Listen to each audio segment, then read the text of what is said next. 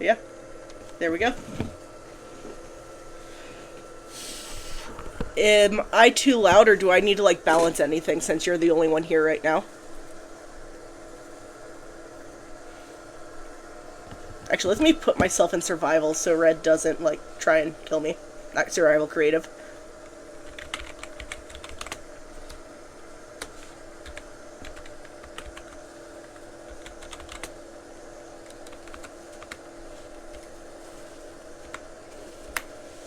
There we go. Now I can't be killed.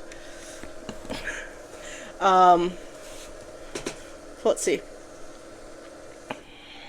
Okay. So, okay, that's good. I am glad. Of course you would never. Of course you would never. Because I haven't killed you, like, many times intentionally on this server. I am actually going to turn down friendly mobs, though, so we don't hear my happy ghast.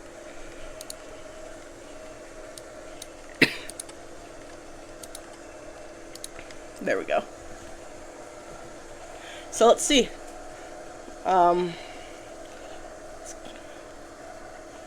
You have not actually made it inside the voice chat somehow, have you?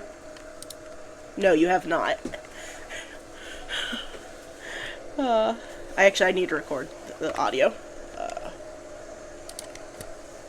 There we go. Okay, so let me open up the document on my phone and we will start reading Chapter 1. This is going to be fun.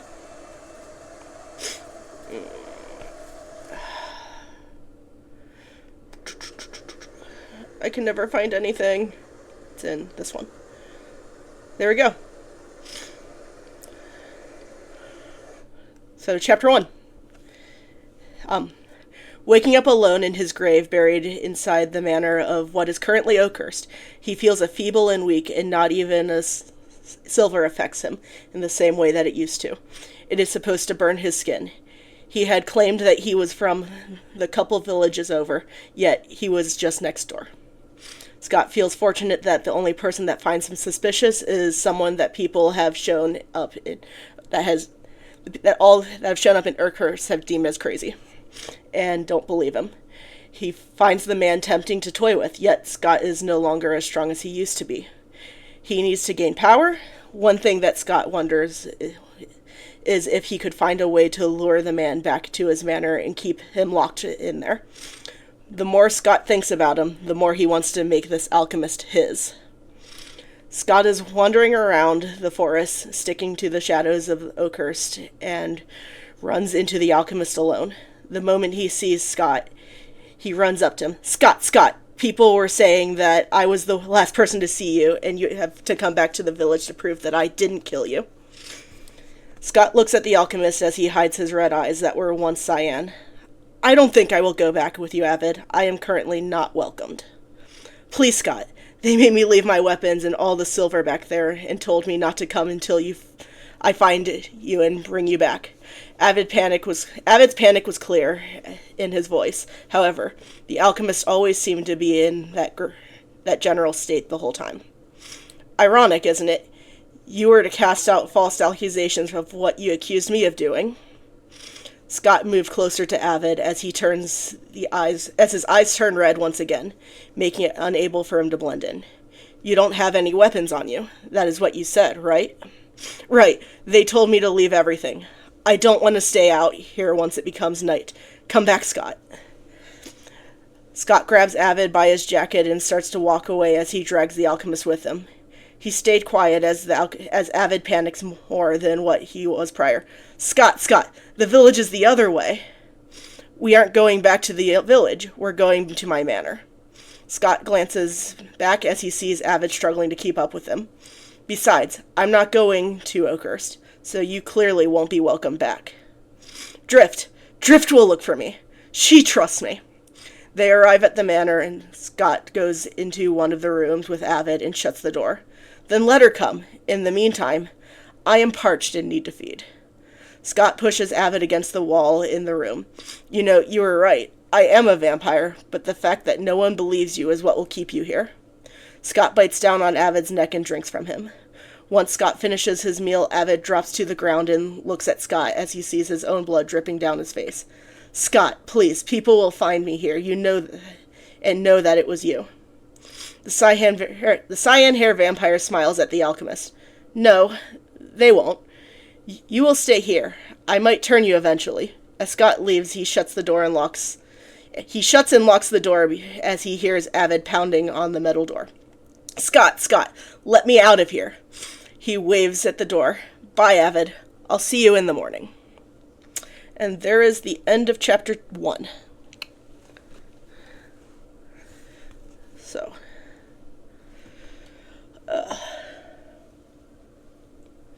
let's see. Let's go into chapter 2.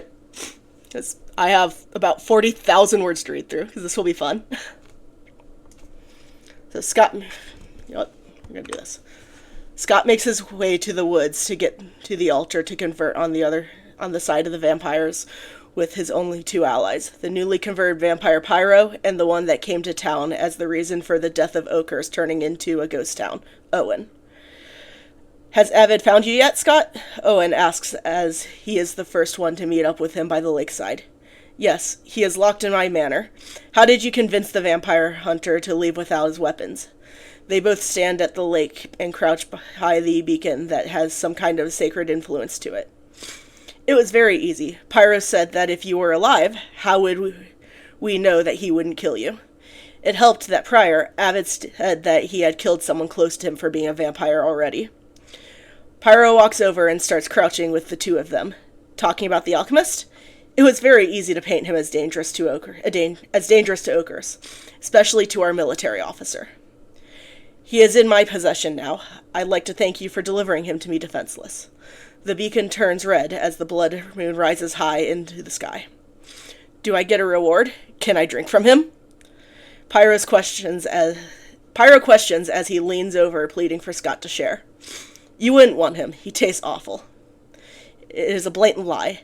How Avid tastes is one of the best things he's ever had. He would never change him like he said he would to that man. He said he would to that man. But using him to stir up trouble for Oakhurst sounds very appealing. He just needs to make sure the little alchemist relies solely on him. Owen shifts around as he contemplates what Scott had said. Well, if you say so. You just got Pyro, so I figured that one of us should at least have something to eat. Scott throws all the raw meat he has been saving to the 2 of them. He won't be needing as much now as he has a steady stream of blood for the most part. You 2 can eat that. I have my princess locked in my tower. You are not allowed to touch him. Right, Pyro looks at the food he was given. At least show us where your manor is so we can more easily visit you when we go out at night. Scott turns around and walks away with the other 2 following behind him. He thinks back to how he left Avid in the manor. Is the guy still screaming for him to let him out? Or has he calmed down and fallen asleep? Not like it matters to him one way or the other. However, if the alchemist has fallen asleep, that means he can finally have some peace of mind. The manor would finally be quiet. He stops in front of his manor and turns to Pyro and Owen. Here is my house. You are welcome to come anytime. Just stay away from my alchemist. Scott's voice is a melodic swing at the end with the last sentence. You should all probably head back to town. Make sure your abilities don't get too high or else we won't be able to go in and out of Oakhurst that easily. We can't be caught too soon. Scott, they're looking for Avid in you. Owen locks eyes with Scott as he continues. What should we tell the others? You were unable to find either of us. We simply seemed to disappear into the night. Also, remove the silver that you can from the town while your level is low enough. Clearly the stories Avid spouted about there being vampires were the ramblings of a madman, right? Pyro and Owen walked off, leaving Scott behind as he lets out a sigh and stretches his back. How long has it been since he had been able to do that? Too long, obviously. Been passed out in the crypt. He walks into his manor and heads to the room that he is keeping Avid in as he puts his head against the metal door. Scott can hear sniffling from the other side. If he was a human, maybe he would feel bad for the little man that he has locked away. Realizing that Avid isn't a vampire, he needs to eat. So he goes and harvests random food that is lying around on the ground. This is not something that he would normally do, and the idea of doing commoner's work is repulsive. But his food needs to eat, and Scott knows that he has to be the one to give it to the alchemist himself. Keeping this man is just giving him more work, and a massive headache on top of that. Yet he wants to keep him, no matter how much commoner work it makes him do. Scott brings his collection of food to the kitchen as he uses his claws to chop up the vegetables from the ground and throws them into a pot that has been sitting around for who knows how long, completely untouched. He looks off to the side as he has the food boiling, seeing a loot that his last pet had. That man was able to walk around the palace freely. It will be a long time before his new toy would be able to do that.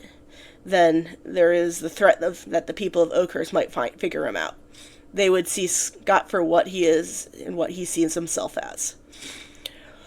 At the same time, no matter how much he wants to be told that he is not, he knows that he is. He is a monster. What people will call someone is not human. If the world will see him as a monster, then he might as well become one. By the time he finished with the food, the sun had started to come up, and he places the boiling potatoes and carrots on a plate and heads off to Avid's little prison.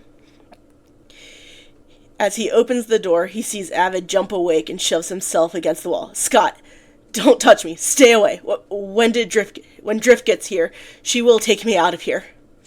"Avid, no one is coming for you. You threw false accusations at an innocent man. I hadn't even killed or turned anyone at that time." Scott places the plate down in the middle of the room and backs up. The food that was placed in front of him looked as if it was plain. He wants to grab it, but the person that it is coming from isn't human. He is a vampire, just wants to use him as a blood bank. He curses himself for not even bringing a silver dagger with him. He left everything with Drift. She will come. I know she will. She has to. She believes me, right? She can try and come if she wants, but I have my doubts that even she believes everything that you said to her. Scott's words stung the hunter. Was his only real friend here, the only person to listen to him, really someone that didn't actually believe him? My partner, my sister, she was turned and attacked me. She became the very thing we promised to defeat. Does no one actually believe me that happened? I believe you. I believe you from the start. Scott sits on the cold stone floor facing his prisoner. But I doubt that is much coming from a monster, isn't it? Avid looks at the plate, trying to decipher if it has any meaning to it. Why did you give me food? You're human. You don't eat the same things that I do. Yet, you still need to eat, right? Scott scoffs at the fact that the man in front of him is doubting his generosity. He could just let him starve if he wanted to, yet he, a noble, got his hands dirty and made him something to eat. Hurry up before your meal gets cold. Avid consciously takes the plate and the fork that was placed on top of it, glares at the fork precariously balanced on the pile of vegetables, and an impulsive thought runs through his head. Throw the fork. He tries to fight it back, as he knew that it wouldn't work, but he heard the thought again. Throw the fork at Scott. The second time he hears the words, he grips the handle and quickly flings the utensil at the vampire. Scott moves slightly out of the way as it clangs loudly against the iron door. Okay. You just lost your fork privileges. Scott stands up and picks up the fork and walks over to Avid, who he was trying to, for his sake, keep distance from him. Eat the food with your hands, or I'll be forced to feed you. Avid was getting ready to fight back, and looks down at and mumbles, I'm sorry, Scott. I'm sorry, my alchemist. What was that? You need to speak up. Scott leans over to hear his response. I'm sorry, Scott. It won't happen again. Scott scoots the plate over to the hunter and sits next to him. As long as that is settled, eat. Your food is getting cold. Of course. Thank you, Scott. His voice sounds as if it's devoid of energy. He wants someone to take him out of there. But his only hope is Drift. He will cling to the hope that she will save him. Avid is so lost in his own thought that he didn't even notice Scott had given him the fork back, and he was using it to eat. The food was bland, contrary to the life he had lived prior, and probably the only one he will be living from now on. Drift, please get here safe, is all he can think, eating the unseasoned potatoes and carrots Scott had served. And there's chapter 2. I realize I did not grab water, so I will go ahead and just mute up for a second and grab some water. We can go ahead and play. Oops, come on. Go play some music while I do that. There we go.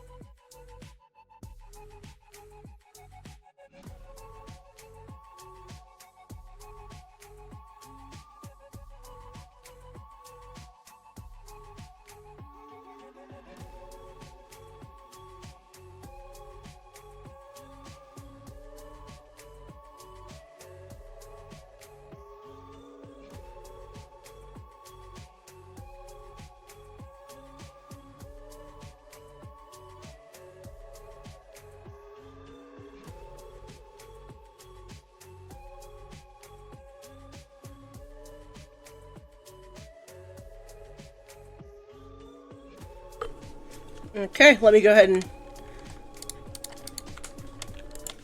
There we go. It's night. Before I read the next chapter, I'm going to just go to sleep for my friend. And hopefully they don't need sleep. We'll go back on the couch.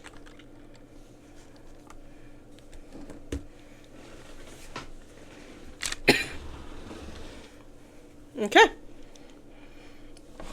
Go drink some water real quick and... Okay, chapter 3. The air in Oakhurst feels stale as Drift meanders through the pathways of the newly established small town. Avid should have come back by now. Should have brought Scott back with him. But why would he still be gone? Avid seems like a fully capable adult when he isn't talking about vampires, that is. But the fact that it has been a whole 24 hours and he still hasn't returned is unsettling. Did she completely believe everything Avid had told her? Of course not. She had met this man that day. He did seem upset about something, yet he also seemed quick to believe that Shelby's father was eaten by werewolves. Such a strange person they, Shelby, are. Believes in all the supernatural things, and yet the one thing that he doesn't believe in are vampires. It also seems odd that Owen and Pyro were out last night, and they did not find either Avid or Scott. She feels as if she needs to keep close and keep an eye on them. Maybe they will lead her to they will lead her to those two. Hey, Drift. Shelby walks up to the woman that appears to be deep in thought. She snaps her out of her haze as she looks at the energetic person in front of her. Shelby, how can I help you today? She smiles at them, hoping that they don't see her internal struggles about her housemate, that they can't read her mind that easily, right? It is mostly just quiet with Avid gone. Well, besides Martin going on about how poor everyone is in this town and how he wants Scott back so he can have someone to communicate with. Yeah, that sounds like what's been going on lately. Drift walks off, not wanting to converse further with Shelby as she sees Owen talking with Sausage, yet she is unable to hear what he is saying to the writer. She watches as they seem to have some odd exchange with shaking each other's hand and walk off. Drift comes to the conclusion that she needs to watch everyone in the town of Oakhurst. And the town might not be as peaceful as she initially thought that it might be with this group of people.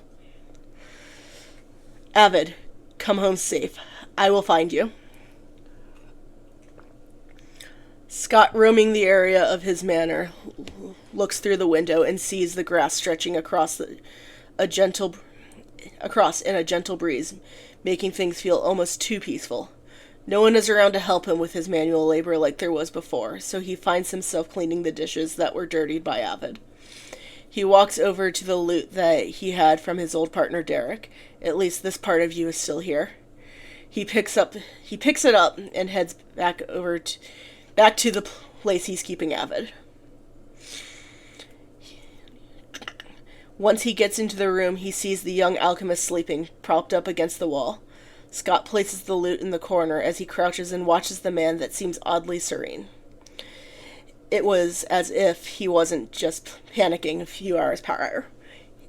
In a way, even how Avid relaxes reminds him the old vampire of Derek.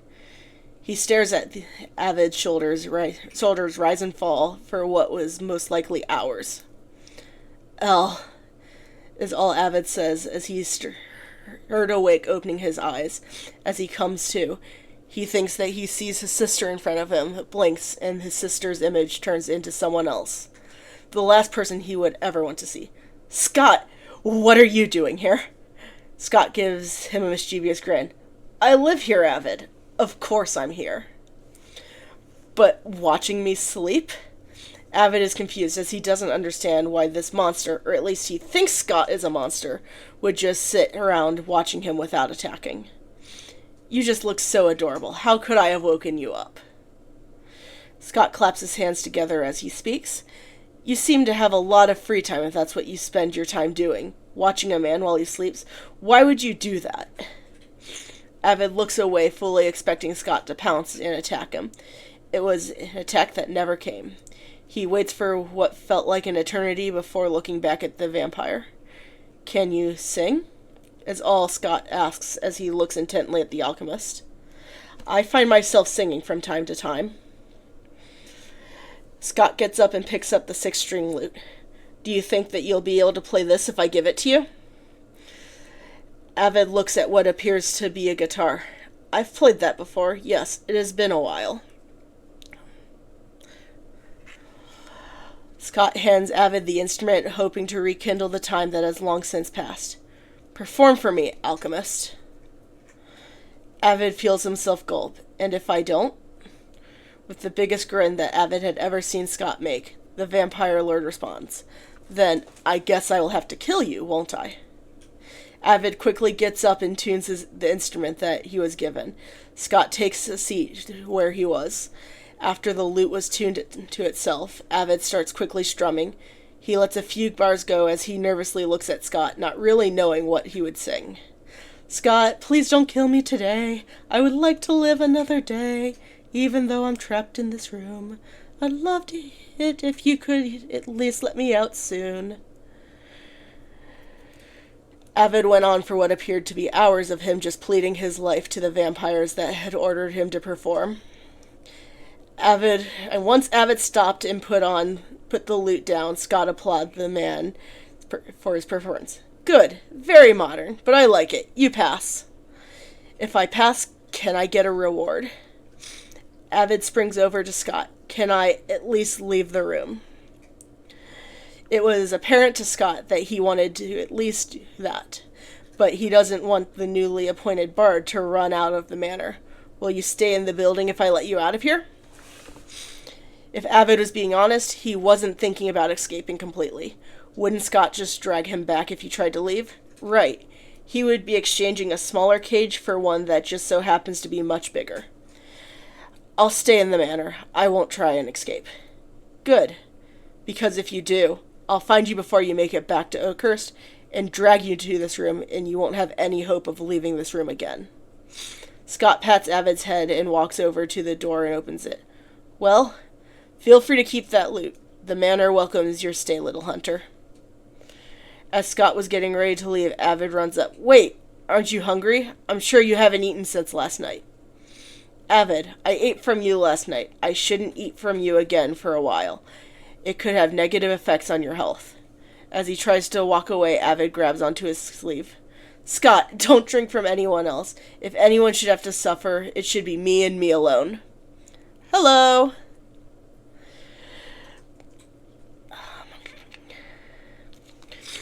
Very honorable of you, Avid. Oops.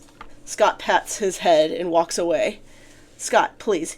He chases the vampire, begging for him to listen, as they both make their way to the kitchen that looks as if it had barely ever been used. However, there seems to be a spot that was dirtied relatively recently as he watches Scott clean off the area. I thought you didn't like manual labor. Scott freezes as he had temporarily forgotten that Avid had followed him back and looks back. I don't, but my late butler is not here anymore, so someone has to clean. Someone has to make sure you have food to eat. Do you have a garden that has food? Maybe I could... You are not to leave for any reason. Scott interrupts Avid, sounding almost as if he was yelling. Avid flinches at his voice. Well, okay then. I guess that I'll leave you alone then. You clearly have it all figured out. Yes, I remember your comment. I just responded to you recently. But welcome. Avid walks into the manor's lounge and curls up on the sofa. Drift, please come find me. I'm begging you. You did care, right? You weren't just pretending to care. Care and believe me, I hope. Not having the energy to cry, Avid drifts off into sleep once again as the starlight seems to shine through the window of the wall. Yep. There's chapter 3. Let me go ahead and move my thing slightly. There we go. Now I can see your user.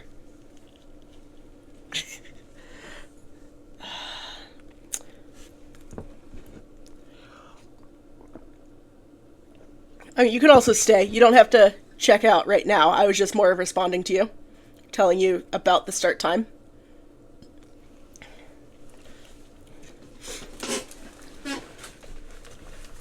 So, chapter 4. So, it is true, Avid did not kill you, just like he said he was saying. Sausage sits at the table across from Scott, with Pyra and Owen standing behind him. It has been 3 days since Avid and Scott's disappearance. The fire in the room on the candle gently flickers. It is more of on for Sausage's sake, as he and the others can see in the dark. I'm still here, aren't I? You aren't talking to a ghost, I can assure you that much. Have you seen Avid? The question is asked, and Scott is unsure how to answer it. Yes. The silence before the acknowledgement of seeing the missing person was deafening to Sausage. This whole setup is rather ominous. So Pyro and Owen said that they brought me here. If they brought me here, you could give me advice on how I can further my novel research. Yeah, something like that. Scott's eyes slowly look around as if trying to distinguish something that a normal person wouldn't be able to see. Tell me, do you think about your story? What do you think about your stories continuing after you are gone? If I left and people are still enjoying my work, that would be a good thing, right? Sausage replies, not completely sure where this is heading. What about the stories left unfinished?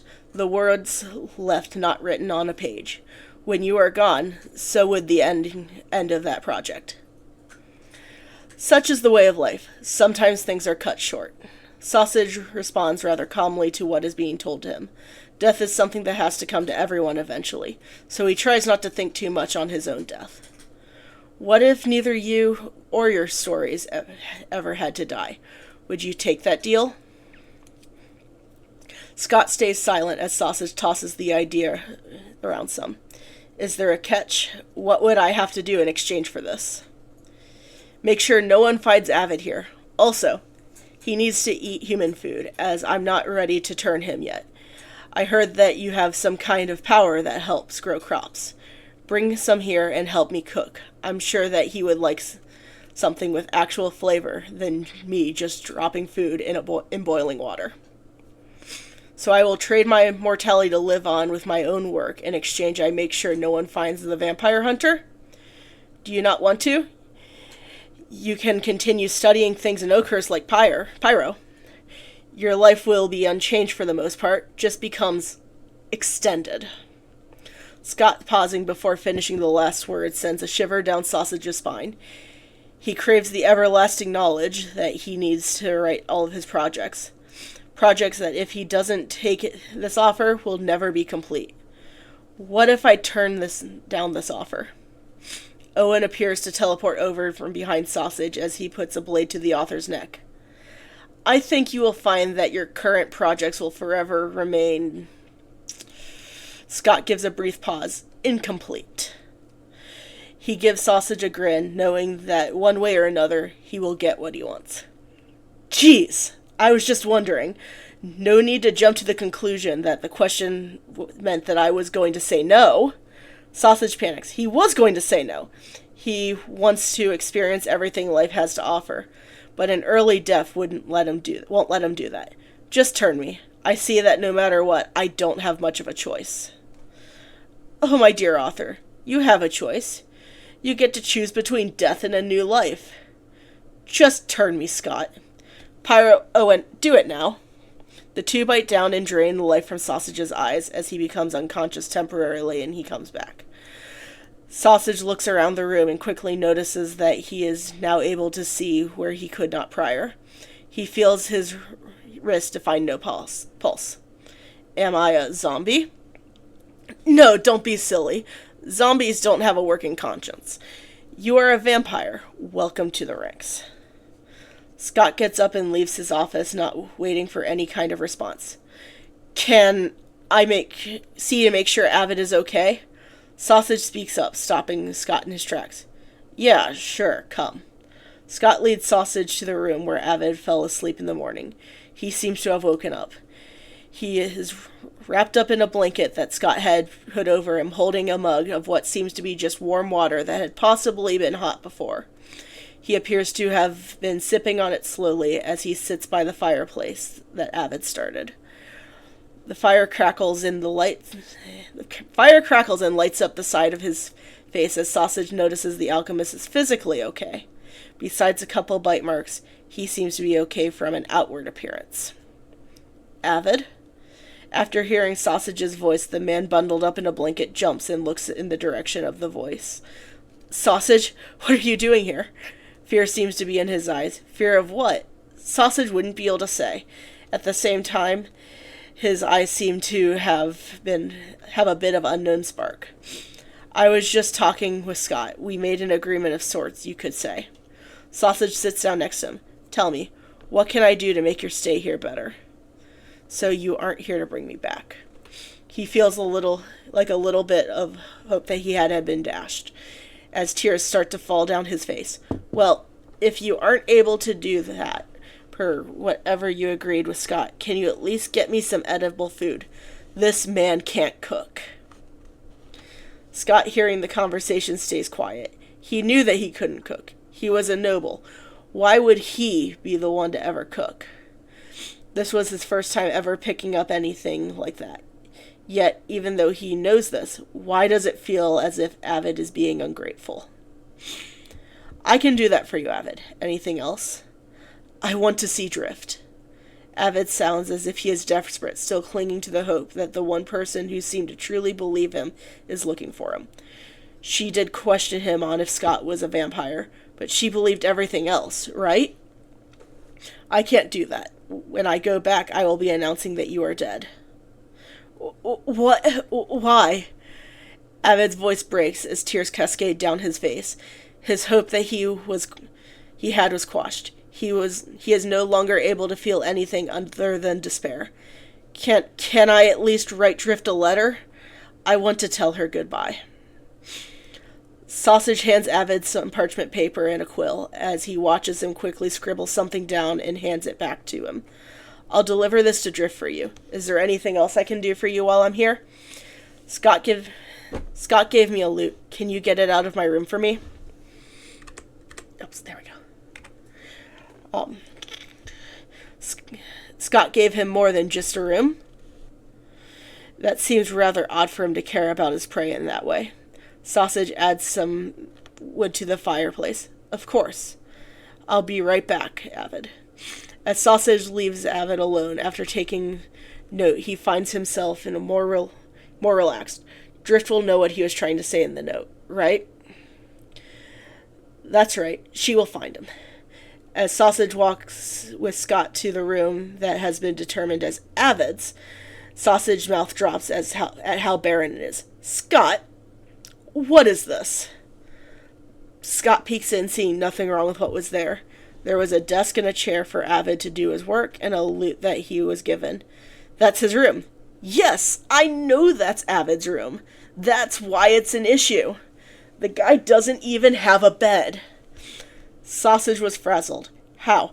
How could someone that has lived as long as Scott not know what a human needs? There isn't even a blanket in here. He has a blanket. I was able to find one for him. He just uses it at the couch. Scott's tone made Sausage feel something for Avid. What was it? Pity? No, that couldn't be it. He probably could use something to make his room look more lived in. But even if he has a blanket, he still needs a bed. Scott stands there stunned. He never thought that humans needed a place to lay down and sleep on.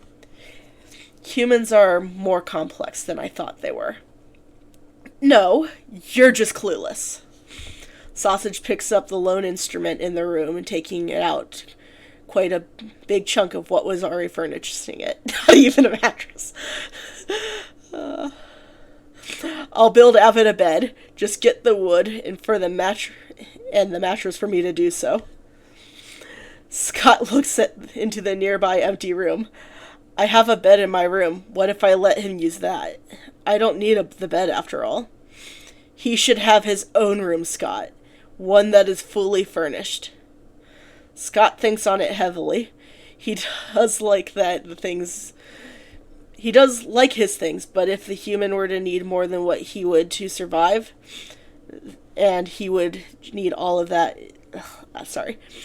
Scott thinks heavily on it. He does like his things, but if a human were to need more than that to survive, he would just need all of that in Avid's current room. Then maybe that would work. Maybe we can just switch rooms then. He can remove what he doesn't like, and I'll put it in this room. I mean, I think he would appreciate new things. Avid seems rather upset. Treating him nicer might improve his mood. Scott grabs Sausage's suit jacket. I have been treating him nice. Sausage puts his hands in the air as if he has a weapon being pointed at him point blank. I believe you. Maybe ask him what he wants. What does Avid want? Scott relaxes as he asks the question that seems obvious to state. It isn't that I care for the hunter like that, but seems, like maybe he needs to not be Avid. I can't tell you what Avid needs, but I can tell you that you need empathy. Sausage turns around as he gets ready to leave. Let Avid use your room for now. If you want to figure out what he wants, I'll try and get that for him. Yeah. Poor Avid doesn't even have a mattress.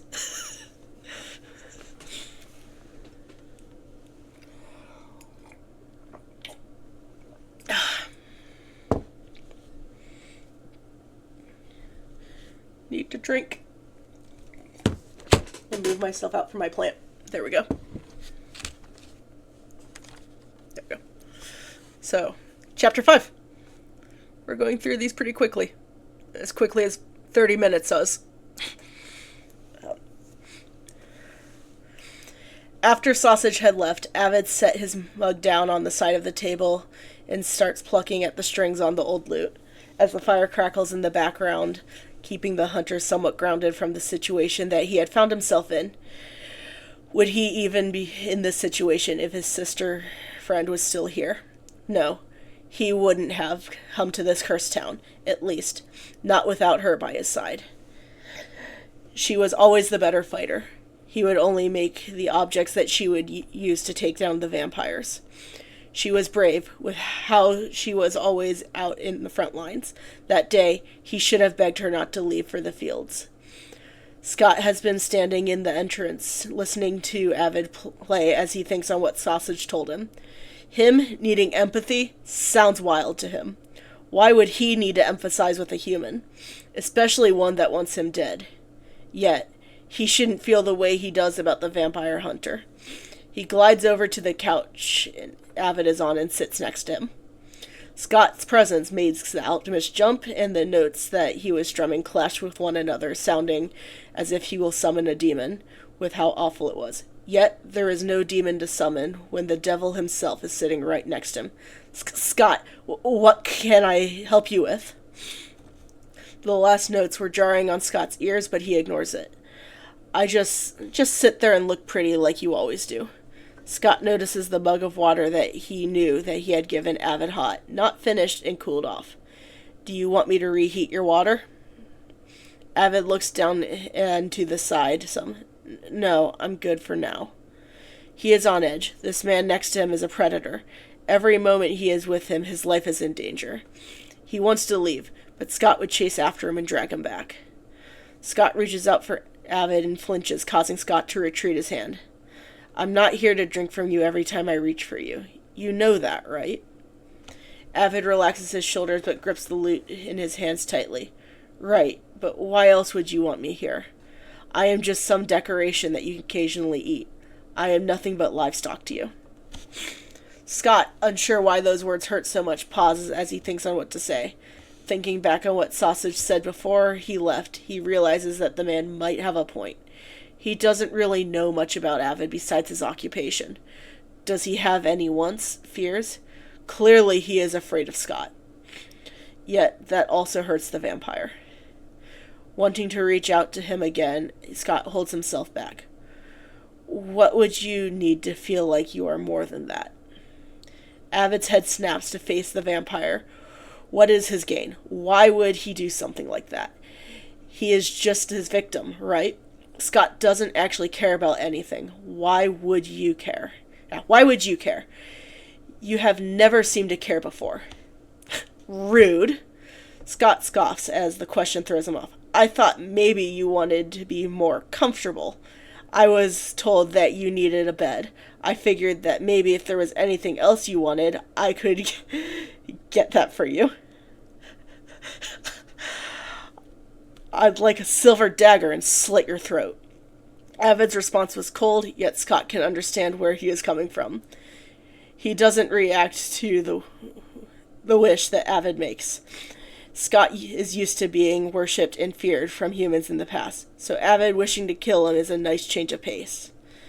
Things to put in your room, Avid, not a weapon. Why would you even care? I am perfectly fine on your couch. Avid grips the lute in his hands tighter. He won't be here much longer. Drift will understand the message in his note. She will come. Are you sure? Well, I was going to offer you to sleep in my room as I occupy yours until I am able to decorate your room.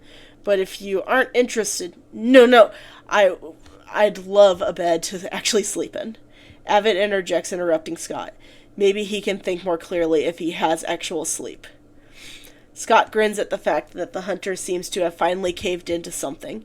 He reaches out as Avid flinches slightly and pats his head. Come, I'll take you there. Avid sits still briefly as Scott stands up and walks off. Scott, wait. The alchemist jumps off the couch and chases the vampire that seems to be guiding him down a long corridor. Scott stops at a door and messes around with some keys and unlocks it. The door, much like the room that Avid was locked in, is a large metal door that is probably cold to the touch. As Scott pushes it open, he snaps his fingers and the candles in the room light up. The room is nicely lit and would be about as big as the small shack that Avid's sister and him used to stay in, both a lot more nicely furnished. Why? Why would Scott do this? It doesn't make sense. He walks in, not noticing that Scott shuts the door behind the both of them as he walks to the bed that looks nicely made. It might not have been touched for centuries. Scott sneaks up behind Avid and whispers to him, I did good, didn't I? Shiver shoots down this hunter's spine as he instinctually jabs Scott with his elbow. He turns around, panics, and realizes what he just did. The man has to be mad at him. He messed up. Scott, I didn't mean to. Scott has to hurt him now. Show him that he really is the monster that they both know he is. Scott just stays still, motionless, watching the panic in his eyes, trying to figure out why the man is in so much distress. Right. Then you should apologize properly. Not like the one that you gave when you had falsely accused me of killing Shelby. Avid backs up and falls to the bed as Scott encroaches up on him, keeping a small distance they had. I'm sorry, Scott. Scott gives the alchemist a sly smile. See, was that so hard? No need for the drama. Not like you actually hurt me. Avid was stunned by what appeared to be a sudden shift in atmosphere. Right, of course I didn't. He slides off the bed and walks over to the area where Scott has a book out that seems to have collected dust. As he brushes off what was there, he can read that it says Journal of 1558. Seeing something tangible from that long ago catches Avid off guard. That would be about 300 years prior. What did you find there, my little hunter? Scott picks up the book and has a lot of emotions run through him as he had thought were dormant inside him. Grief, longing, anger, and betrayal. Yet, even though they seized his house, they left this untouched. They must have wanted to toy with him for whenever he woke up. Cruel humans. The bastards all of them are, is all Scott thinks to himself. Do you journal? What? Avid is stunned by the question that was asked of him. I mean, I used to? Scott opens up the drawers that seem to have hundreds of books just like what he had in his hand and throws it in there, shutting the drawer before opening another and pulling what seems to be a blank one out along with some ink and quill. You can have this. I found that when I was younger, being able to write down my thoughts helped me process things I might have been too young to process. The vampire starts to leave, and Avid in the room, waiting for a response when the hunter speaks up. Scott? Scott turns around with his red eyes glowing as he looks at the hunter. He is hungry, but he can just go around killing animals for now. He doesn't need to feed off of Avid every time he's hungry, right? Yes, is all Scott says to the man behind him. Thank you. Avid's voice is quiet and barely audible as he looks away, unable to make eye contact.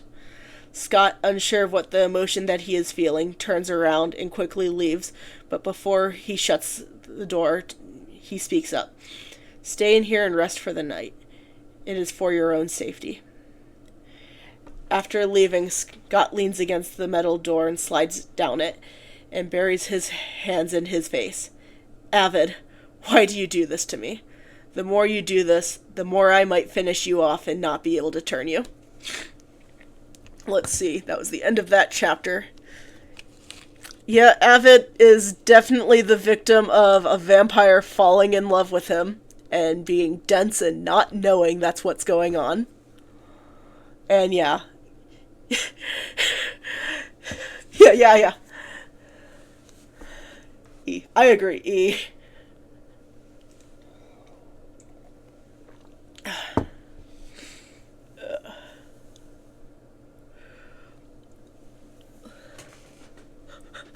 It is my favorite genre. I've been writing romances for about 16 years.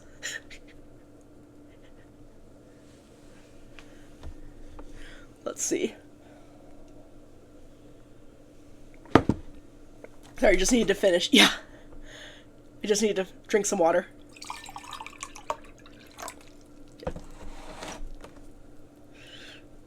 Let's see.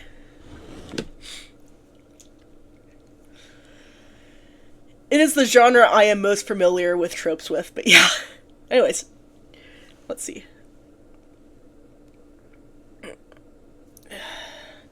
So, chapter 6.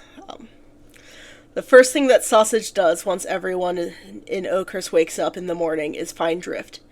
Avid wanted to send Drift his last wish, and it looked innocent enough. There is no way it could possibly be perceived as a call for help. He runs to her sitting at his farm. Yeah, he runs into her sitting at his farm that he has to monitor since the power he received before turning was to help grow crops. Hello, Drift. It is nice to see you today. I was looking forward for you. She glares at him as she tosses the ideas around what to say. She saw him leave the night prior with Owen and Pyro, who had been taking a few days, he had been talking to for a few days. Luckily, they all came back, but Avid still hasn't returned. Do you often go out for late night strolls with the most mysterious duo in town? Well, I guess that's really just Owen that is shady, but lately Pyro is acting odd. We went out to look for Avid and Scott. Sausage reaches into his pocket and pulls out a folded up letter. We didn't find Scott, but we found Avid, attacked by the wolves. We ended up burying him in the forest, but I found this with him. It was addressed to you, so I figured he would want you to have it. Sausage's hands the parchment paper to Drift as she clings to the paper tightly. He is dead? God, Avid, I knew we shouldn't have sent him out without any weapons. Well, I'm going to do my work for today, but I just want to hand that off to you. Sausage bows slightly as he watches Drift fumble with the paper that she was given, and he walks off. Once Drift was able to open the letter up, she sees that it is handwritten and looks as if it was well protected. The letter reads, Hello, Drift. Everyone seems to have forgotten about me. Listen to me when I say this with care. Please, forget about me. Maybe you already have, endearing as you are. I want you to know that I thought about you until my dying breath. Drift, I beg you, as I am writing this letter, please forget that I was ever there. Regrettably, I cannot tell you in person. I lay here covered in my own blood, reminded of what I am. A failure. I had falsely accused Scott, who I could not find to bring back. Time was a crucial part. Sorry to inform you I did not have the luxury of having more time. Coincidentally, I feel at peace. Occasionally, even though I told you to forget, I hope that you look up at the night sky and think about me. Time will stand still. Time will not stand still. Time will not stop moving. However, this does not have to be your end. As happiness has found me with our time together, I hope that it finds you too. Save your tears as they are wasted on me. Mine will fall, but I hope that yours will elude you. Everywhere yours, Avid. God, Avid, I'm sorry, is all Drift says when she finishes reading the letter. I should have gone out with you. I should have at least went to look for you. Drift takes off to Avid, or at least formally Avid, in her residence, as she was stopped by one of the two most classist people in town. Hey, I hope you don't mind me talking about something that is on my mind. Martin starts to talking to her, making her stop. You, common people tend to have a lot of free time, so I figured that I would talk to you. Martin, I don't have time. Look for your neglectful father already. Drift tries to take off, but the blonde noble insists on following her. You see, that's the problem. I don't know where my father would be, and I figured maybe. Go bother someone else, Martin. I'm busy. Avid is dead. Give me some space. Martin backs off as he sees the tears running down Drift's face with the letter clenched in her hands. He never was one to be able to properly read emotions of others. He had always gotten on other people's nerves with being too obnoxious. He takes a deep breath and exhales. Well, all right then. I see I'm bothering you. I'll leave you alone then. He makes his way to the farm fields as he kicks the rocks around and runs to Sausage doing the daily harvesting. He finds a stool and sits down on it and makes an audible sigh. I know, Martin is so innocent.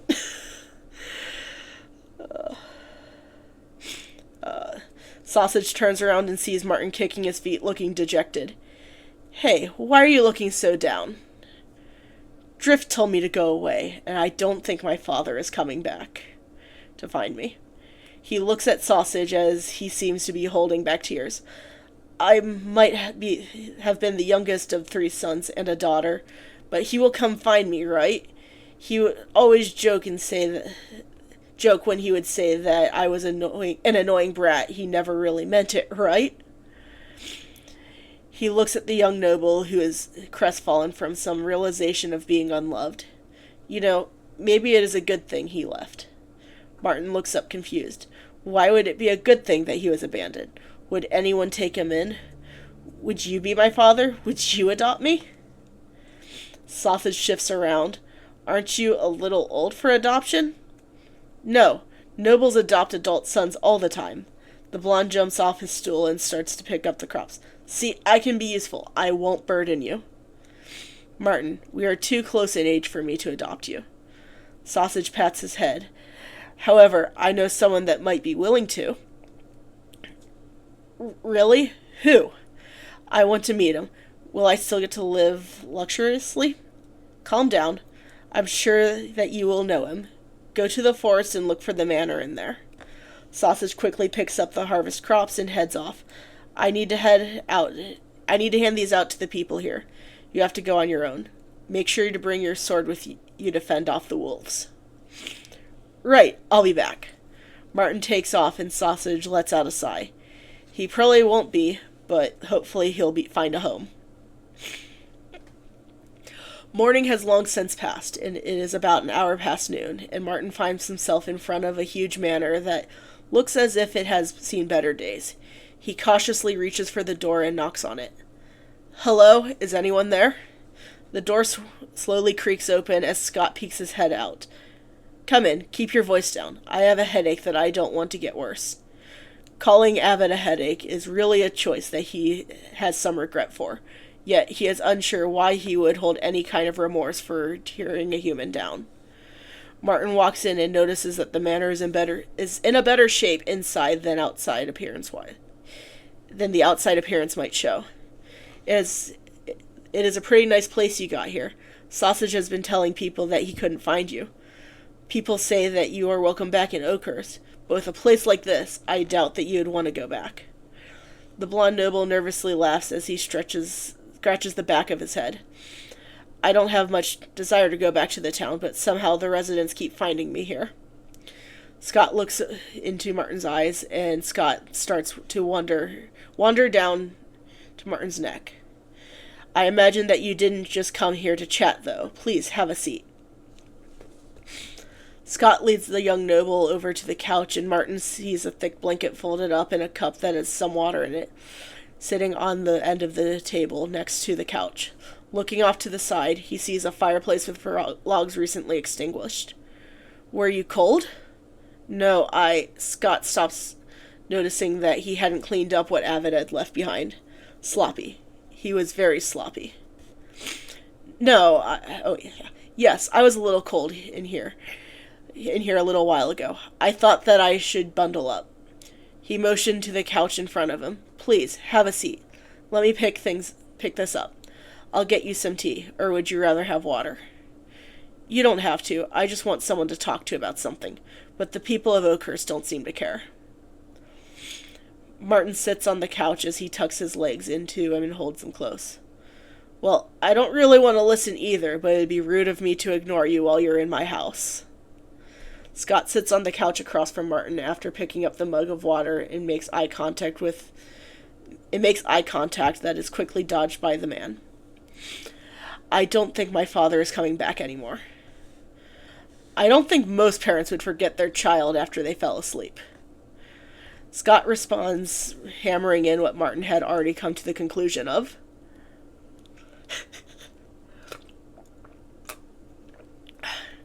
Yeah, Scott will care, eventually. Father always told me that I shouldn't think because all I was good for was a pretty face. They were both quiet for some time. I turned down a marriage proposal. Well, actually, I walked out on the wedding day, and he had decided to take me camping. I woke up and he had left. So you didn't like who you were supposed to marry? Scott sips the water that Avid had left behind and trying to keep his thirst for blood at bay. She was already wed to 4 other men. Every man she ever had wed had been found dead within the month of their union. So I did what my father told me to do. I made the decision I wanted to live. But that was apparently not the right choice to make. Scott remained silent, looking at the abandoned noble. He felt some type of sympathy for the little human in front of him. So do you want something from me? Martin perks up at the offer he was not expecting to receive.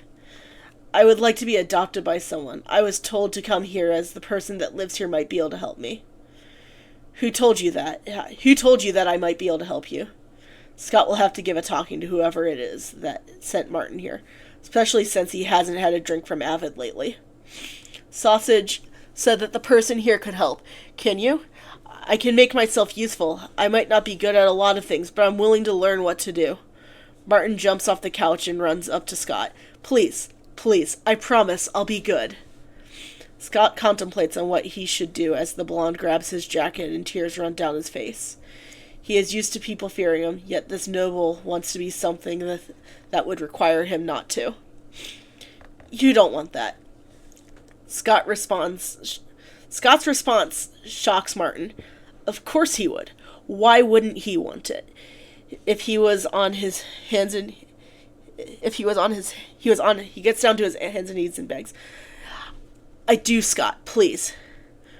Will you be willing to do what will you be willing to do? And will you be willing to do anything to make that happen? Yes, I'll make myself useful. I promise. Do you know what I am, Martin? Scott puts the mug down that he had finished. Avid was saying you were a vampire, but that's crazy, right? I mean, they don't exist, right? Martin looks up at Scott and notices that his eyes are no longer cyan and are red. They look like the moon that has been rising the night for a while now. He was right, wasn't he? You still willing to do anything? Scott reaches for Martin, who, unlike Avid, doesn't flinch. Will I at least feel the love of a father? Martin looks at Scott in his eyes, hoping for a response that he desires. I will care for you more than that neglectful father of yours. You will be more than just a pretty face. Tears run down Martin's face. What do I have to do? He wants his father to approve of him. He wants a father that thinks he can do things and one that will love him. Let me turn you. I can't have a human child after all. Scott grins as he pushes Martin's hair behind his ear. Okay, if that's what I need to do, then I'll do it. Scott takes Martin's arm and brings the noble's wrist close to his mouth. Are you sure? You can still change your mind. As Martin nods his head, Scott bites onto Martin's wrist as the young, newly turned noble falls asleep. Scott lays him down and covers him up with the blanket that Avid had been using prior to heading back off to the room where the little alchemist was staying in. Hey, at least Martin got to consent. Sausage didn't.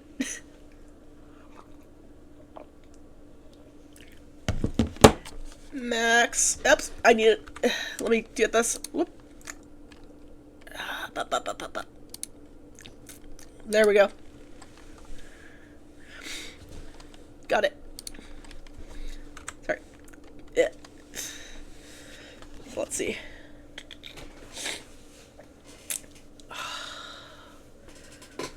Going to read a few more chapters and then I'm going to go on a small break.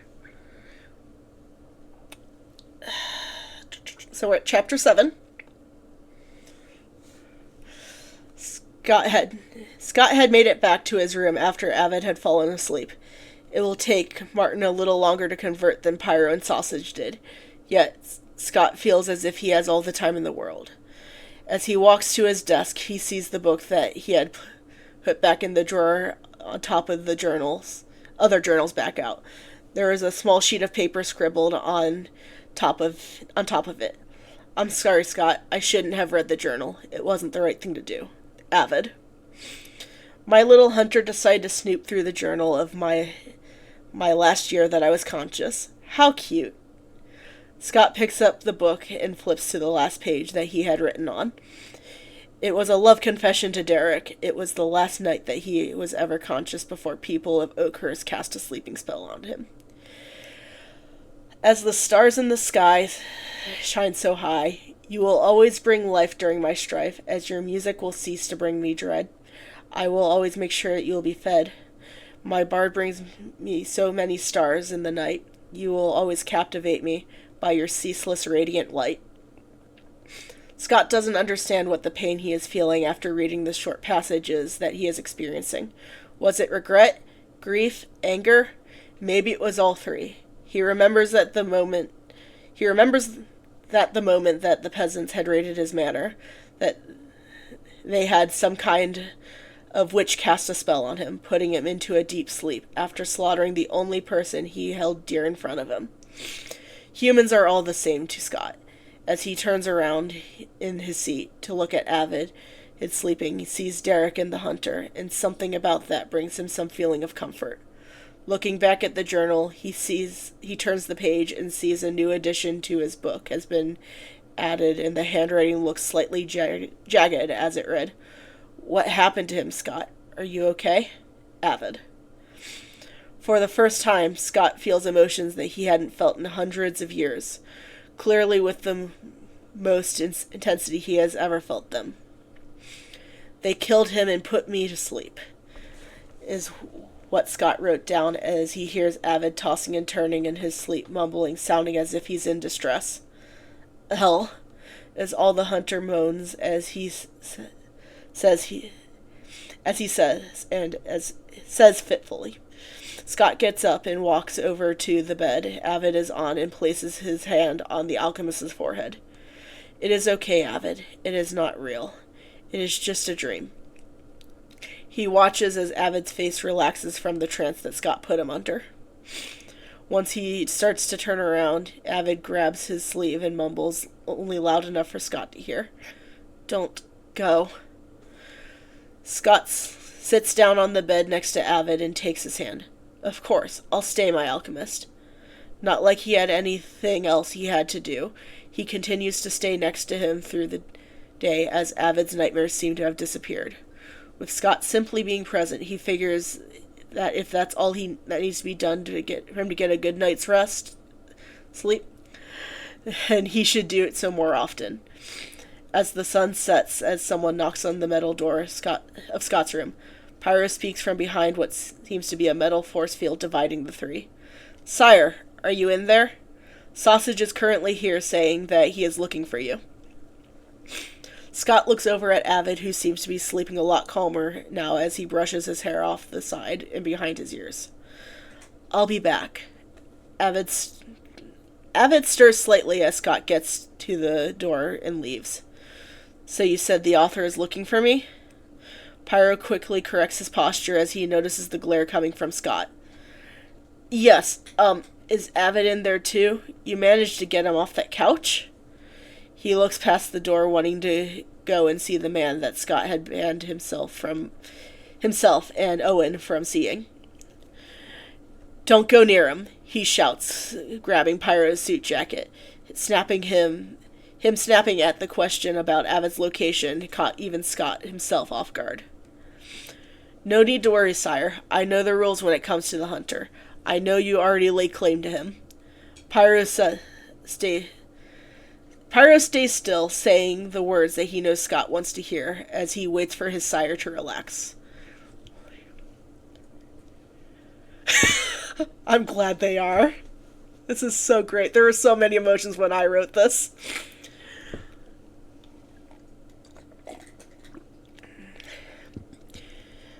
You realize that you might be my fledgling, but that you don't have to call me that.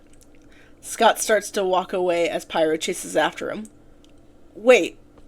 Pyro chases after him some as some type of internal fear sets in. What should I call you then? Scott continues to walk as he looks behind him. Why would you need to call me anything other than my name? That is what you called me in Oakhurst? You're a noble. We should be on equal grounds, right? No, I was disinherited from my family. I might as well not be a noble. It wasn't even that big of a deal, but my family expects perfection. I was also accused of a crime I didn't commit.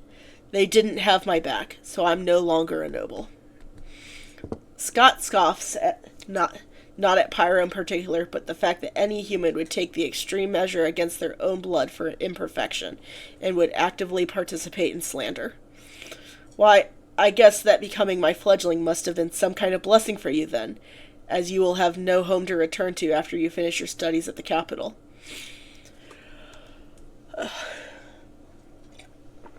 Scott and Pyro enter the cyan-haired vampire's office, as they see Sausage sitting in the desk office chair by a bookshelf reading a book. As Scott clears his throat, Sausage looks up from his reading. Oh, sorry, it took you longer than I thought you would to get here. I thought you would have already been here by the time I got here. He puts his eyes back down, engrossed in what he had picked up. Did you bring food for the alchemist? Sausage stays quiet momentarily. I brought the ingredients for some food. If you showed me the kitchen, I can make him something. You asked the author to make food for the hunter? Pyro tilts his head, intrigued by the brief exchange that had happened as he follows Scott and Sausage out of the office. Of course, I might be a monster, but I'm not cruel. I will not let someone go hungry under my care. He responds as he continues to lead them both to the kitchen. Sausage follows behind Scott while still reading and speaks up. Oh, right. I saw that Martin was sleeping on the couch. Do you need another bed besides the one for Avid? Scott looks back at the author as his eyes narrow. Does he want one? He doesn't need one after had been turned. Didn't think you had it in your heart to listen to the pleas of a human, is the response that was given with another page turn. Rude. Pyro, reel in yours and Owen's fledgling. A chill runs down Pyro's spine. He is just about as new as a vampire as Sausage. He doesn't want to get on Scott's bad side. Not like he knows what that side of him is like. Of course, I apologize on his behalf. We're here. Scott turns around as Sausage looks up from the book and put it away. Have Pyro escort you to my room when you're... L! Scott was interrupted by a scream of terror. Shit, no, I thought he was okay. Scott takes off, surprising the two vampires that he had left behind. He rushes over to the room with inhuman speed, flinging the door open as Avid's head shoots up, and he backs himself into a corner. No, stay away from me. I killed her. I'll kill you too. Scott sees tears streaming down Avid's face as he doesn't seem to be 100% present. He starts to approach the distressed hunter. Avid, I'm not here to hurt. I said get back. I'm a murderer, even if she was a vampire. Scott sighs, sending some energy Avid's way to try and throttle him. You aren't there anymore, Avid. I'm not there. Scott's energy seems to have relaxed him some. Scott finishes approaching the alchemist. No, you're not. You are safe. I am. You aren't going to hurt me? Tears still running down his face as he was just in the memory that felt as if it was currently happening. My alchemist, have I ever hurt you? He asked as he releases control on the calmed down man as Scott places his hand on the hunter's cheek. Avid, coming to his senses, his eyes look at the arm that is out and reaches him, noticing that the hand is touching him, his mind still slightly in a haze. Scott? The vampire removes his hand. Yes? Avid looks as if he is going to burst into tears. Did you just help me? Did you just help me calm down? Why? After Scott realizes that Avid is fine, the emotions that he had in his face seem to show care drops. Your screams were bothering me. Of course I would come. Oh, right, of course. Avid looks down and off to the side as if he feels like there is a cloud above his head. Why would he think that a vampire would actually care about him? He has nothing more to food to him after all. But if you need someone to talk to, Scott sits down on the bed, I might be able to find some more time to listen. No, I don't want to talk about it, especially not with a vampire. Avid nervously rubs his arms as he responds. Scott jumps off the bed. Ungrateful human scum. His voice was a low and guttural growl. He starts to leave as Avid stops him. Wait, don't you need to eat today? The hunter reaches out to Scott, not quite wanting to let him go.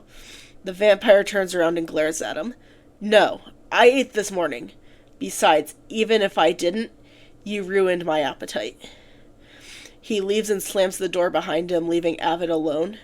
The room never felt so silent as he curls up in a ball against the wall. I'm sorry, Scott, he says, almost inaudible to himself as the tears start to flow down once again. Yeah, Avid has a lot of trauma. Poor Avid.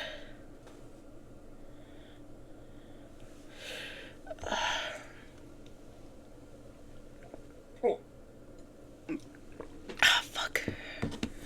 I'm so thirsty. Yeah. I was going to sing during this stream, but I'm still recovering from a really bad cold.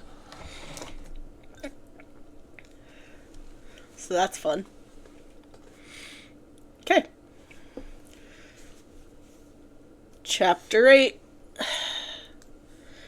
Did Scott overreact to something that would have been reasonable to someone that claims to have been attacked by vampires?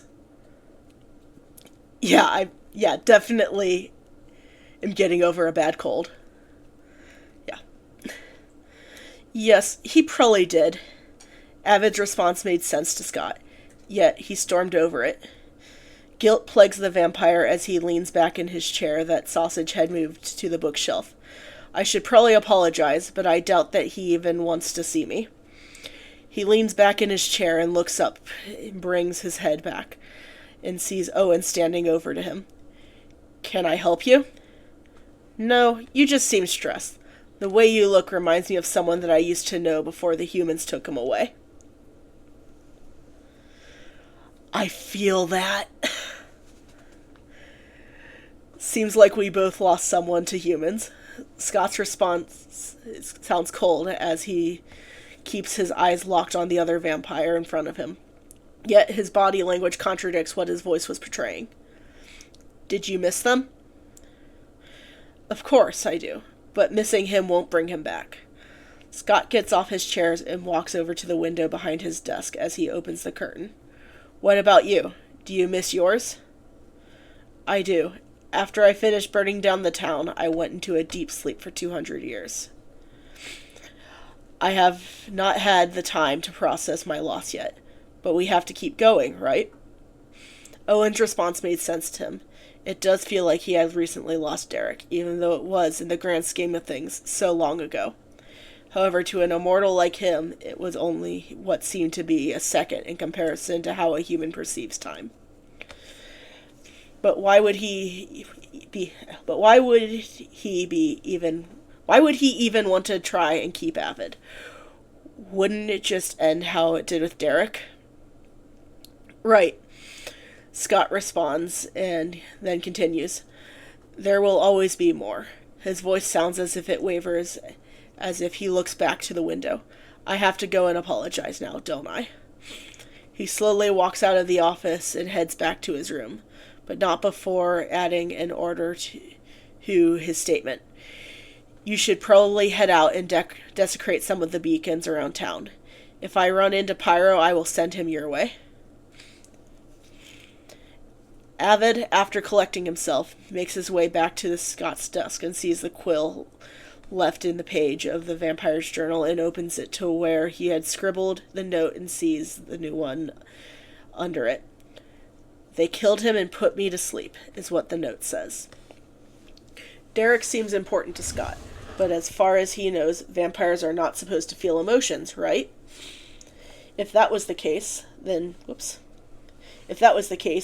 why would that whole year that he wrote about this person named Derek seem to be filled with care and love? Love for someone that is human, no less. Avid hears the door handle move as he quickly grabs a quill in on the desk and holds it out to get himself ready to defend himself. Scott told me to bring you here, a voice that Avid hadn't heard since he was in Oakhurst said, walking into the room. Pyro, upon entering, sees Avid holding the writing tool in a defensive position. So this is where he has been keeping you, fully knowing that at least since earlier that he had been there. As Pyro approaches Avid, he backs up. Stay back, I'll attack. Sausage watches the scene unfold in front of him as Pyro continues to approach him, not having the mental energy to interject. You know, Hunter, you look surprisingly good for a dead man. He licks his lips as if waiting to pounce. Get away. Drift will still come. I sent her a note. Avid falls down and backs himself into a corner. Pyro leans down as he continues to taunt Avid. Drift thinks that you are dead too. Your note said that you were dying as you wrote it. Poor girl. She is mourning the loss of her roommate. Hasn't been able to leave the house for quite some time now. No. She'll figure out the message in my note. She is smart. She will know. Well, she doesn't know at the moment. Whoops. I just clicked a button. I just lost my place. I did not mean to do that.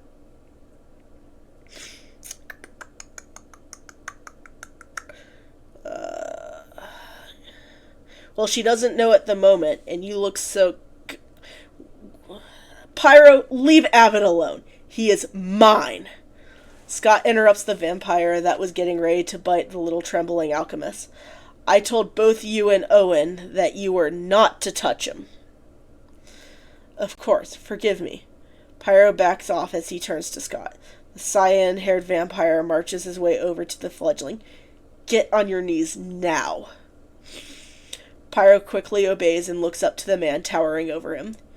You will not disobey me again, got it? If you do, I should end this new life that I gave you.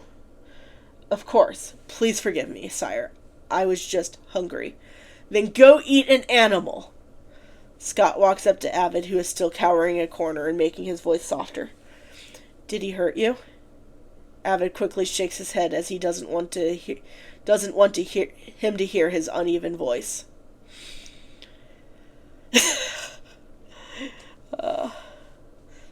Good. I got Sausage to make you some food.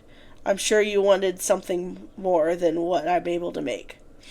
Scott reaches for Avid's head to pat it, but the alchemist flinches, so he brings his hand back. Sausage, hand me the hunter's food. I want both of you and Pyro to go out and desecrate beacons. We cannot let the humans have control over them. Of course. I will head out right now. Sausage bows and places Avid's food on Scott's desk. I'll be back to make more food in about 4 hours. Pyro stays on his knees as Scott walks back to him. Did you hear me? I told you to go. Right. I will do as you tell me. Good. I will not tolerate disobedience. Scott responds as Pyro heads out of the room at a staggering pace. Once the room becomes quiet, Scott picks up the plate that was put on his desk and places it in his hunter's lap. Avid looks up to see the vampire crouched in front of him, holding a fork that he is fidgeting with. Are you going to throw this at me? Avid reaches for it as he responds quietly. No, I won't. Good. Scott hands Avid the fork and sits in front of him as he eats. So, Avid, I don't do this often, but I'm sorry how I reacted earlier. You have every right to be weary of me and scared of me. Avid takes a bite of the pheasant salad that Sausage had prepared for him. Eyes dart up to look at Sausage, not expecting the words that he heard from him. He swallows his food that seems to go down easier than what he had been given prior. I shouldn't have reacted the way I did. You were just trying to help. He takes another bite of his food as he looks at Scott, whose eyes no longer seem to be looking at him harshly. Why don't we play a game? You read my journal before I was put to sleep. How about we ask each other 3 questions each? We can choose to skip one of them. I'll let you go first. In your journal, you talked quite a bit about someone named Derek. Who was he? Derek was a bard that showed up one day that fascinated me. I had hired him to work in the manor. Scott adjusts himself as he straightens his posture. You keep saying the name Elle in your sleep. Who are they? Marmalade, I like to call her Elle, was someone that was a childhood friend. I thought of her as my sister. We fought vampires together. Well, more of she fought them. I just made the weapons. That was the first round of questions. Every book I read says that vampires don't have emotions. Is that true? Scott scoffs at the question, looking away. He knows where that rumor comes from. A harmful stereotype used by hunters to justify killing us. As long as you have a mind of your own, of course we can feel things. The vampire sighs as he understands why Avid would think that, especially if that's what he was taught. He looks at Avid, who now has tears running down his face. Your sister was the one that you killed? Was she the one that you killed? I don't want to answer that. He stabs the plate and takes another bite. After swallowing, he asks again, Do you hate me? Hate me for being a hunter? I hate humans, Scott responds bluntly. I hate them for killing my lover in front of me and making me defenseless. But do you hate me, Scott? Do you hate me, Avid, the vampire hunter? Does he hate Avid? No, quite the opposite. He wouldn't be going off on his fledglings like he does if he did. Scott tries to respond, but what comes out is another question. As someone that hates vampires, do you hate me, my alchemist? You didn't answer my question, Avid responds very timidly. Scott moves over to Avid on his knees and reaches out to his face and places a hand on the alchemist's cheek, locking eyes with him. Answer my question and I'll let you know my response. You already turned down a question. Avid's response was caught in the back of his throat as he looks at the eyes of the vampire's eyes. Even though his eyes are now crimson red, they seem to be filled with a lot of emotion. Emotion that he never thought possible with vampires. He thinks back to this morning. Scott had seemed to have instantly shown up the moment he woke up from his night terror. I don't hate you, he says as he reaches out to the vampire in front of him. Scott lets Avid's hand rest on his cheeks as he turns his head and kisses it, making unbreaking eye contact. I find you very tolerable for a human. Just tolerable? Avid feels as if there's a ball in his throat. Scott's words and actions contradict each other. Scott's eye contact with Avid was unyielding for a while until he removes his hand from Avid's face and pats his head. You already asked 3 questions, my alchemist. What do you think? I don't know. Your words and actions contradict each other. Scott gets up and walks to the exit. I'll be back. I need to wake up someone up. Enjoy the rest of your food. There's chapter 8.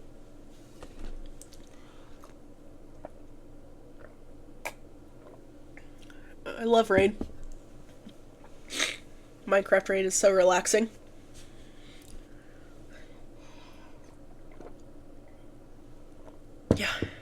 Yeah, how dare Pyro threaten to eat Avid? How dare he?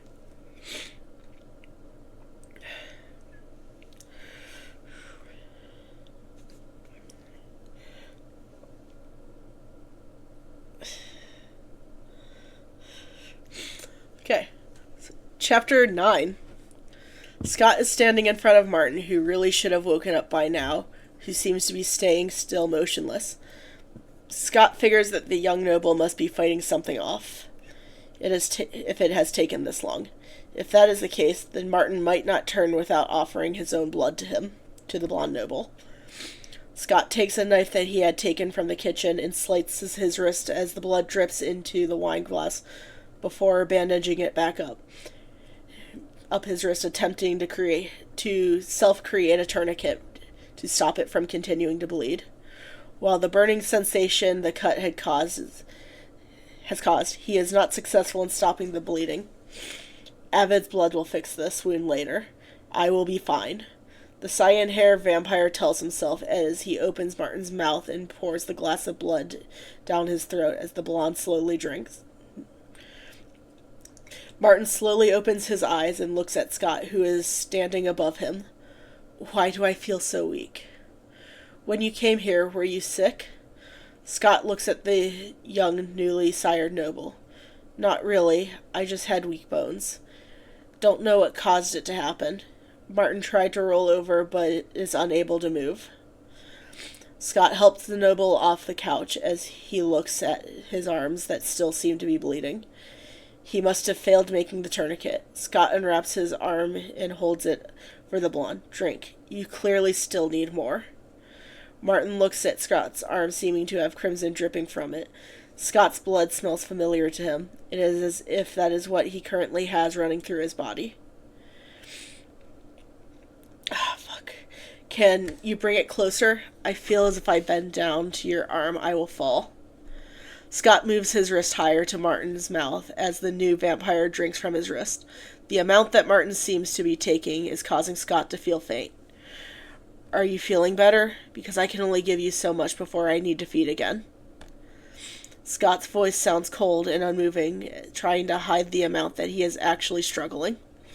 Martin unlatches himself from the elder vampire. I think I will be okay. I don't think I can move much. Of course. Your body is still healing. Scott places the young noble back on the couch as he waits next to him until the fledgling in front of him falls asleep. Scott, leaving Martin behind, goes and looks for Pyro to see if he is still around despite being told to descend into the beacons. For once, the fledgling seems to have done what he was told to do. No matter how fortunate that is for Scott, he needs to get Martin food. But he also needs to heal himself from the journey that he has given himself. He has decided to call out just in case. The three are not always known to be the most obedient to him after all. Pyro, are you there? Sausage? Owen? Anyone? After about 10 minutes of searching, Scott had come to the conclusion that the two must have done what he requested and must have left by now. I need more servants that I don't just send off. I need someone that I can move around more freely in this palace. Scott stumbles his way back to his room. He needs to either eat or lie down. He looks at the knife that he cut his wrist with as he leans against the wall. It looks as if it is tarnished, but in a way that seemed familiar to him. Of course it was silver. Scott throws the knife and it sticks to the wall. I'll have someone remove that once they get back. As he made it to the iron door of his room, he tries to open the door but is too weak to move it. How long was that knife affecting him? How could he not have noticed? Not paid attention. That was unlike him. He closed his eyes and can hear a lute playing in the other room, causing his mind to drift off. If Avid would come out of the room, it would help him greatly. As it stands now, Scott can only move himself enough to knock on the door. His alchemist is there, yet Scott can't reach him. This cut won't kill him, but he does need a rest. Some sleep should provide some healing for his body. He fears. Does he fear? Scott fears that if he goes into that room without resting, he will attack his little hunter and won't even turn him. He feels himself losing self-control. He starts to fall asleep to the chorus of the lute playing and Avid's humming. My alchemist is a lot like Derek in many ways, isn't he? Is the last thing he thinks before sleep takes over. Wrong knife, yeah.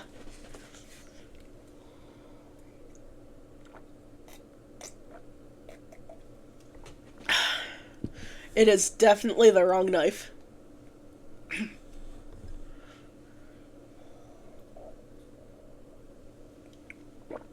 Okay, so I am going to read this chapter, and I am going to go on a 10-minute break after that, or at least a short break, to go to the bathroom and refill up my water. So, as Avid puts down the lute, he finds himself parched as he's been singing for quite some time. There isn't much to do in the manor, so when he wakes up, he isn't sulking as he finds himself making music. His music seems to appease his captor. He isn't sure why it does, but if it keeps him alive for longer, then he figures he should be doing so. He pushes the door open, and the first thing he notices when he turns around is Scott lying on the ground with a small pool of blood on the floor next to him that seems to be coming from his wrist. Scott? As the vampire didn't respond, he felt anxiety flow through his body. How could Scott have lost so much blood? Why couldn't he get into this room? Was there an attack? Drift wouldn't have been able to get here without help, right? Avid picks the cyan-haired vampire up and carries his shoulder into his and Scott's room, placing him on his bed. At Scott, Avid wonders if he still wants to be saved. He is experiencing a lot of emotions, and the fact that this vampire is the cause of them is confusing to the hunter.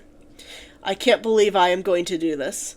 Avid crawls onto the bed of Scott as he puts his wrist against his fangs and lets the blood drip from his mouth. Scott swallows as he wakes up slightly, barely being able to open his eyes.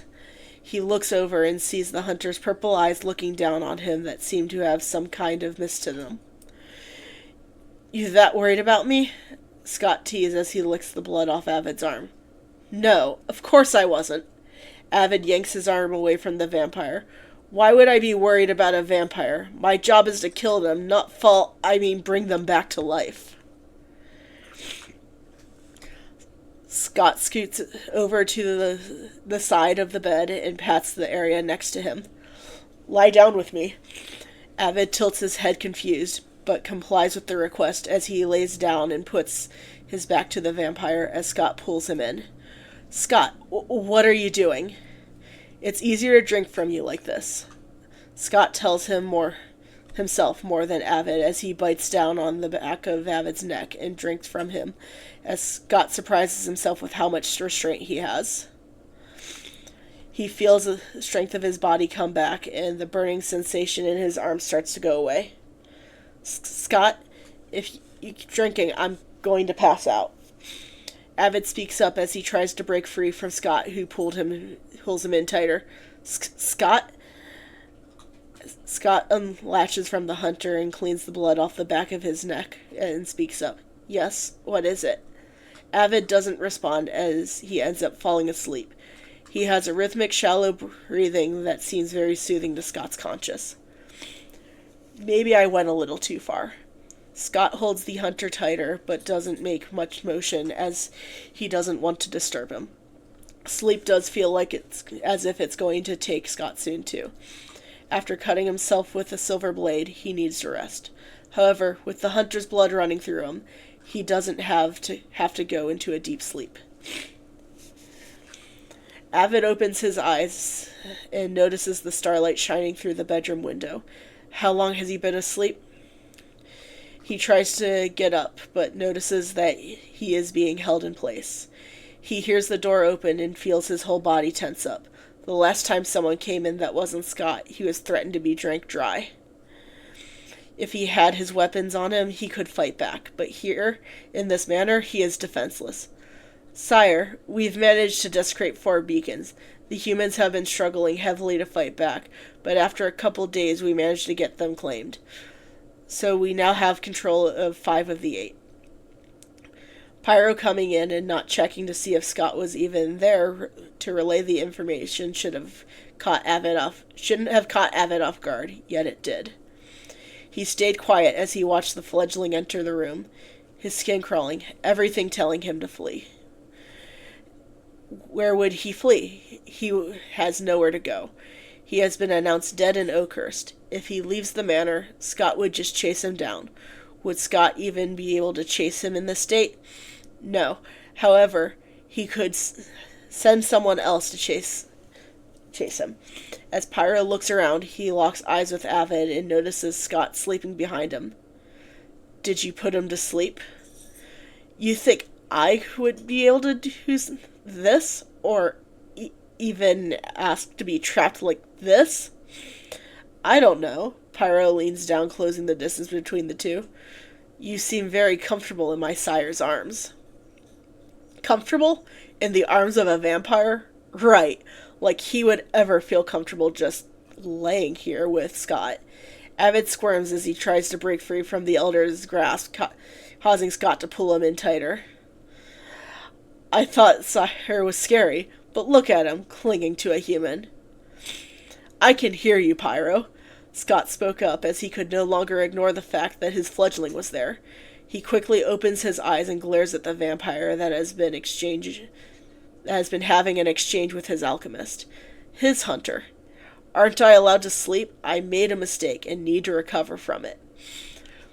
Pyro tempted on teasing him further, restraining himself, as he can see that Scott is starting to get agitated.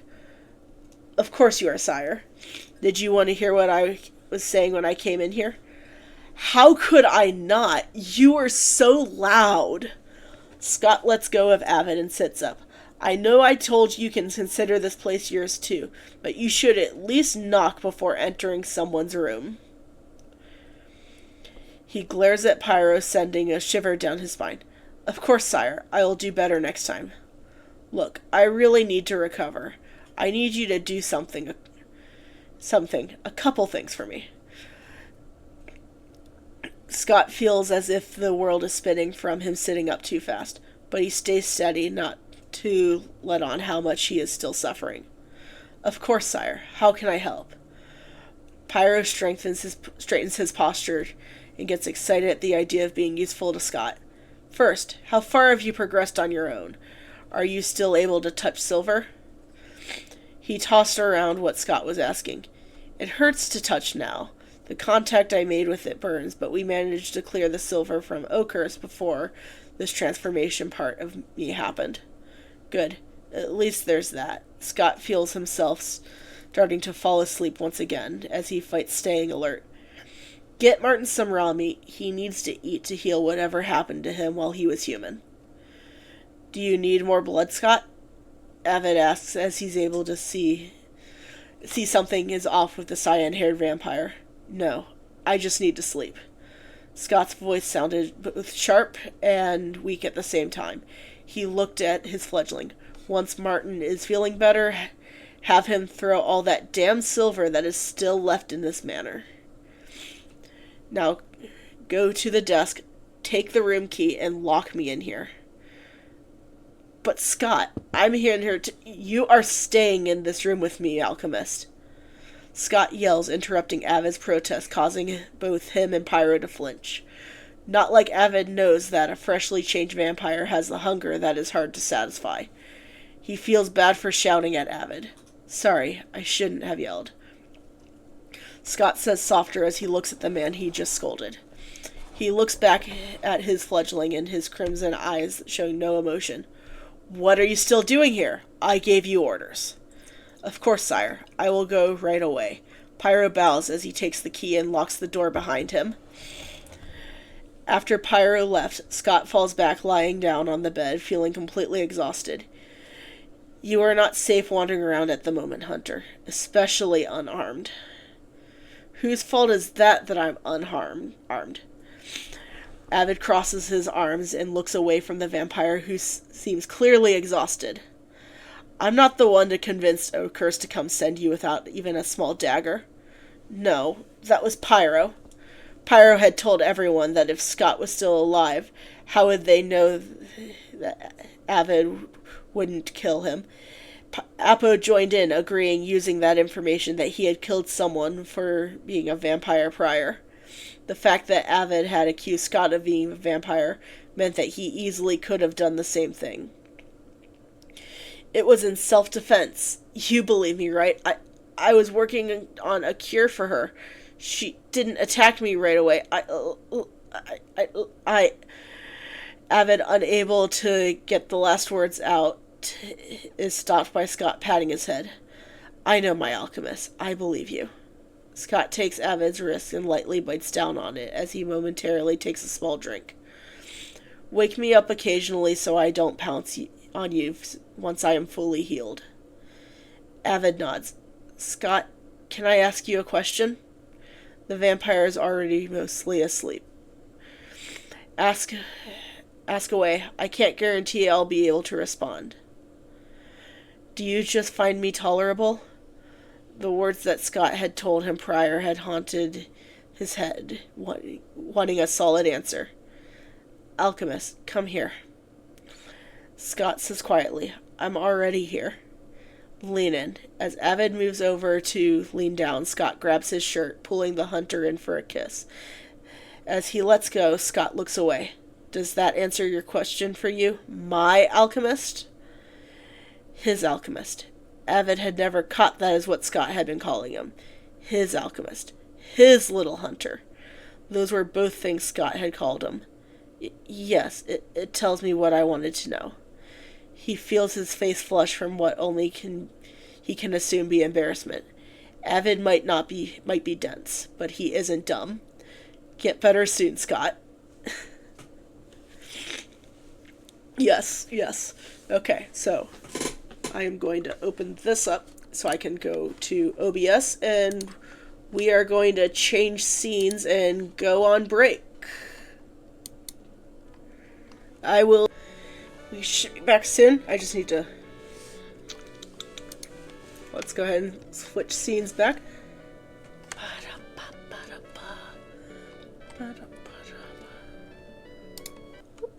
There we go. Excuse me. Let's reopen this back up, and we are going to head into Chapter 11. Yeah, thank you. I hope you got your popcorn that you said you were going to grab.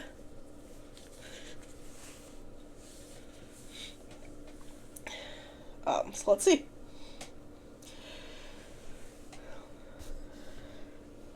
There is something about the letter that Avid had written in his deathbed that was given to Drift that seemed off to her. Aw, man, no popcorn. Oh, well, that's good too. The words on the page were clear. Avid was filled with regret and isn't there. Yet, if he was on his deathbed, why would the letter have looked so pristine? Why would it not have had a single drop of blood on it? The note was way too crisp, and it bothered her. Sausage clearly knows something about it, but he has been missing along with Owen, Martin, and Pyro since they started losing control over the beacons. What do the beacons even do anyways? When they consecrate them, They seem to give off life and strength. With them filling with and with them falling, they are physically weaker.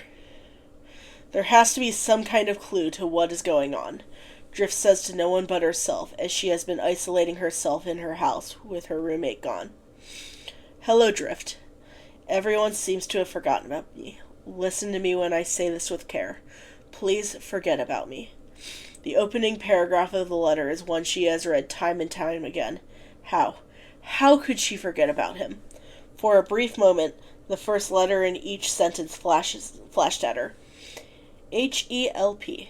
She grabs another piece of paper and pen to underline the first letter of each sentence to see if the pattern that she might have just caught continues. Hello, Drift. Everyone seems to have forgotten about me. Listen to me when I say this with care. Please forget about me. Maybe you already have, endearing as you are. I want you to know that I thought about you until my dying breath. Drift, I beg you, as I am writing this letter, please forget that I was there. Regrettably, I cannot tell you in person. I lay here covered in my own blood, reminded of what I am. Failure. I had falsely accused Scott, who I could not find to bring back. Time was a crucial part. Sorry to inform you, I did not have the luxury of more. Coincidentally, I feel at peace. Occasionally, even though I told you to forget, I hope you look up at the night sky and forget about me. Time will stand still. Time will not stop moving. However, this does not need to be your end. As happiness has found me with our time together, I hope that it finds you too. Save your tears, as they are wasted on me. Mine will forever fall, but I hope that yours eludes you. Everywhere yours, Avid. Not including the sign-off where he put his name, the first letter of each line is HELPMEDRIFTSCOTTHASM&E. Judging from the line breaks, she can assume that each break is its own word. Help me, Drift. Scott has me. Dropping her pen, she lets out a maniacal laugh. Of course she didn't catch it at first. Her last case ran cold.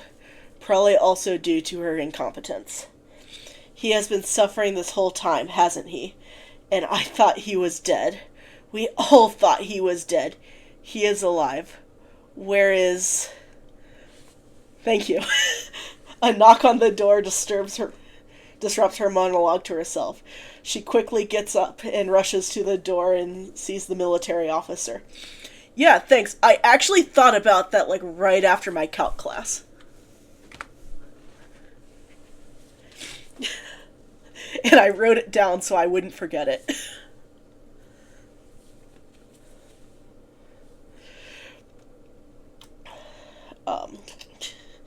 The military officer...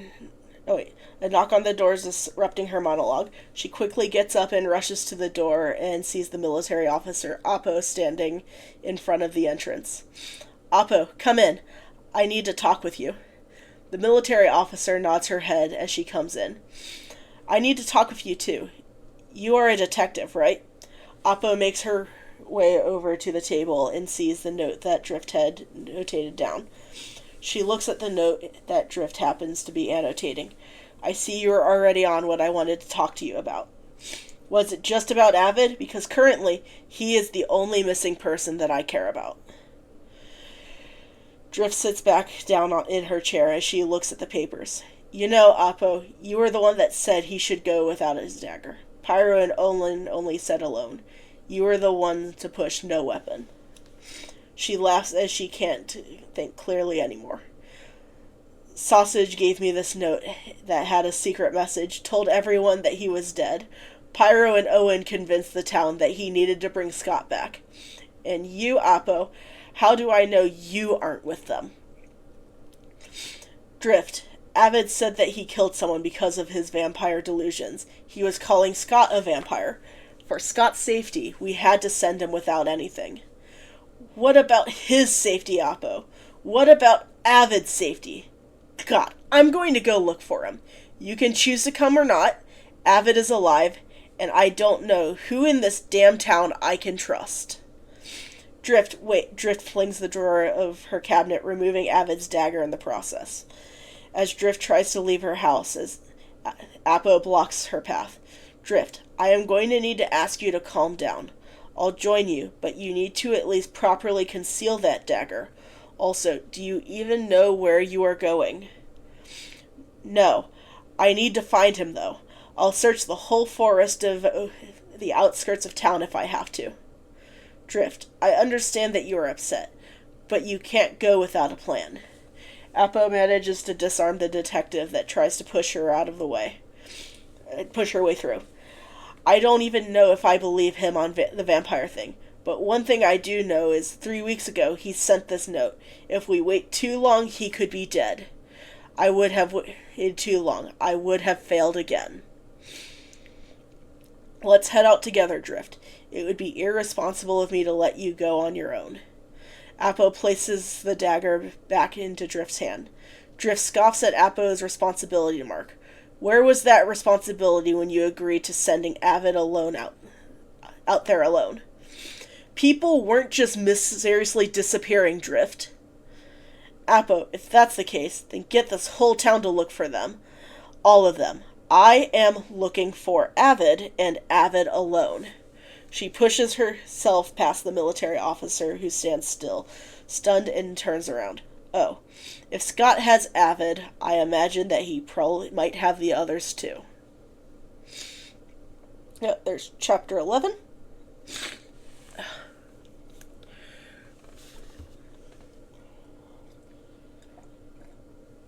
Oh, fuck.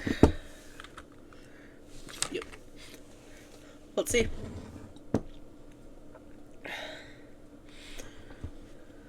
Chapter 12. The day has finally come where Scott is able to get out of bed. It has mostly been Pyro and Owen checking in throughout the day. Occasionally Martin would have found his way to the door, but Scott wouldn't open it as he knew the young noble was probably as newly turned as a vampire and not be able to control his own thirst. Last thing he needed was the fledgling to attack Avid. Scott isn't used to waking up with the sun as high as it is in the sky. He leaves the window open for Avid, but the little hunter seems to have changed his sleep schedule to rise with the moon. Thanks to Avid waking him up for being able to eat, he isn't too hungry. He shoves his face into Avid's neck as he smells the scent of his blood lingering in the back. After taking in Avid's scent, he slips out of the bed, heading over to the desk, and turns through the pages of his journal that Avid had written in. Entry 1. I still haven't had time to process what I did to Elle. And with Scott continuing asleep at the moment, maybe now would be a good time to start journaling. I did love her, but I attacked her in self-defense. I wanted to cure her. If vampires can feel emotions, does that make me a monster? Does that make me just as bad as them? Maybe if I work harder, maybe if I could have found a cure sooner, she would still be here. Maybe I am just dwelling on something that was inevitable. I am no better than the vampires I vowed to slay. The first entry was short. Avid is clearly feeling conflicting emotions from what they had talked about before Scott had regrettably cut himself with silver. Avid greatly reminds him of Derek, the only human that Scott had ever loved. If the humans of Oakhurst find him out, and they know that he has these emotions, will he lose the person he loves again? He turns the page once again as he continues to read. Entry 2. Scott asks me of waking him up occasionally so he can feed. I feel like doing that would most likely slow his recovery time down. I do want him to get better. I would love to see him awake again, but he says that I should make sure he feeds every day so he doesn't hurt me. He hasn't actually hurt me yet. He drinks for me, but even then it hasn't been painful. I seem to have fallen for this vampire. I must be a failure for a hunter. But if vampires do have emotions, they can think rationally, and I killed Elle, then I too must be a monster. I don't deserve to remain human, but at the same time, I want to stay as I am. But would Scott turn me if I asked? I guess if I turned, it would be my job to hunt myself then, right? Scott gets ready to read Avid's next entry as he hears the hunter scream. Scott quickly shuts the book and rushes over to Avid's side. Avid, it's okay. I'm here. As Scott spoke, Avid quickly got up and jumps and pins the vampire on the ground. I killed you. How are you still here? Your blood is on my hands, Elle. Scott, realizing that Avid hasn't woken up completely, stays calm. Avid can't hurt him in the state that he's in. He doesn't even have a weapon on him. Avid, my hunter, my alchemist, do you see blood on me? Avid looks around in his pocket to try and find an object that doesn't exist. Where is my stake? You came here with no weapons. Scott sighed, realizing that he will most likely have to throw the little hunter out of this mental state. Like I would ever leave without... Avid, look at me. Scott begins the thrall process as Avid looks right into Scott's eyes. You are safe. You know that I won't hurt you, or at least let anyone else do that. We all make mistakes. Please, my alchemist, forgive yourself. I should forgive myself? Avid sounds as if he's in a trance. He relaxes his grip on Scott as he has tears running down his face. Songdrop, let me help you. Scott pulls Avid down and holds him tightly. I'm a monster, Elle. I have just let her attack me. I should have joined her. Scott runs his hand down Avid's back.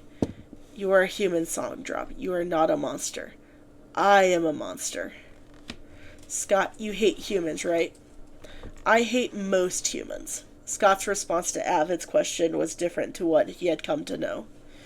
You don't hate me, right?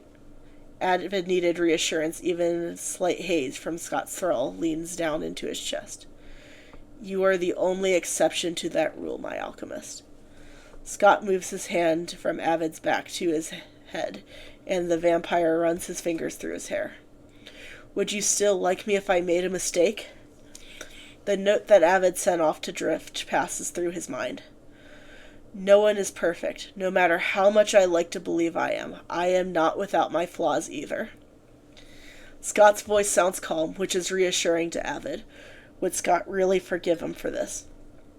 When Sausage announced to the town that I was dead, I asked if I could write a letter to Drift to say goodbye. Avid paused briefly. I wrote a message in code. It looked as if I was saying I was gone, that I was dying, but it said that you had me. Scott, putting together what Avid just said, grew slightly agitated. You wrote a message in code to a detective and had Sausage send it to her. I'm sorry, Scott. I don't want to leave anymore, but I'm afraid that the longer I am here with it will hurt you. I don't want to see you hurt. The detective can't hurt me. She can weaken me, but she can't kill me. You are the only one that knows how to do that in that wretched town. Scott grins as he lightly pulls on Avid's hair to make him look up at him. Oh, look, you aren't in that town, so I am safe. Safe, right. I'll take this knowledge to my grave. Scott removes the bandage off Avid's neck that he always kept wrapped around. If you somehow leave this place against your own will, your free will, leave this here. You aren't mad at me? Avid starts to stammer as he is in disbelief on what was just said.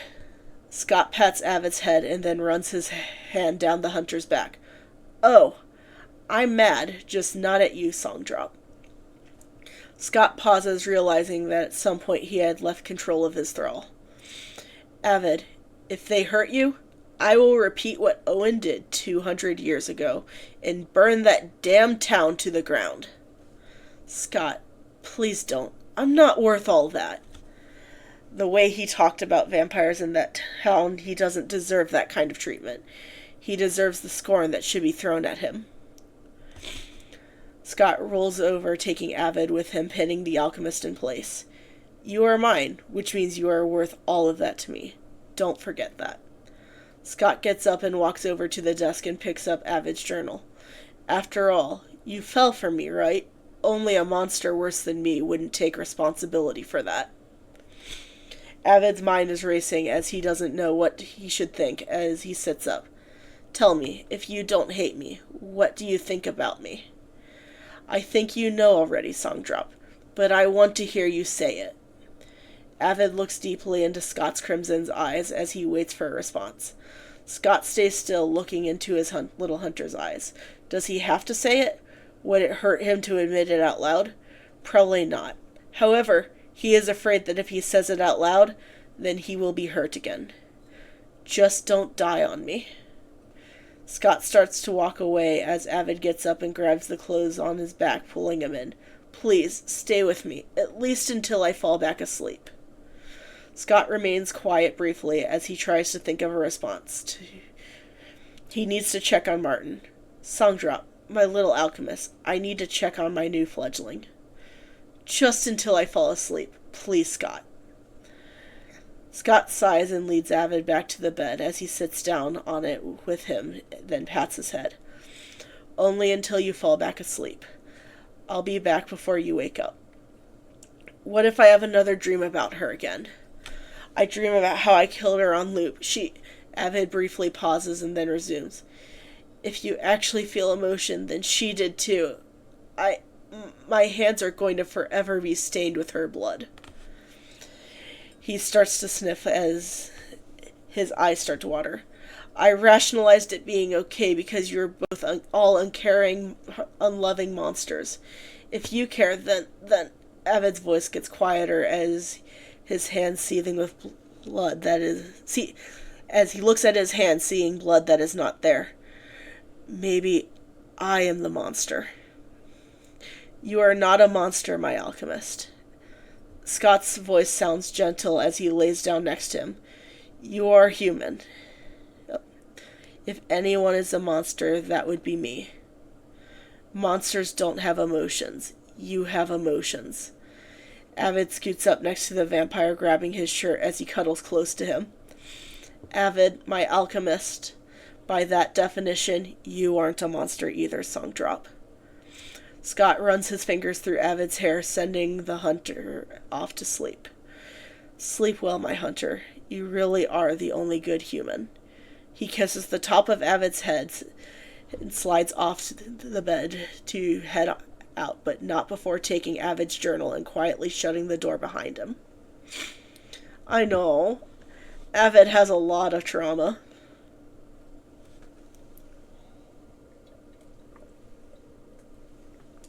So much trauma.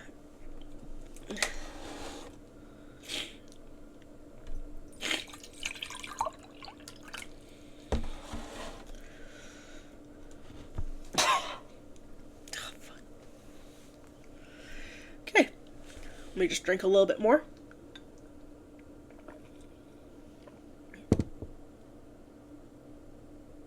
I guess that my house isn't lit up. Yeah, Avid does need to heal. Poor Avid.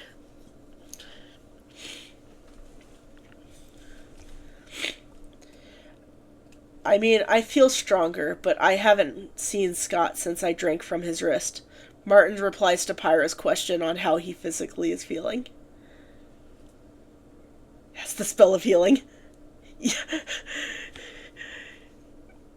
I'll try my best. Although I wrote this in 30 days. So let's see.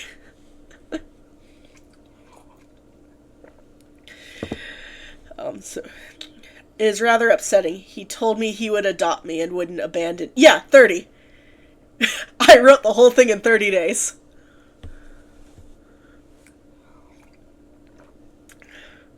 Yeah, that's actually how I'm able to get a lot of stuff out real fast.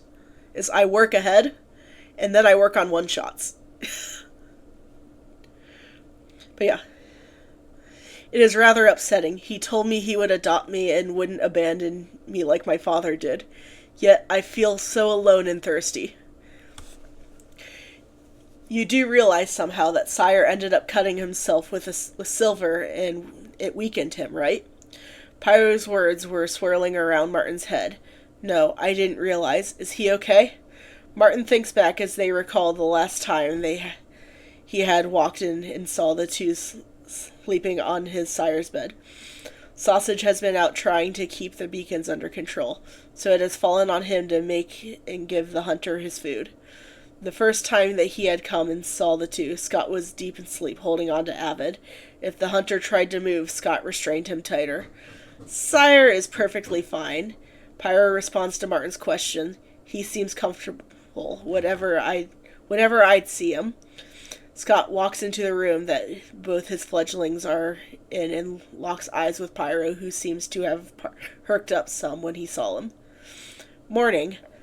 I'm finally up. Were you two talking about me? He glides over his way to the couch and takes a seat next to Martin.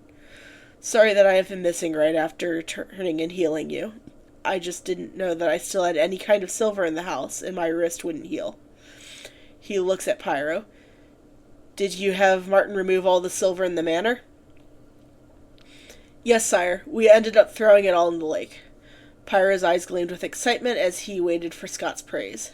Good. Scott pats his fledgling's head that had scooted close to him. He looks right at Martin. Have you been able to eat since waking up? Martin looks away as if he is intimidated by the question. I haven't been able to hunt anything myself, but Pyro and Sausage have brought back animals for me to drink from. We'll fix that hunger.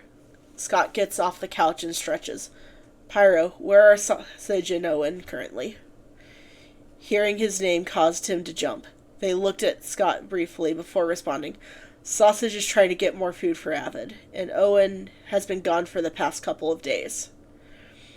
Scott nods as he heads at Pyro. Scott nods his head at Pyro's answer. Why don't we head out and get ourselves some food?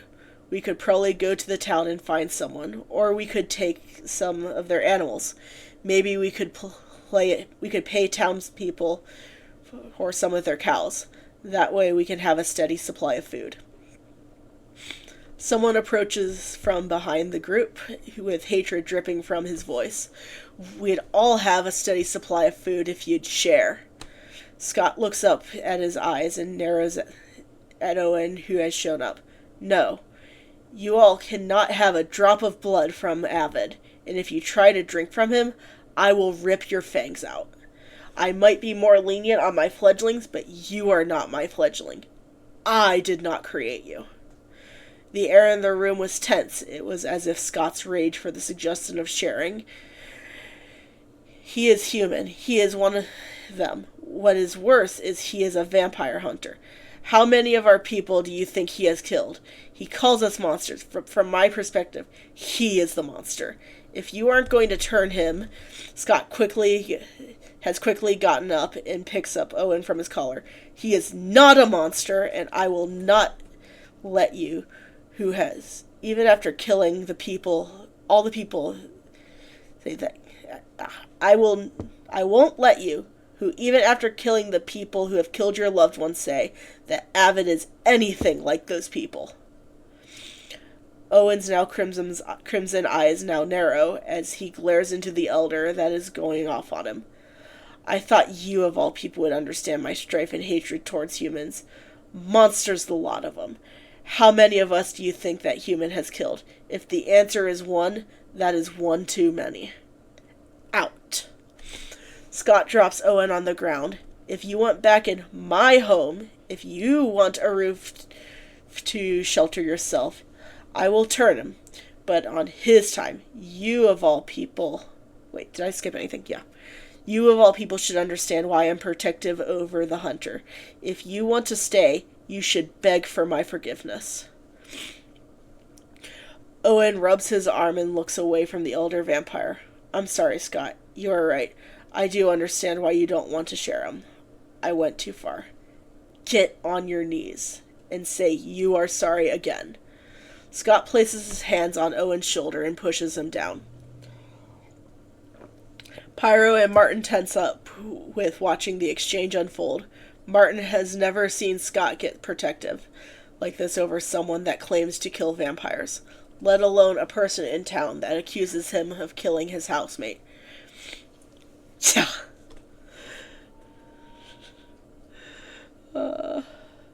However, Pyro knew that firsthand how protective he was of Avid. He knew how much affection he held for that human. He He had seen it firsthand. Owen stays on the ground and casts his eyes down.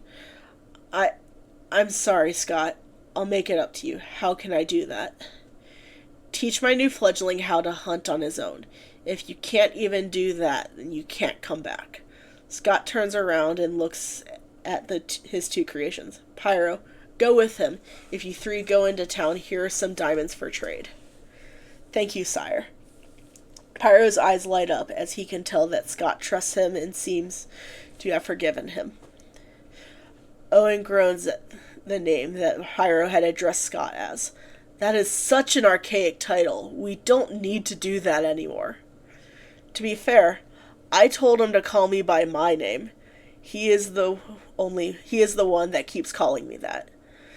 Scott's eyes are full of affection for his fledglings. He is more easily able to forgive his mistakes. His fledglings are like his children to him. What kind of father would I be if I didn't care about them? But you still haven't been correcting him. To be fair, it is a form of respect to your creator. I never told him about it. He just instinctually says it. Owen was quiet. He wouldn't know, after all. His creator was burned in front of him after he had woken back up after his transformation. I think that is a Pyro thing. I don't have that desire. Martin speaks up, putting his thoughts out there. Owen glares at Pyro, who seems to shrink in his seat. You should stop calling him that. Don't let his ego get any bigger. Pyro straightens himself out to make himself look taller than Owen is. I am going to do it still anyways. Owen lets out an irritated sigh. Come on, you two. Let's get some food. As Pyro and Martin follow him out, Scott sits down on the couch and opens Avid's journal back up to read the last passage. Entry 3. The night terrors are getting worse. The only solace I have is that I have been waking up next to Scott. They are more frequent. They feel more real, as if they are happening in real time. I am glad that I am here weaponless. I fear that if they were on me, I would have someone else's blood on my hands. Marmalade, I am sorry for what I had done to you. Your presence was always a gift. I am glad to have called you my friend and sister. It is my fault that I have practically starved you. I was trying to find a cure.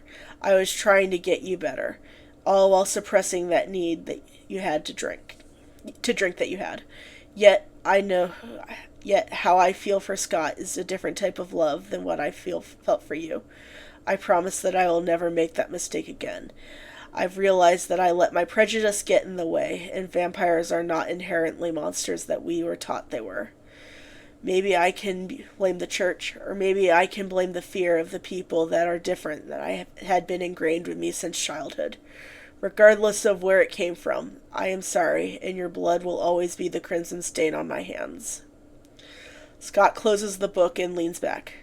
I hope you will learn to forgive yourself, song drop. There we go. There's chapter 13. But yeah.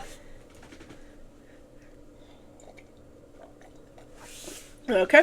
Chapter 14. Which I know is like the first chapter y'all really started freaking out about. It's always fun.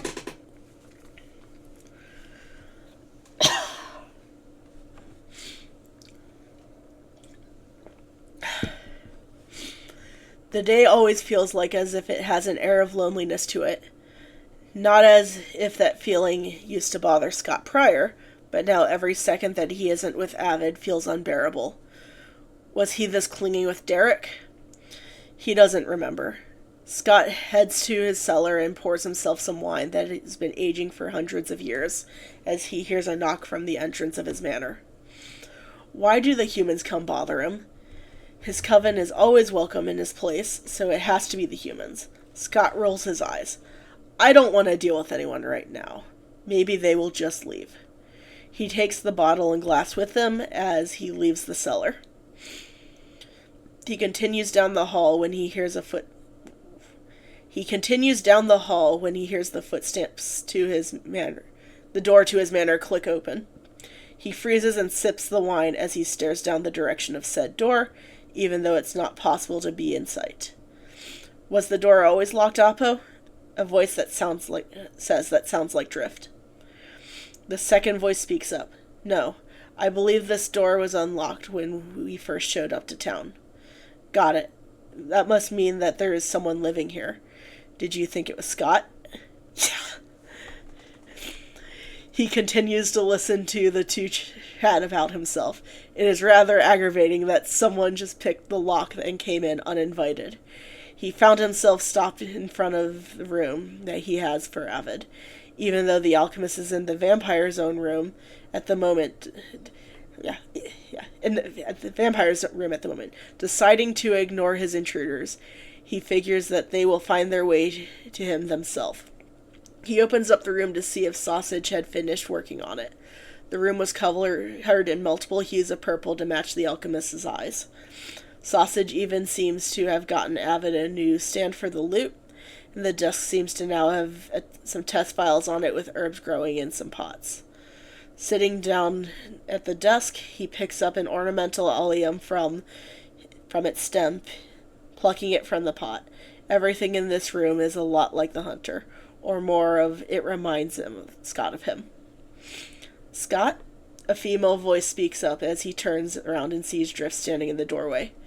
My door was locked. How did you get in? Scott tilts his head at the detective playing dumb. He knows why she is here. He won't let her believe that he knows where Avid is. He has to remain calm about the fact that she broke into his house to steal what is his. Are you sure you left it locked? I didn't think anyone lived here. Drift grins, hoping that it got under his skin enough to lash out. Scott sips his wine, still relaxed stance, in Avid's chair. No, I definitely locked it. The nonchalant air that Scott is giving off aggravates her to no end. I know you have, Avid. Why would I have someone that framed me of murder? Why would I ever keep someone like that with me? Drift marches over to the vampire and hands him the note. He says that he is here. He reads the letter, keeping himself calm and collected as he sees the notation that Drift had made on it. He really is.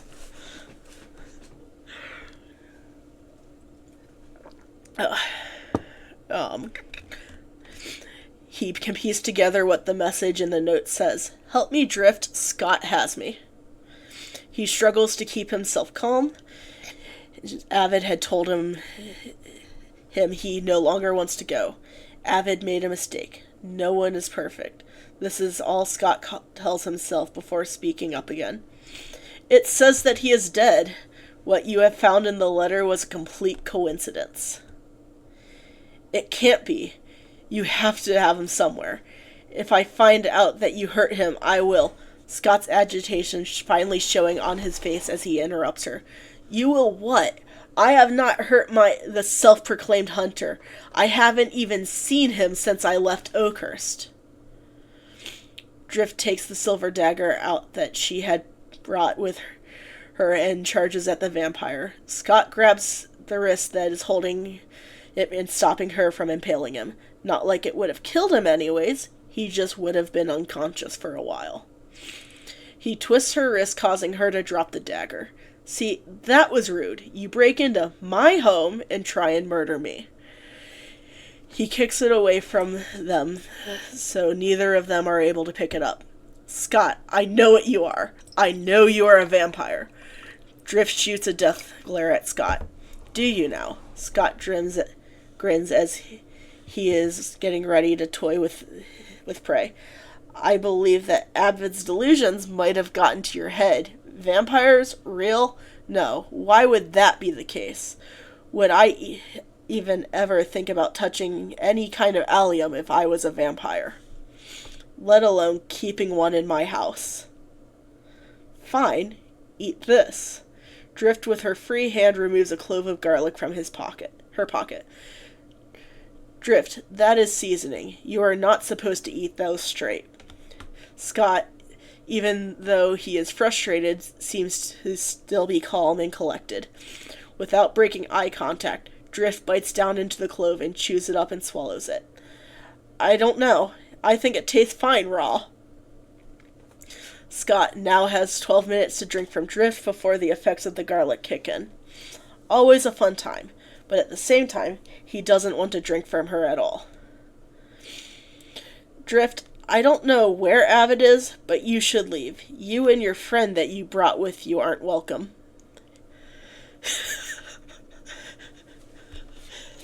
An arrow from the distance shoots and hits the vampire in the shoulder, interrupting him. Scott? Drift says his name before getting thrown across the room. Scott storms to the officer at the room entrance and glares at the person that had just landed a hit on him. Do commoners all think it is appropriate to try and assassinate a noble? You are both appalling. Get out of my house.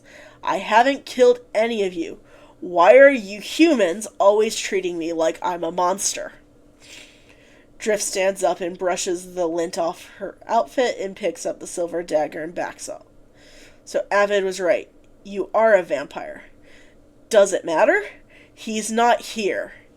As Scott bursts out yelling at them, he hears footsteps calling down the hall from the direction of his room. He feels tightness in his chest as he knows that this is going to blow his cover even more than this incident already has. Avid is coming down the hall. It must be around dusk, if he has woken up. Scott, you said you'd be here when I awoke.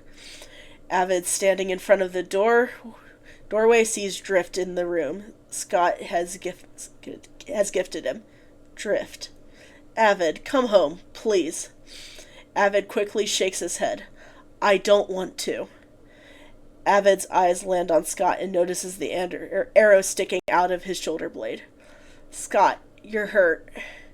Scott doesn't respond as he watches him step into the room. Let me help. Apo grabs Avid's wrist, stopping him from approaching the vampire. You asked to be saved. We are taking you back. Apo's response was cold as she clung to the vampire hunter that tried to break free from her grasp. People change their mind. I want to stay. Scott starts to approach Avid and Apo as he speaks. Let him go. I will. He interrupts as he falls to the ground with Avid's silver dagger in his back. No, Scott, take that out of him. That hurts him. That has to burn him. You're torturing him. It isn't going to kill him, but it's torture. It's cruel. Avid's flailing becomes aggressive as he tries to break free from Apo's grasp. Avid, calm down. He's controlling you. Apo yanks him closer and removes the bandage that he keeps wrapped around his neck, dropping it on the ground, revealing the bite marks all around from the past week.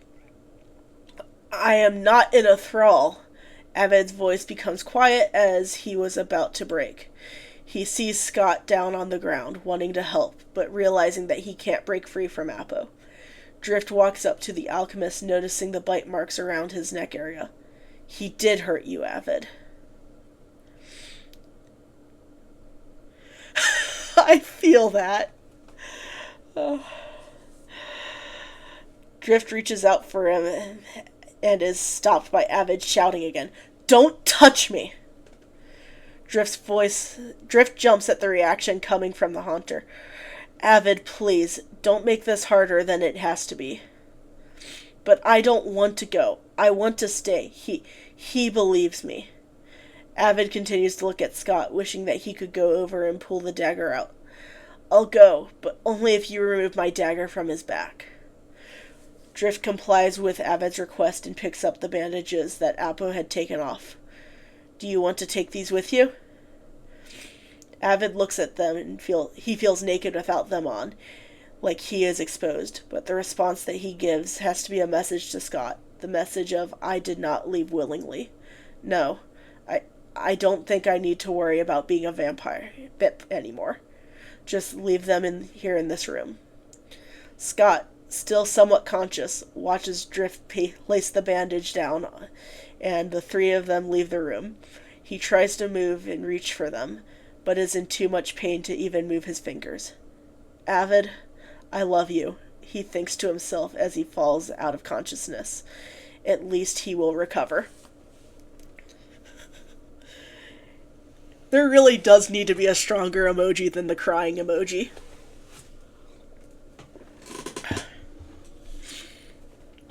Yeah, exactly. I don't know. This last chapter was probably worse than that in my opinion, but...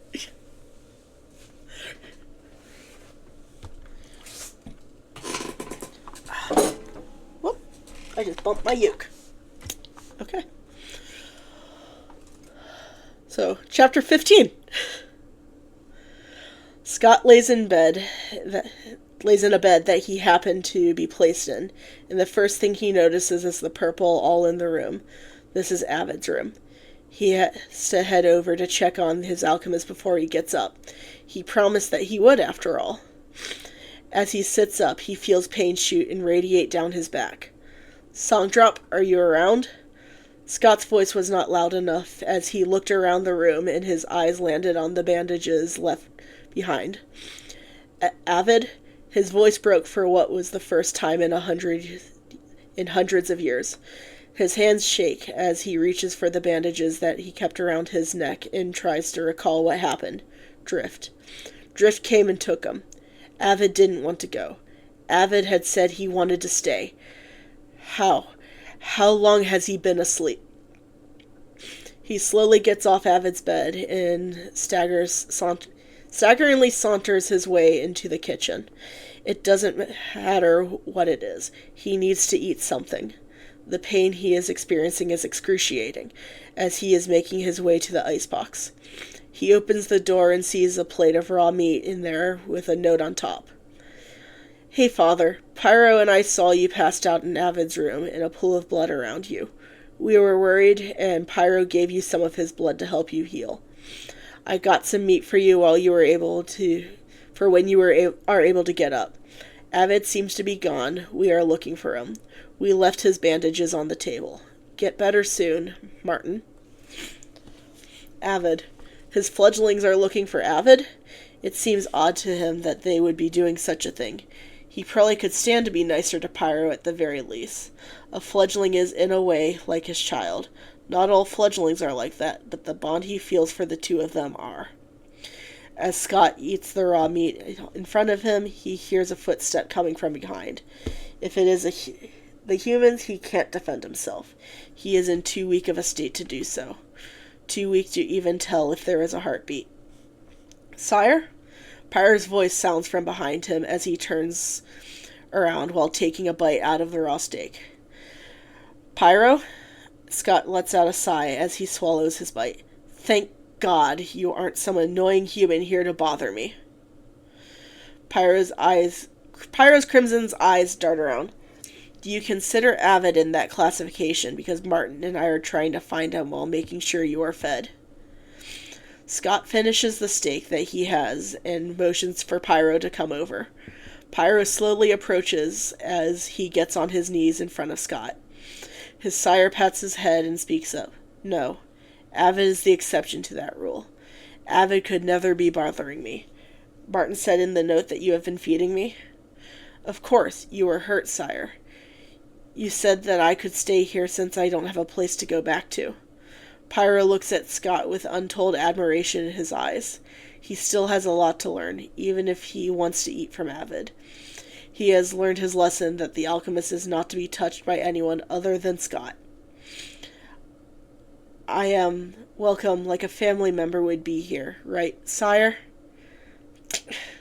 I need my wine. I can't deal with this. Scott turns back around and goes back to what is on his plate, what is on the plate that his adopted son gave him. Yeah, he learned. But sire, wine will slow down your healing process. I don't care. I swear, every time I have to deal with... Scott stops as he notices that Pyro is visibly upset. Damn it, I went too far this time with my own fledgling at that. I was only trying to help. Scott's inner thoughts grit at him. He feels a wave of guilt overcome him. Look, Pyro, I don't hate anyone in this coven. That includes you. You and Martin are both my fledglings. I just struggle to admit that He cut himself off and picks back up with his voice just a whisper. I care about the both of you. My fledglings are my children, after all. I created you two. Sire? Pyro speaks up as he still is feeling as if he might break. Yes, what is it? Scott blinks at his fledgling blankly as he couldn't imagine what he would want. Do you need more blood? I have been hunting enough for the both of us.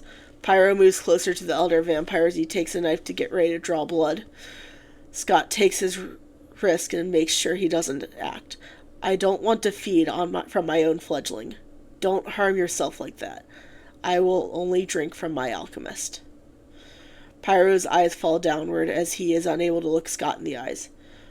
But your grip on me isn't as strong as it could be. You need more strength. I'll feed off of animal meat to recover before I willingly feed off my own fledgling. Scott will recover. He has to. If not for his fledgling, for Avid. Can you do something for me, Pyro? Of course, sire. How can I help? His eyes start to light up with anticipation of being able to do something for Scott. Avid's journal was brought into his room. Take that and find sausage and tell him to hand deliver it to Drift's residence. Then to see if there is anything that he needs to exchange that needs to be sent. Pyro gets up, bows. Of course, sire. I will be right on that.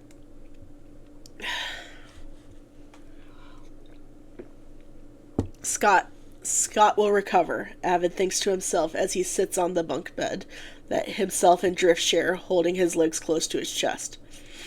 It has been 4 days since he has left that place. It has been 4 days since he has eaten anything of substance. Why would he eat? He isn't hungry. The door to the house that he is currently residing in opens up slowly. Avid, you here? Drift looks up and sees him still on his bed. Hey, I got you some food. I'm not hungry, Drift. He pulls his legs in tighter and stares off into the distance as he tries not to cry.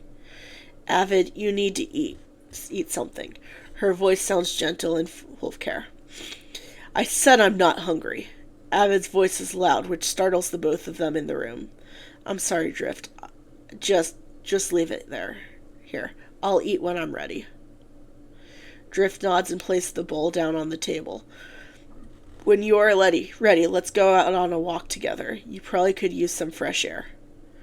Right. I'll think about it. As Drift leaves, Avid tucks his head between his legs. I don't want to be here. I wasn't paying attention to the way back to your manor, Scott. I miss you. After about an hour, he hears a knock on the door. He jumps and opens up the door and sees Scott standing in front of the entrance. Hey, Avid, do you mind if I come in? I mean, Sausage, not Scott. Avid, knowing why Sausage would ever ask that question instead of just doing it himself, steps aside. Yes, please do. Sausage steps in and hands Avid his journal that Scott had given him. He looks at the alchemist and Avid looks at Feeble like he might break. His hair is disheveled and he has bags under his eyes. Avid, if you don't take care of yourself and Scott fully recovers, he is going to think Oakhurst is the blame for the state that you are currently in. Avid opens up the journal and sees a small note that was left in there from Scott. Avid, please tell me you are okay. Scott Goldsmith. Avid looks at Sausage. Are you going to be sending messages between us back and forth? That is the plan, and report to him on your mental state. He still needs to recover, and without human blood, it might take a while before he comes.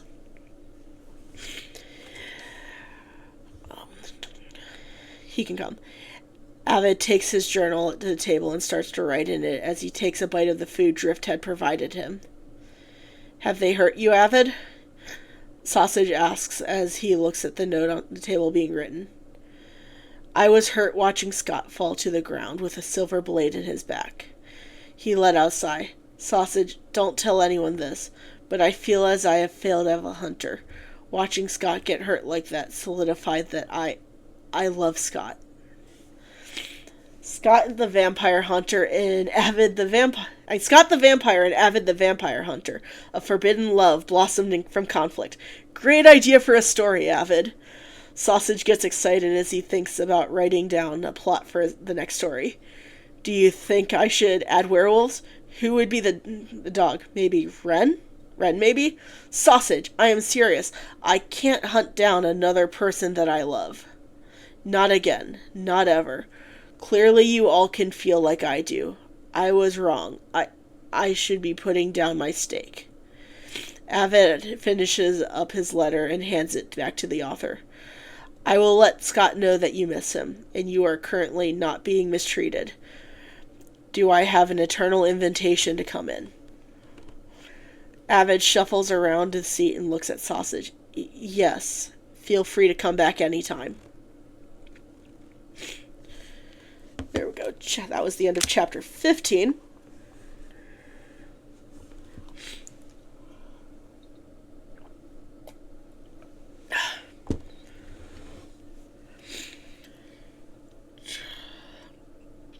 I do need to go to the bathroom again, so I will be back. I will just... Totally not crying. Yeah, great time for a bathroom break, right?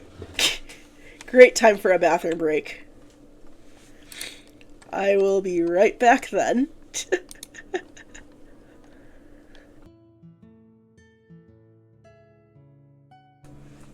Yes, we are on chapter 16. Hello, I'm back. Whoop. There we go.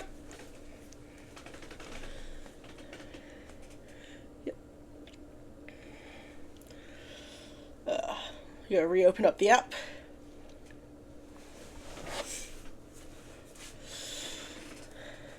Okay. Scott, I found Avid. Sausage reports as he's standing next to the bed that Scott lays in. The elder vampire turns his head to the author. Is he hurt?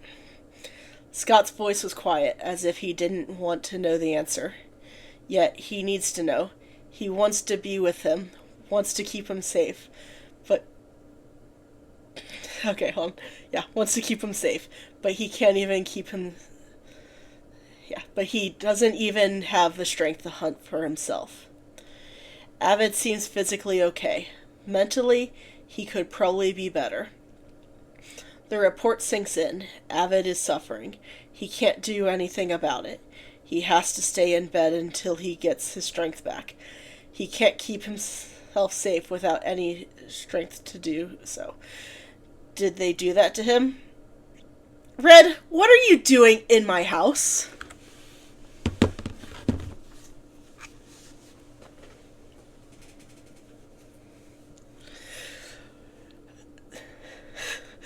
Did they do that to him? Did they mentally break my alchemist? Sausage hands Scott Avid's journal. He read what Avid put down, but feels as if Scott should read it to himself. He opens up the journal and turns the page Avid wrote. Scott, I'd be lying if I said that I was completely okay. Physically, I am not hurt, but I feel as if being taken out of your manor has ripped my heart out of my chest. I want you, but if I stayed, they wouldn't have removed that dagger out of your back. I couldn't let you suffer. I am not the best vampire hunter, as I care too much for a creature that I am meant to hunt. I fear that if I head back, they will just come and attack you. I can't stand to see you fall like that again. With love that I have formed for you, I hope to see you or at least hear from you soon. Avid. Scott lets out a sigh as he realizes that Avid, in writing, was able to admit his feelings to Scott. He never would be able to say those words to him in fear of what happened with Derek would happen again with him. Yet, Avid deserves to hear those words from him. He will be sure to tell him the next time he is able to see him. The only person in that town that is able to kill him loves him. That means a lot to him. Sausage, bring me my ink and quill. Scott reaches out and holds his empty hand still, waiting and closes when he feels them being placed down. He writes up his reply to Avid in the book and hands it to Sausage. I will deliver this as soon as I am able to. I am eternally welcomed into that home. But if I go and drift as around for you two to exchange letters, then that might make her suspicious. That's fine. Have you seen Martin and Pyro? Sausage fidgets slightly as he realizes that Scott might not want the information that he is going to give. Well, Pyro is out hunting as he wants to make sure that you have plenty of blood to properly recover. And Martin? He has an interest in someone in Oakhurst, so he keeps going back there to talk to them. Sausage braces himself for a blow that never happens. Hearing that his new son has an interest in someone perks his own interest. Who is he courting? Cleo. The weirdest thing happened after I was turned. I just never tried to bring attention to it. You know how you can hear the heartbeats of humans as vampires, right? Scott lets out a slight laugh. Sausage, are you spreading gossip about my son's love interest? Scott thinks that after what Martin went through, he should just pursue whoever he desires. No, well, I guess it could be? Sausage pauses for a moment. You said zombies don't have a working conscience, right? Well, I guess it's possible that... I guess it's possible that they could if they weren't brain dead by the time they were reanimated. That's normally not the case. Do you suspect Cleo of being a zombie? Well, they don't smell human or like other vampires. So I was more wondering why that would be, especially since they don't have a heartbeat. It wasn't something that I noticed until I was alone with her. What do you know about Cleo? Scott is curious about this possible zombie. He hasn't met one that acts the way they do. If Scott's prejudice about them are wrong, he would like to be corrected, as that would make him no better than the vampire hunters that assume they don't have emotions. All I know is that she is from a common background. She said something about a plague that swept through her town a while ago. I just lost my place. Oh, there we go. Yet, she also claims that her family is from here. They don't disclose much information about themselves to others. How old do you think they are? It's hard to say. Sausage was being honest. If their story is correct, the plague that came through Oakhurst 100 years ago, then that would mean that they might be a little older than 100 if they were brought back. She looks to be in her early 20s. Necromancy is generally frowned upon, but if she was revived that long ago, then her summoner would be long gone. And if their brain was never damaged, then they would have to be able to have a mind of their own at this point. Scott confirms that Cleo would not be the same as the zombies that he would usually think about. Like Avid is an exception to Scott's rule of how much he hates humans, Cleo themselves would be an exception to zombies having consciousness. That is, only if Sausage's suspicion was correct. Keep an eye on Martin in town for me. Don't let him cause too much trouble. He's always where I work, so that shouldn't be too much of an issue. Sausage gets ready to head out, but momentarily stops himself. Is there a message you want me to deliver to Avid later with this book? Tell him I love him, is what Scott wants to say. No, not really. Everything I want to say is in that journal. Sausage nods. All right. I'll be back at some point with updates, both on both Martin and Avid for you. Although I'll encourage Martin to tell you about Cleo himself. The room after Sausage left is silent as it hits Scott that once again the words of love for Avid are going to remain unspoken to the little hunter. I'll try to recover soon as I can, song drop. I'll be there soon. There goes chapter 16. Hey. Yeah, Martin and Cleo. I am a multi-shipper and I'm a poly-shipper, so I will put Martin with Ren, I'll put Martin with Cleo. Sometimes I put Martin with Scott, but Martin's like, there needs to be more emojis. Yes, I agree. I need to create more follower emojis, but I don't have much skill to create emojis.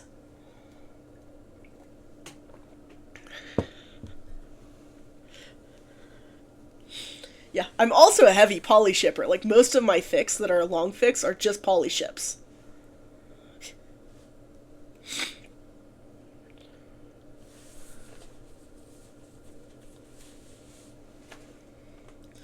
Okay, so chapter 17. Martin, I know you want to hang out and talk, but I really need to work. Cleo lets out a sigh. The townspeople decide to appoint her as mayor, and that gives her too much work on top of already needing to harvest the crops for everyone. I said that I could help you. You just need to tell me what to do.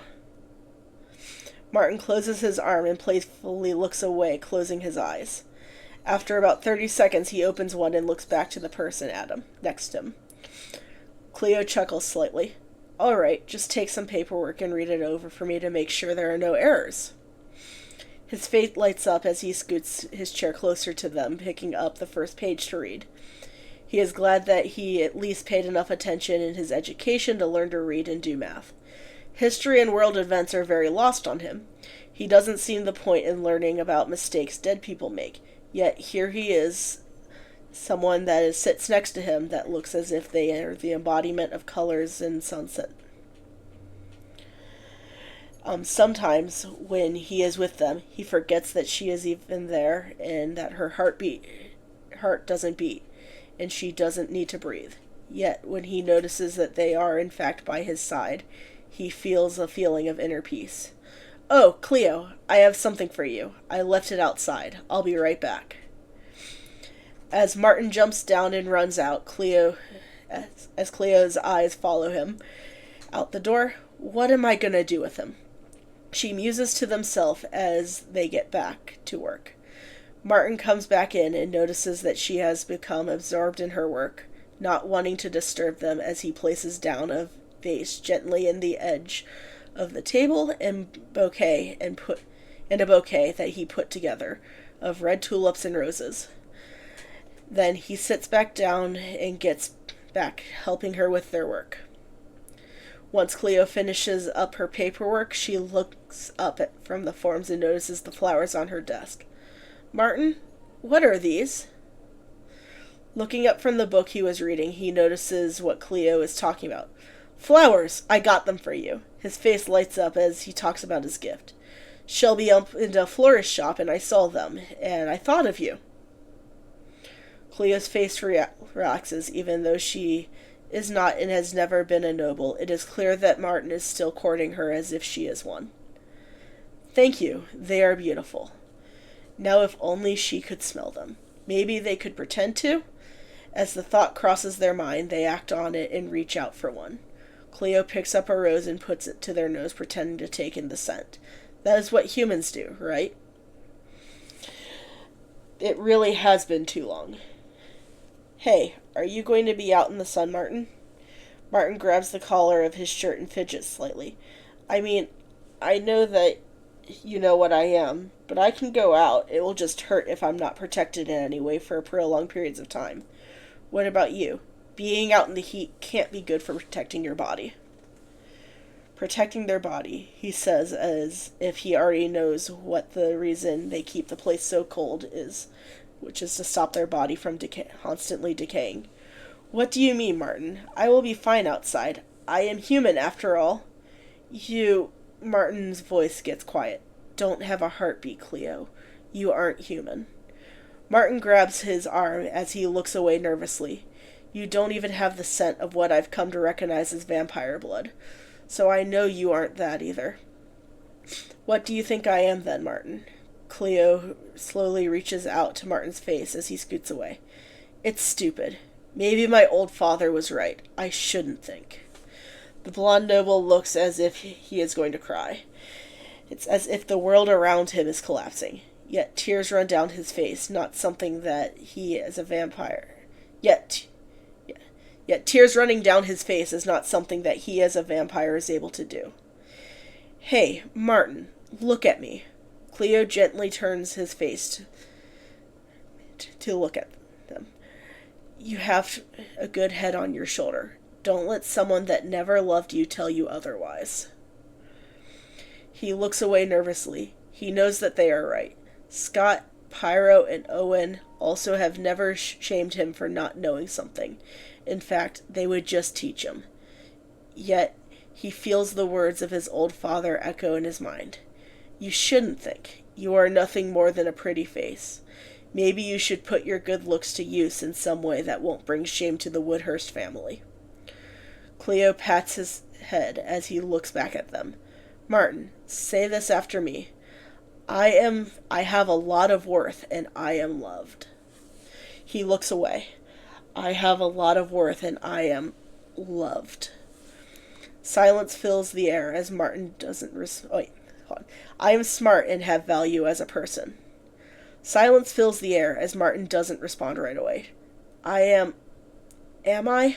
I don't feel like it, Cleo. Cleo places her hands on Martin's face, cupping them over his cheeks. Of course you are. They move their thumbs slightly to stroke his cheek. Now, Martin, tell me what you think I am. Beautiful? Martin had a pause before continuing to place his hand on one of theirs. I never knew a zombie could be so breathtaking. Vampires can breathe, Martin?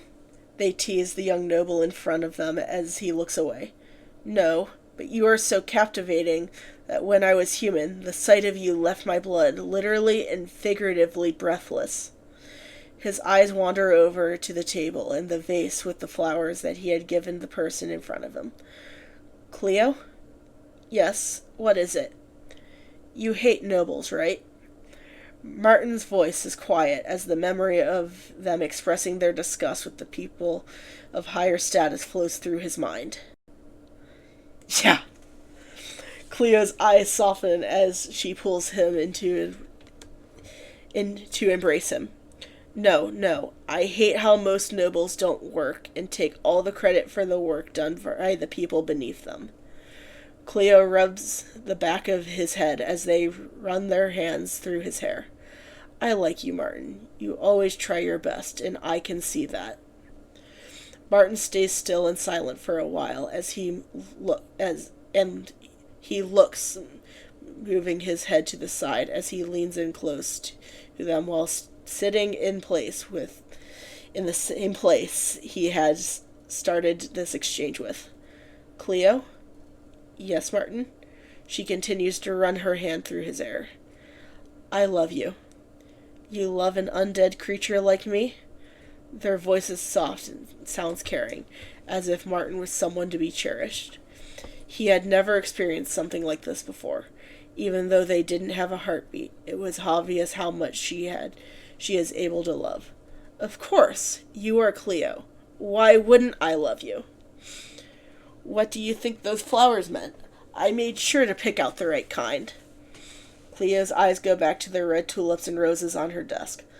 Both flowers are a symbol of declaration of love, normally done amongst nobles, but she has been around long enough to know their meanings, even if she was never one herself.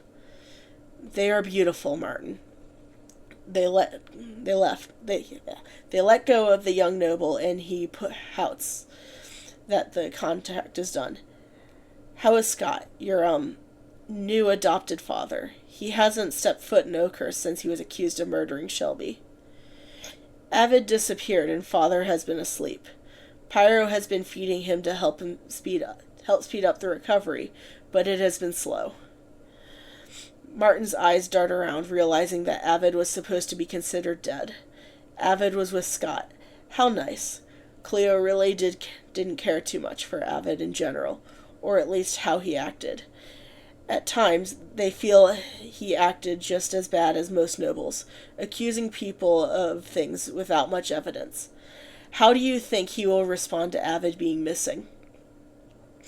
Pyro and Owen are scared of his reaction. Pyro said that father had talked about burning this village down if anyone here hurt him.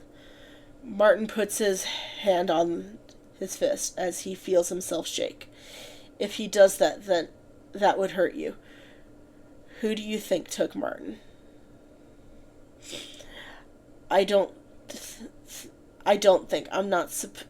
As Martin locks eyes with Cleo, he takes a deep breath. Still a habit from when he was human. And exhales. Let me think. You think I'm smart, right, Cleo? Of course I do. You are more than just a pretty face. Cleo kisses the top of his head. Take your time. I have an idea. I just want to know if you agree. Martin thinks back to when he was living here and not with Scott. He remembers the interaction he had with Drift before he left, and then the conversation he overheard between Avid and Scott after he had woken back up. Avid told his father that the letter he gave Drift had some kind of code in it. Probably Drift, right? Come to think of it, didn't you tell me the day that Pyro and I found father on the ground, Apo and Drift had left the town the whole day? That's what I was thinking too. Cleo gets up and walks to the door, and before leaving, they look behind him. I am going to try and talk to Drift and Apo. And Martin? He straightens himself out at her saying his name. Yes? I accept your act of courtship, and you are always welcome here. I'll be back. Feel free to stay here as long as you need. I don't want you to hurt yourself because of the sun. There's chapter 17. Woo.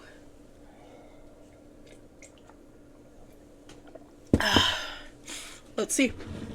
Chapter 18.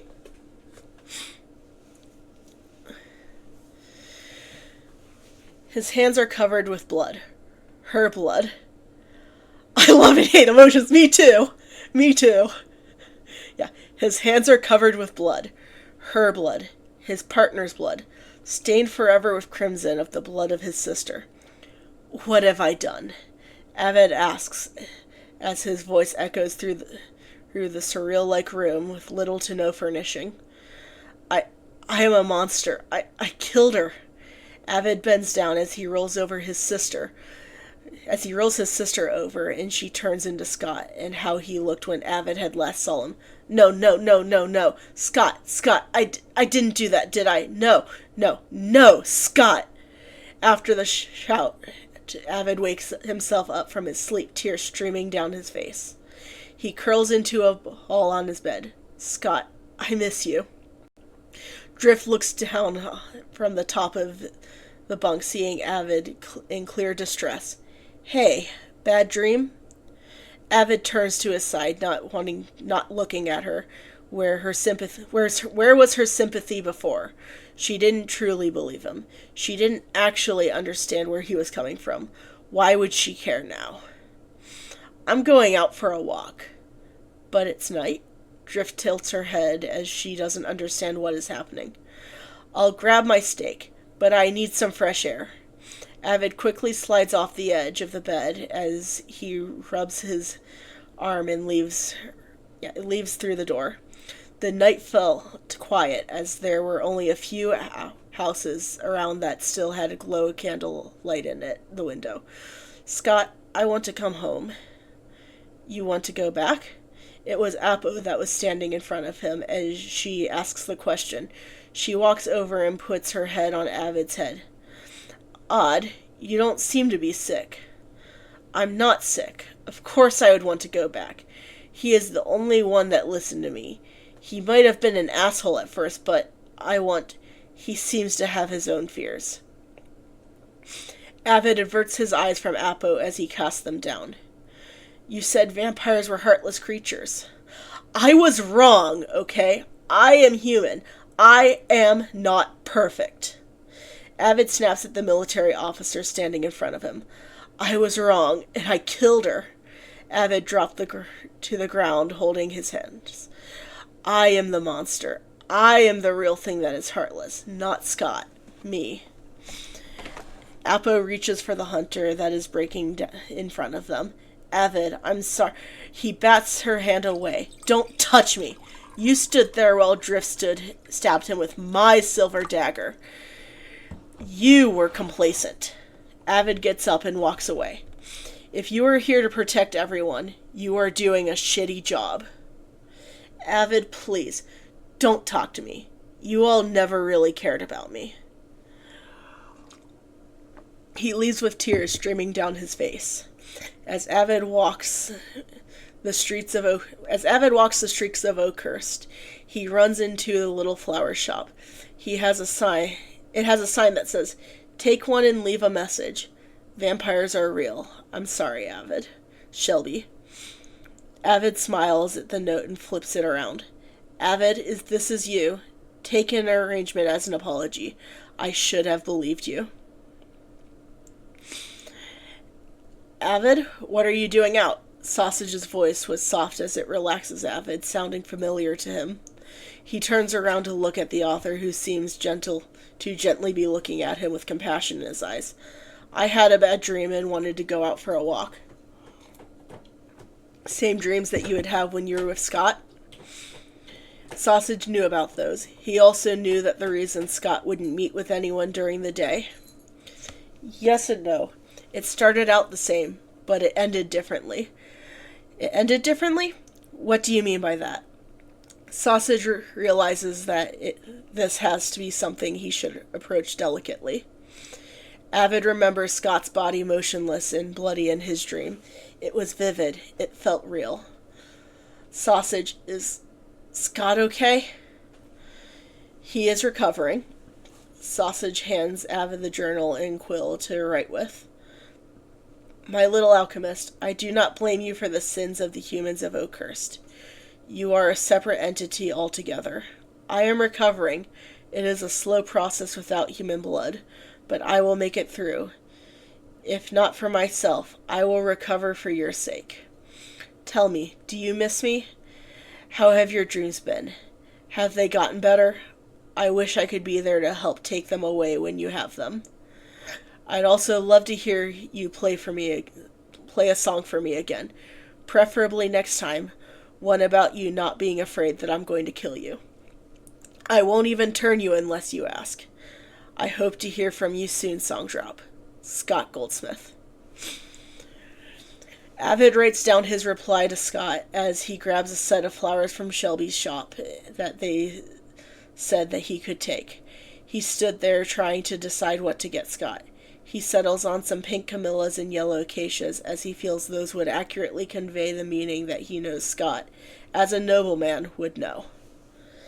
Avid writes a note thanking Shelby for the flowers and hands the bouquet and the journal back off to Sausage. Thank you for doing this, Sausage. I am honestly struggling a lot at the moment, so it is nice to see the letters from Scott. His eyes water as if they are a dam about to break once again. Of course. Scott is getting better as fast as he can. It's just hard for him to recover quickly without a source of human blood. Then take me to him. Please, Sausage. I want to go home. Avid's tears finally start to fall as he looks at the author, who is probably his only way back to Scott. Avid, it isn't safe for you to come back. I have a reliable flow of blood through someone. Sausage looks at Shelby stand briefly, and then back at Avid. But there are 2 other fledglings that might not be able to have their thirst under control, and Scott might not have much self-control until he has healed more. Pyro is struggling to keep up on the blood demand that Scott has at the moment. How can I help Scott? I want to go back and help him. Sausage sighs, as at least Avid thinks it is a sigh. Can vampires even breathe? Everything he has known about them has been wrong so far. Well, if you occasionally let me take some blood and put in a vial for him, that might help. Would that really help Scott? His eyes dart around, unsure of how he would get that done.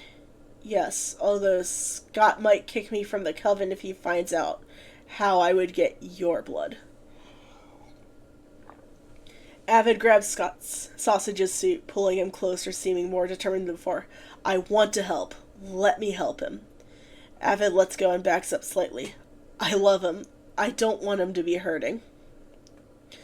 All right, follow me to mine and Owen's place. Shelby has been staying with me since Owen isn't there at night. The walk to Sausage's place was long, or at least seems long. Time feels completely meaningless to Avid as he looks in Sausage's direction, who seems to look expressionless. Once they arrive, Sausage opens the door and slowly sees Shelby sleeping on the bed with a novel lying on her face. Come in, Avid. We just need to be quiet. As Avid enters the dark house, he looks around, unable to see much. Sausage grabs a couple bottles out of the cabinet and walks over to the hunter. Are you sure you want to do this? Avid, not sure what this actually is, nods his head silently. If it can help Scott, then he will do it. He'll do whatever it takes to help him out. Sausage moves Avid's head to the side and bites down his neck. Every time he would have to swallow, he would transfer the blood into the bottle instead. He has taken enough to fill up the bottle that he has, and after bandaging up Avid's neck, he makes him a small meal to eat before sending him back off to drift. Avid? Sausage calls out to him right before he leaves. Yes? Take better care of yourself. Scott is very protective over you. If he thinks the townspeople here hurt you, that won't go well for anyone here. Avid looks down as he feels a wave of emotions fill his being. Right. I'll see you at the next letter exchange. Chapter 18. And now we're going to chapter 19.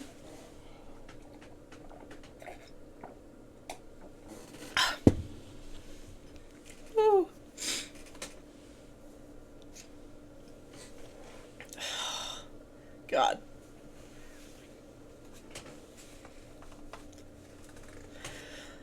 Sausage hands the bouquet that Avid had put together to Scott, who was sitting on the couch before he let Avid stay in his room. Yeah, it does fly by so fast.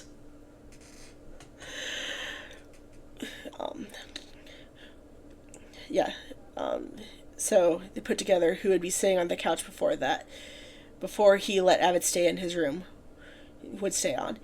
He runs his hands over the flowers that were given to him. Pink camellias and yellow acacias are showing his love and longing and how much Avid misses him. I miss you too, song drop. Scott muses as he briefly holds them close. Scott holds his hand out in Sausage's direction as the author rolls his eyes and places the journal in his hand. A thank you every so often would be nice.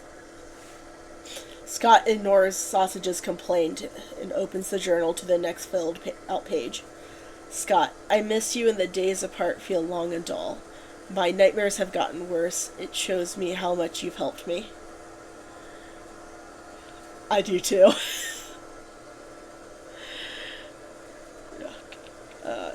Would you help me through those? Thank you for that.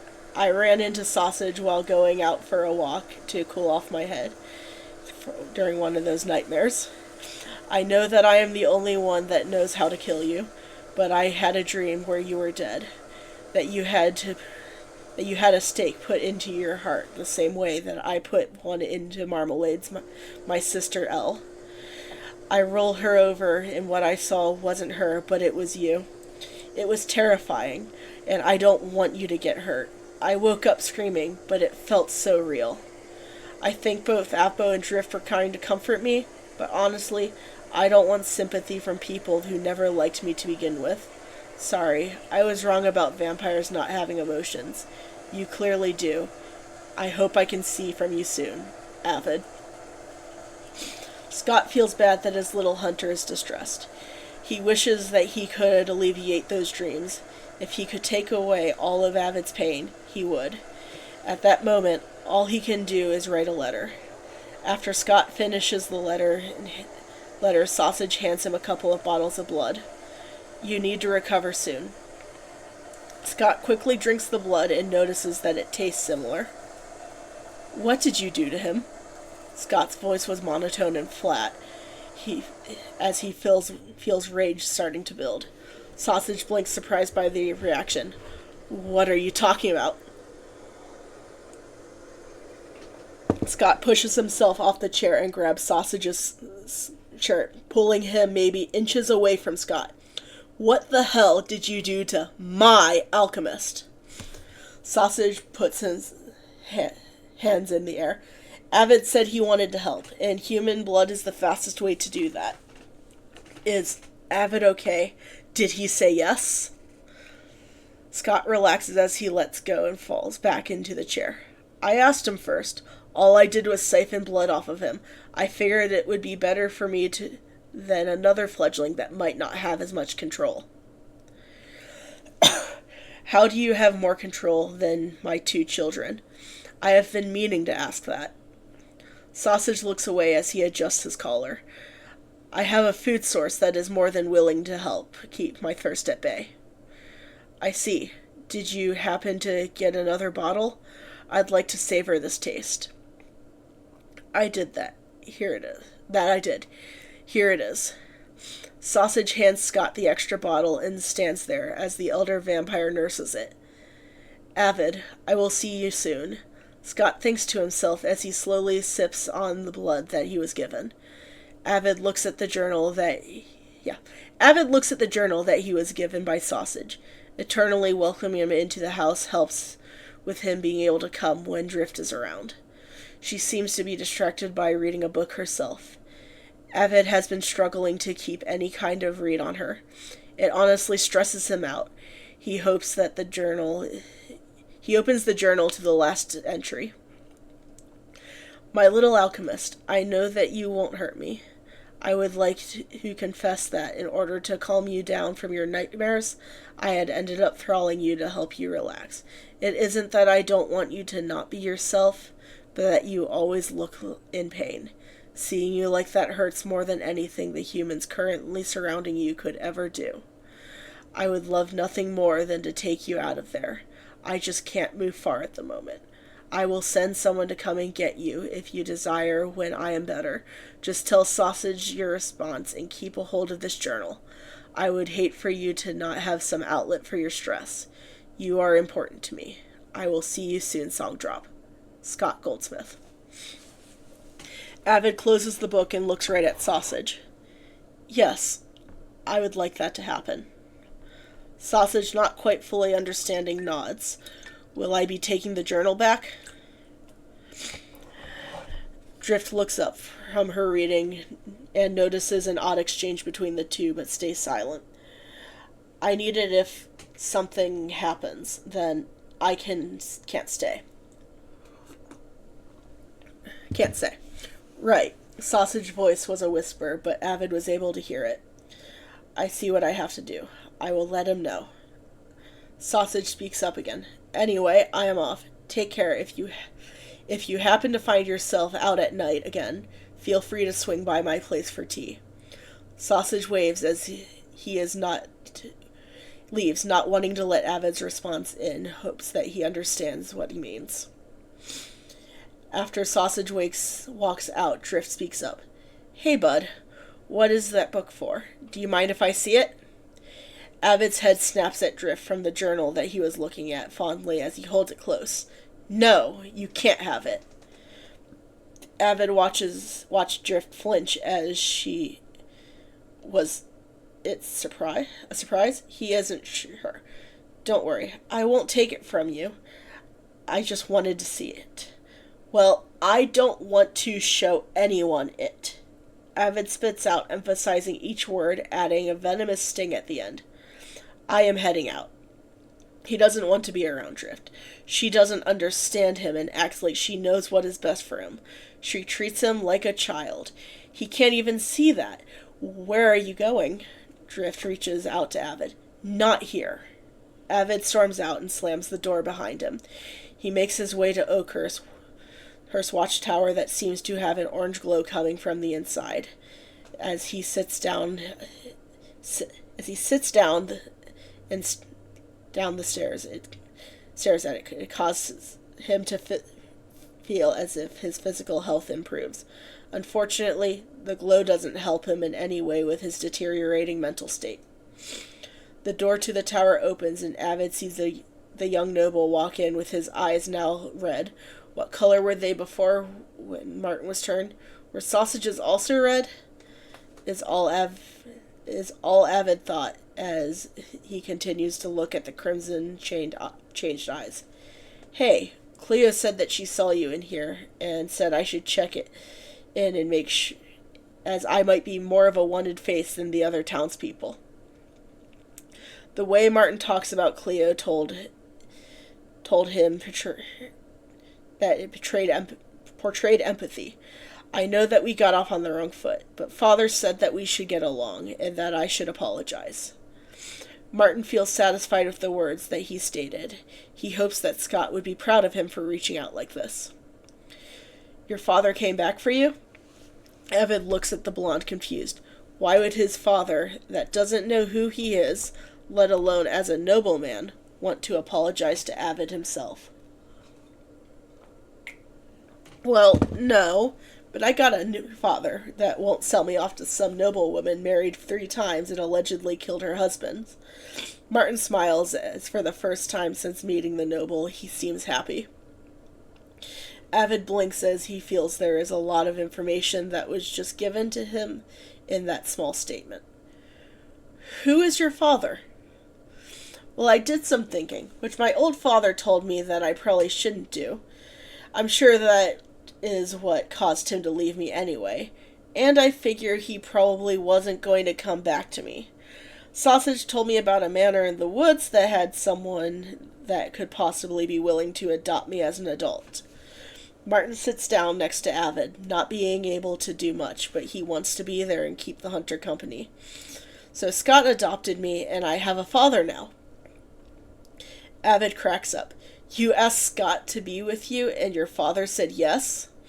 It sounded unbelievable. Why would that vampire help anyone if it didn't benefit himself? Then again, why would he care so much about Avid himself? I want to hear his voice again. Avid tucks himself into a ball as he rests his head on his knees. You said you know where he is? Yeah, he wants me to take you back in a couple weeks if you are wanting to. Martin stays silent as he waits for Avid's response. Only a couple more weeks? Avid thinks as he leans against the holy beacon. I guess I can wait that long. I just want to be with him now. I think my father wants to be with you too. Martin gets up as he dusts himself off. You are all he tends to talk about when he thinks no one is listening. He starts to move and turn around. Oh, meet me in Cleo's house in a couple weeks. Also, if you ever need someone to talk to, I'm sure they'd be willing to listen. As Martin leaves the room, Avid feels his shoulders relax. Maybe it's just the glow of the beacon, but maybe there is some hope and he will be able to live however he wants, and he would like that to be with Scott. I love you, Scott, he thinks to himself as he lets his mind wander off, relaxing, keeping himself away from Drift. He will see him soon. That thought alone is what is giving him solace.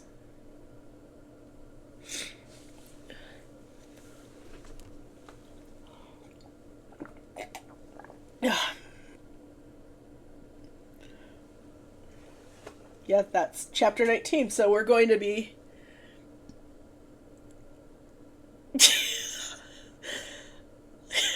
talking to himself. Yeah, although you don't see that most of the time. So here's the chapter that I uploaded early yesterday. We're at chapter 20.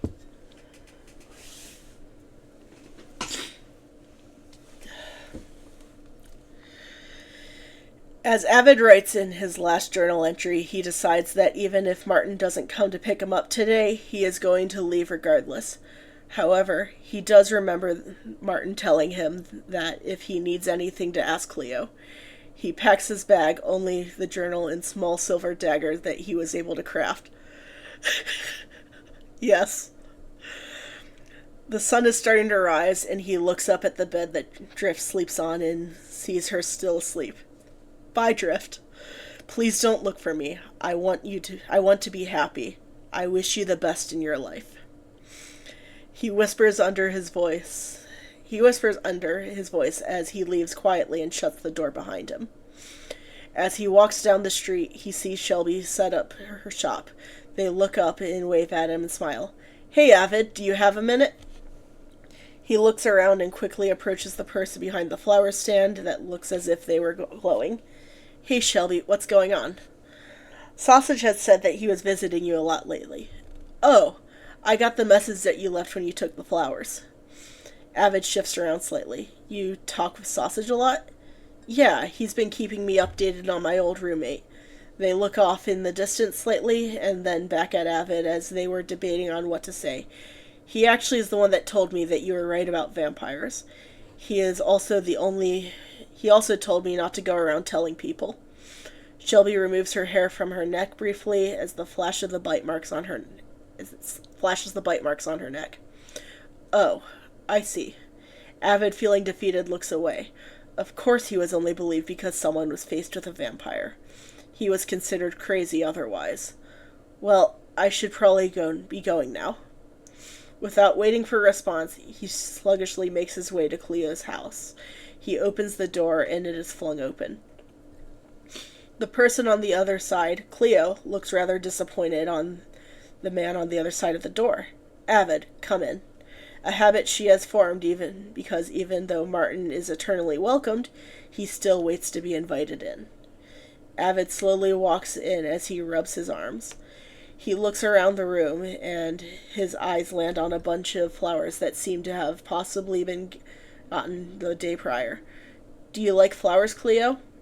She looks over at the desk that Avid is looking at and sees the pink and white that is placed on her desk. No, not particularly, but I like the flowers Martin gives me. Looking at Avid, they notice his downcast appearance. Do you want some tea? Something seems to be bothering you. Can I just have water? His voice was quiet and almost inaudible. However, Cleo could hear it. Of course. They pull out a chair. Have a seat. I'll get us both some water. Thanks. He slowly makes his way to the chair and sits at the table, and Cleo places a mug of water in front of him as she sits on the other side. So, Avid, I wanted to apologize for calling you crazy. It was to save myself. I should have taken you aside and told you I believed you. Cleo puts the cup to her face, drinking the water that will most likely go straight through them. Martin is happier having Scott as a father. How does Scott make you feel? That is really what matters most to me. Not what Drift wants. Not what Scott wants. What do you want? Avid feels like for the first time being here has been asked what he wants. It isn't being decided for him. He isn't being told what would be best for him. I want to be with Scott. You know, it was terrifying at first. I was scared of him. Besides drinking from me, he's never actually hurt me. I look forward to waking up every night seeing him there. Scott doesn't treat me like a child. Scott was always there and would help. I have to struggle with them alone here. Yeah. At least with Scott, I wasn't alone. Avid sounds as if he is going to break down, as if he is holding back tears that he wants to escape. Yeah, no, he can finally have a choice. But does he? He does. So you want to go back to Scott? Cleo's voice sounds cold. However, it sounds as if it is without judgment, which seems to conflict, and it makes Avid unsure how to respond. I love him, and I want to be with him. Avid's response is quiet as he looks at the mug filled with water. It felt familiar to the first time he saw sausage before Scott seemed to change. That's all that should matter, not what anyone else thinks. She looks at the hunter, who lets out a sigh. It didn't feel like what I think matters. It doesn't feel like what I think matters. I don't feel like I matter. Avid. Cleo's voice is gentle and full of empathy. Avid, you matter. I killed her, Cleo. Do I really? I called them monsters, but yet I look in the mirror and the only monster I can see is me. Avid, you aren't. Cleo is cut off as there was a knock on the door. She gets up and opens it up, seeing Martin standing there. He sways to the side slightly as he fishes a small box out of his pocket and hands it to her. Father had some emeralds lying around, and I saw them, and they reminded me of your eyes. I used to make jewelry in my free time before I was told I was wasting my time by him. But I wanted to give you something that wouldn't wilt, so I made it for you. Cleo opens the box and sees the emeralds looking as if they were recently polished and finely cut.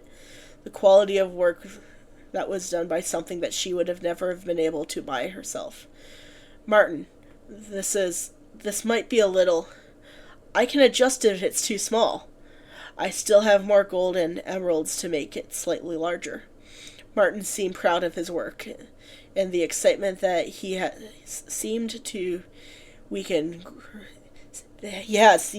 Cleo's resolve to turn the gift down. Thank you, Martin. It is lovely. They put the bracelet on and tighten it around their wrist and admire the work that Martin had put into it. He thought about them as he made it. It looks amazing on you, Cleo. You deserve nice things. He wraps his arms around her and rests his head on their shoulder. For real, it is. Martin, you know that I'm not a noble, right? I'm not used to this. Do you not want to be a noble? Martin looked dejected as he was told that his love for them was never meant to be. I can leave Father if that is it. Martin, Cleo interrupts, shocking him out of what to them seems like a self-loathing spiral. I didn't say that I don't want to be a noble. I just don't know how to be. You also seem happier lately. I don't leave your family if they make you happy. But you make me happy too. Martin looks away and sees Avid sitting at the table, who is feeling awkward with the situation that he is being forced to witness. Avid's eyes shift back and forth quickly. I can go. I was just getting ready to leave anyways. Martin sighs as he pulled in by Cleo. Even though he can hear her heartbeat or their warmth, their presence makes him feel at peace. Are you sure you're okay with that? Avid tries to sneak away as Cleo glares at him. Stay. Right, I'll stay. Oh yeah, I was just swinging by to see Cleo first, but Father asked me to come and get you. Avid has tears that start running down his face. I can go home now? I can go back? I won't have to feel so alone? Well, I've managed to get my thirst under control, and I'm all here often enough to begin with. Oh, Father would like you to be back by midnight. But would you prefer it to be sooner? Would you like to go now? Would Avid like to leave now? In a heartbeat, of course. He thinks on the question. I would like to go back now, I think. Cleo let out a sigh. I'll go with you two. The sun isn't high enough in the sky, so I know that it won't be too hard for you, Martin. But if for some reason the sunlight becomes unbearable, let me know. I have the parasol you gave me that we can use. As they went to the exit of Oakhurst, the three of them saw Abolish and Pyro standing at the gate. I mean, Pyro, at the end of the day, you're still you. Pyro shifts slightly as he alternates the weight he puts on each foot. I guess I just always am so thirsty, at least more so lately when I have been teaching Martin how to hunt and trying to make sure Sire recovers. Abolish moves up his sleeve and offers Pyro his wrist. If you are hungry, then drink. No one is around right now. Thank you, Abolish. Pyro reaches out and places his hand on Abolish's cheek. You have always been my side since I was turned. Pyro leans down and bites the wrist that was offered to him. Cleo clears their throat, and the two of them jump, realizing they were caught. If you two want to keep your relationship a secret, acting like that when people are waking up is not a good idea. Pyro looks over at Cleo as if he is afraid that they are going to out his secret about being a vampire, and then his eyes fall on her bracelet that he has on.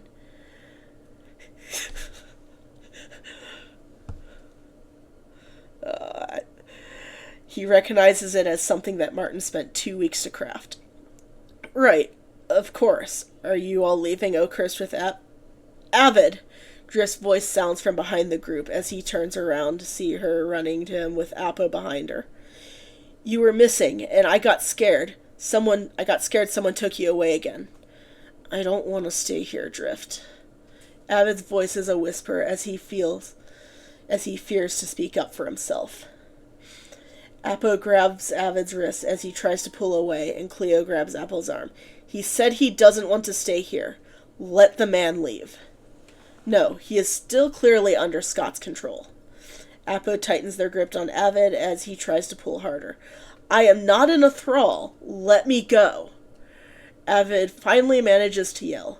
Right, he can't be under Scott's control after being away from Scott for so long. Cleo states, trying to defuse the situation. Martin steps up. Let him go. I will attack. Martin, don't attack them.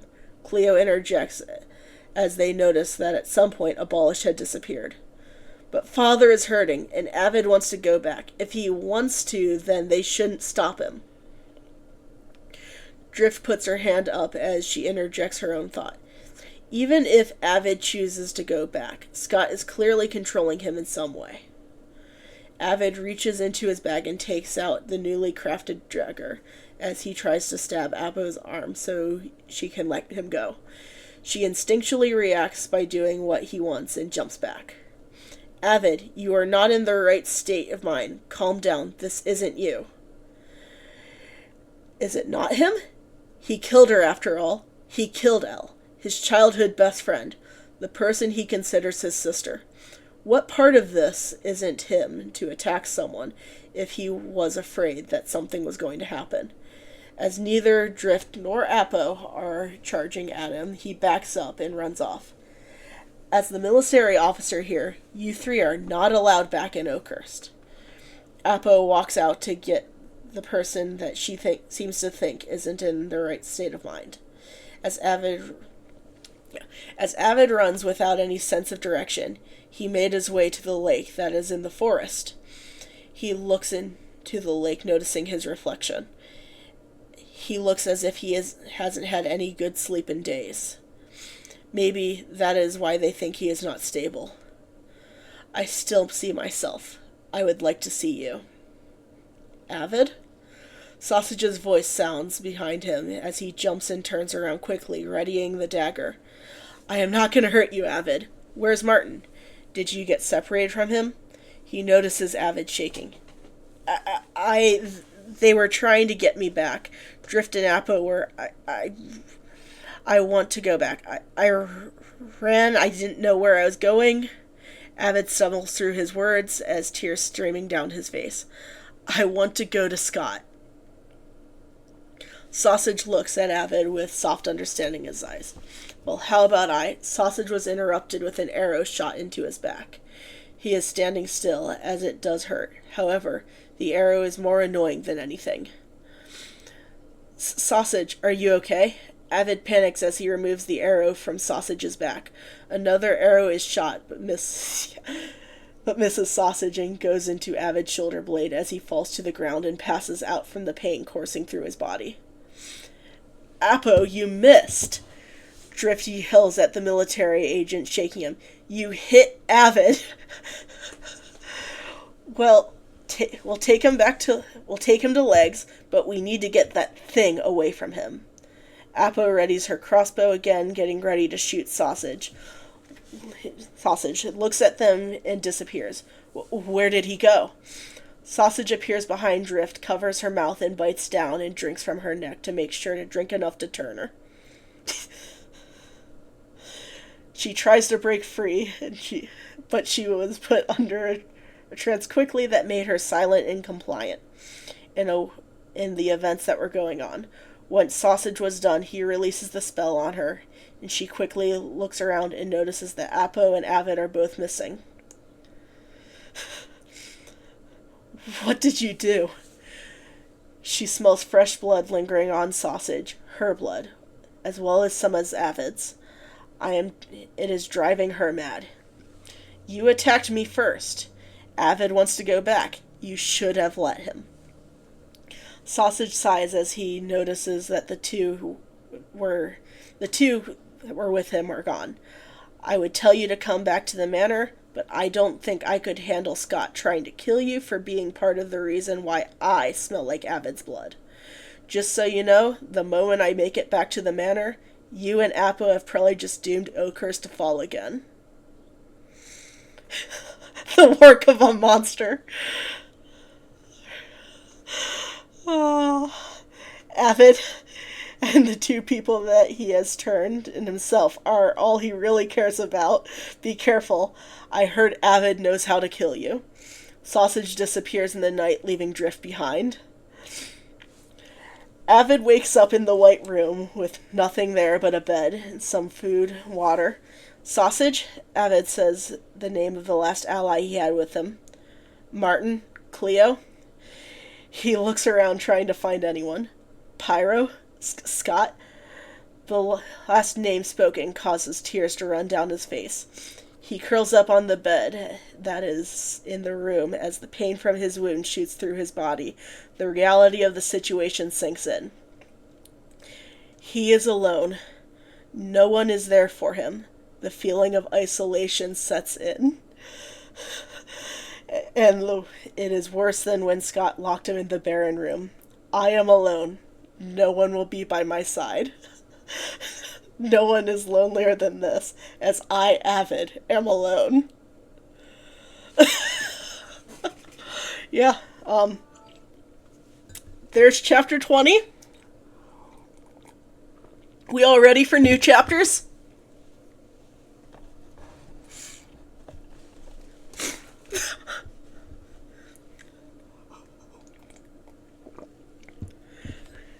Yes.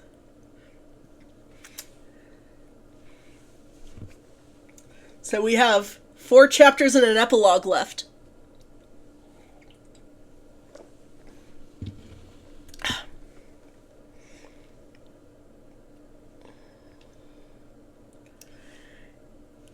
Yes, what were you doing? I heard you messing around in my base, Red.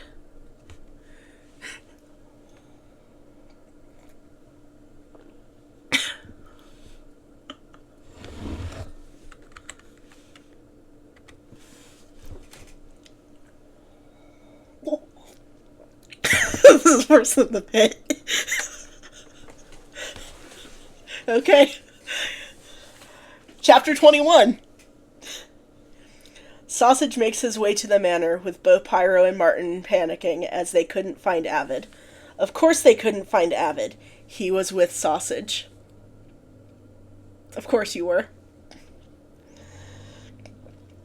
Of course they couldn't find Avid. He was with Sausage. At least he was until they were attacked. Owen is sitting next to Cleo with his hands on his face. Yeah. You both need to calm down. Sausage is out there. I am sure that Avid is with Sausage. He was with me, Sausage speaks up as the group of people look up to see him covered in blood. A mix of vampire and human blood fill the air, and Owen recognizes Avid's scent. Did they kill him? Owen shouts as he gets up and grabs Sausage's blood-covered shirt. I don't think so, but I don't know if he made it. After Apo missed me and hit Avid, I attacked and in the middle of my attack, Avid had disappeared. Sausage looks around, hoping that Scott isn't around yet. Owen lets go and scoffs. Humans are all the same. They never change, treating us like we are monsters. But at the end of the day, that's what they are to our kind. Owen, Cleo chimes in, we shouldn't paint all humans as villains. They aren't all like that. You aren't any better, Cleo. When were you going to tell us you weren't human? It's obvious now that we are all here and can't hear a heartbeat. Yet you don't smell like any of us. What are you? As he stares at them, he sees Martin sit next to her and wrap his arms around her as if trying to protect them. You know what? That isn't important right now. You aren't human, that's all I should care about at the moment. He turns back around to Sausage. Clean yourself up before Scott returns from the cellar. Who needs to clean themselves up? Scott's voice came from the kitchen, causing everyone to tense up. He looks at Sausage and gives a strange smile. Sausage, why do you smell like his blood? Scott swiftly makes his way over to the author. Why do you smell like my alchemist? Sausage drops to the ground, and for the first time since turning, he feels genuine fear. I swear, I was trying to protect him. I didn't hurt him, Scott. I promise I wouldn't do that. Is he alive? Scott continues to glare down at the author, cowering in fear. Sausage couldn't get anything out. Is he alive, Sausage? I don't know, Scott. He disappeared when I was fighting. I think he is alive, but I don't know. Sausage is shaking as during the time that Avid had gone missing, Scott had ascended. He no longer has his cyan hair and is now white as snow and his skin is paler.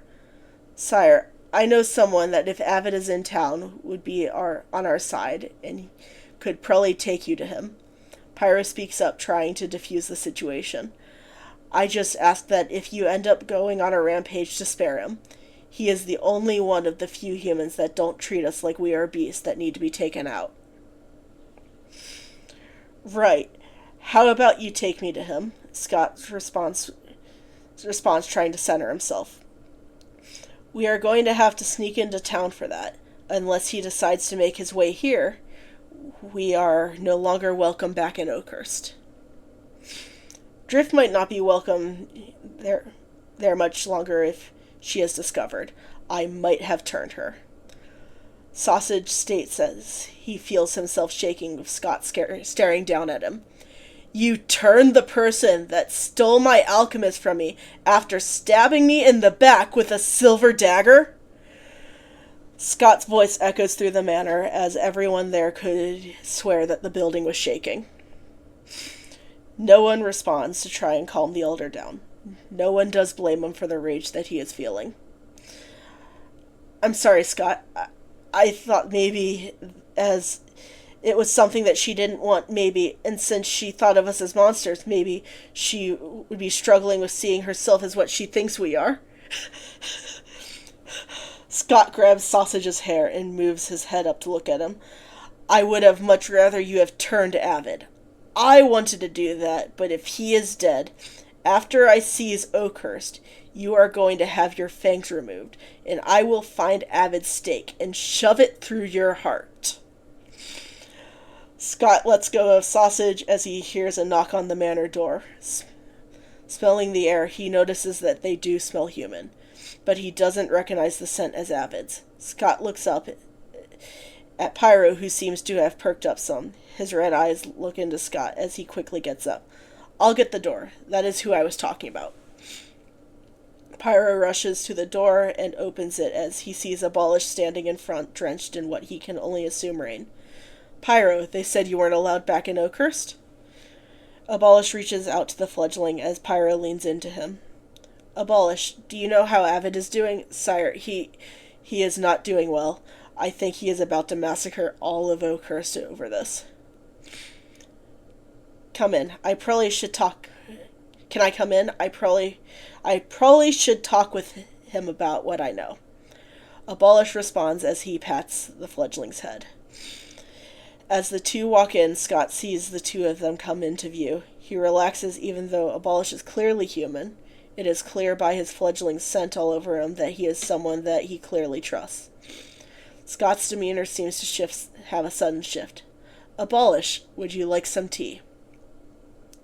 If it isn't too much trouble, I wouldn't mind.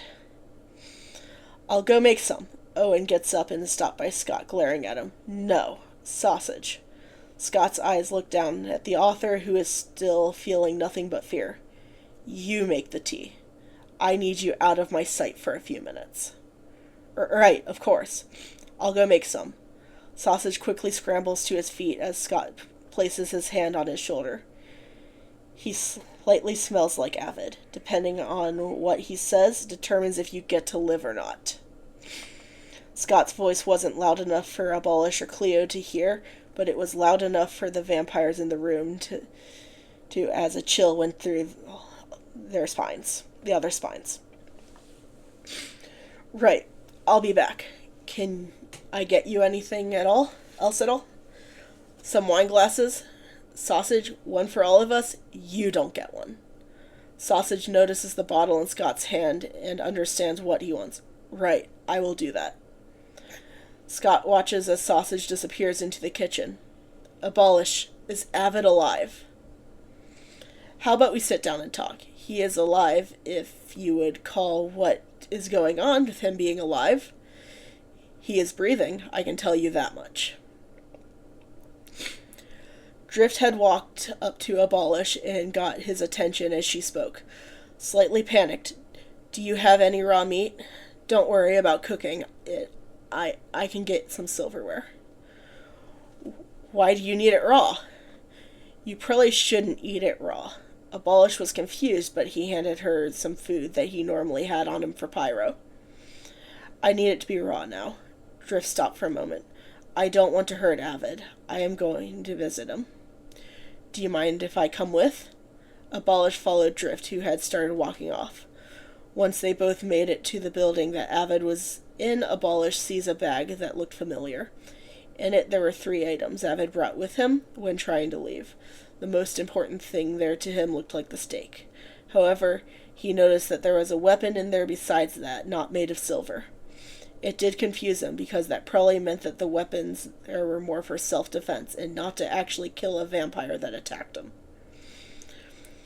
One thing he did notice was a book in there that was tattered. He decided to leave it alone for the time being. He walked into the room as he saw Avid lying on his side, facing a wall. His food looked untouched, and the water looked as if it might also have never been moved. Avid, Legs said you need to eat, Drift said to him, sounding as if she had some compassion to her voice. Avid stayed quiet, ignoring his companion that Abolish thought Avid had trust in. Avid, you know you're in here for your own safety, right? You aren't in your right state of mind. Scott, he has been controlling you. This isn't really what you want. Avid stays quiet and not responding to his friend. The way Drift talks to Avid is honestly bothering Abolish. Clearly what Avid had wanted was not to be back in Oakhurst. Hey, Drift, humor me for a minute. She looked at the black-haired man that she didn't notice followed her in. What is it, Abolish? What if Scott isn't controlling Avid? And that is what he wants. You would be taking away his own autonomy by forcing this on him. Avid turns around and looks at Abolish with his purple eyes, seeming to be pleading, yet they seem to have lost hope. The eyes of people that have given up were unfortunately familiar to him. He had seen them a lot when he was with the church. No, that's impossible. He was so against and hated Scott that he ran Scott out of town. Scott has to be controlling him in some way.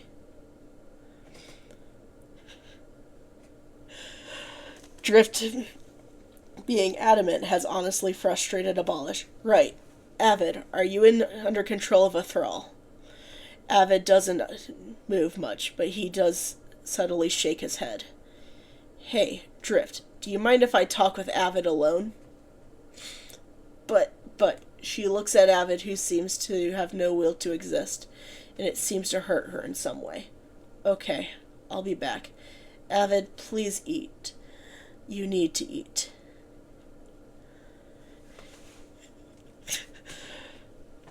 No one in this town really does. Abolish waited for Drift to leave the room before walking up to the self-proclaimed hunter. Avid, tell me what you want.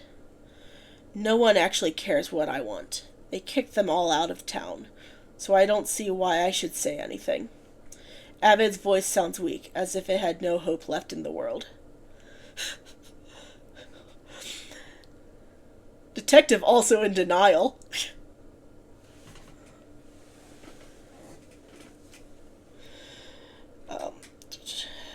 Avid, I care about what you want. What would help you? Avid breaks down into tears.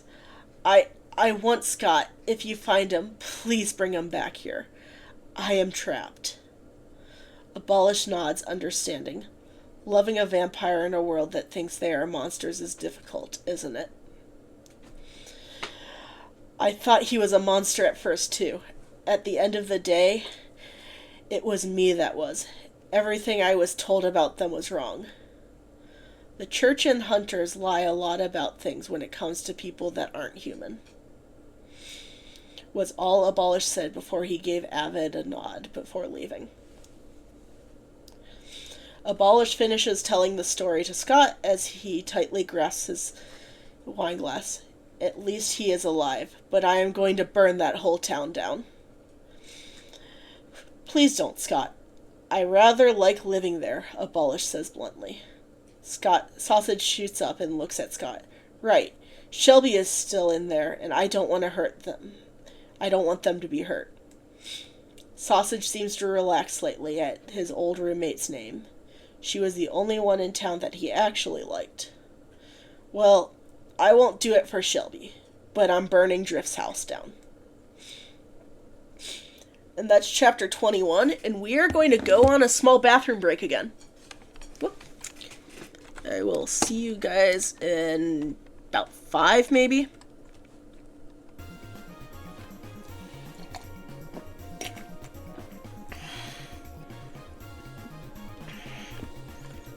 I baked them myself. They were really good.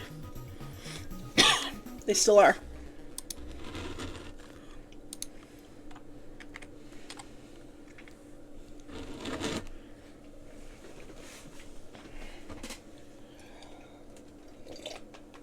Yeah, they're really good cookies.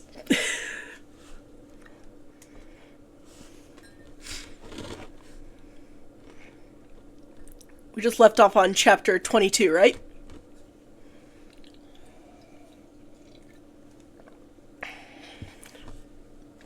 Yep.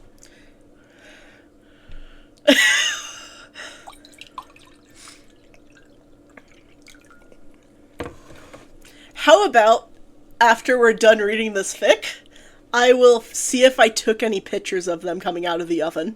And I'll post it to Tumblr. How does that sound?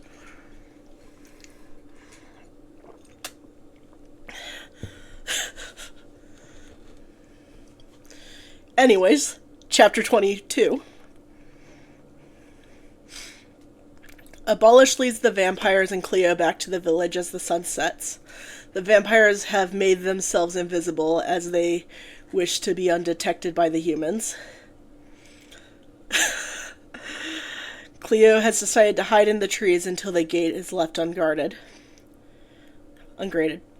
As they all pass through the gates of Oakhurst, Scott listens and smells the air to track where Avid is. Once he was able to lock into the scent, he rushes into the building that he is at. Normally, he would have had to ask for permission before entering. Since he is being held here and Scott perceives Avid as his, he can break in. As he kicks down the door, there is a room that is shut off from the rest of the building that has a bag in front of it. It looks as if it would be something that Avid would have had when he came here. He goes through the bag and finds the journal that he had given Avid and turns to the last written page. I can't do this anymore. I want to leave. I want to go back. But I am constantly being made to feel like what I want doesn't matter. I wish I could still be exchanging letters with Scott. At the very least, Drift would have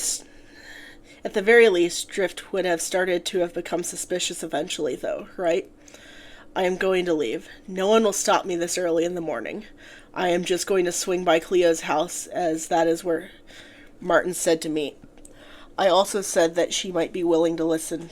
He also said that she might be willing to listen to me. I just hope that they are better than Drift, and don't try to tell me that I actually know what I want. Hopefully my next entry will be me back with Scott. I can only hope.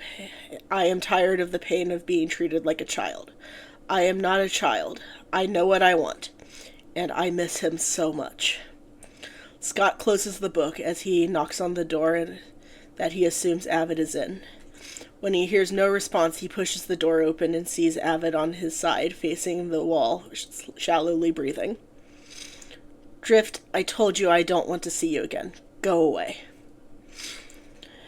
Avid's voice sounds hoarse as he takes his arm and scratches at it nervously. Well, I am not Drift. Can I come in? Scott stands in the doorway, knowing that he doesn't really need to wait for permission, as this is considered theft of what is his, and he has the right to take him back. Avid turns around and sees Scott standing still, his hair now white as winter snow, and the tears start running down his face. God, yes! Please come in, Scott. Scott makes his way into the room as he notices the bag under Avid's eyes and how underweight he looks. Have they not been taking care of you, Songdrop? He reaches out for Avid, noticing that he no longer flinches when he does. I haven't been able to sleep, Avid quietly speaks as he leans into the hand that Scott had reached out with. You look like you've lost weight. Have you not been eating? Scott looks over and sees a plate of food that looks untouched. Avid, Songdrop, you need to eat. I haven't been hungry. I hadn't been able to eat. Will you eat with me here? Scott grabs the plate and sits down next to Avid as he runs his hands through the alchemist's hair.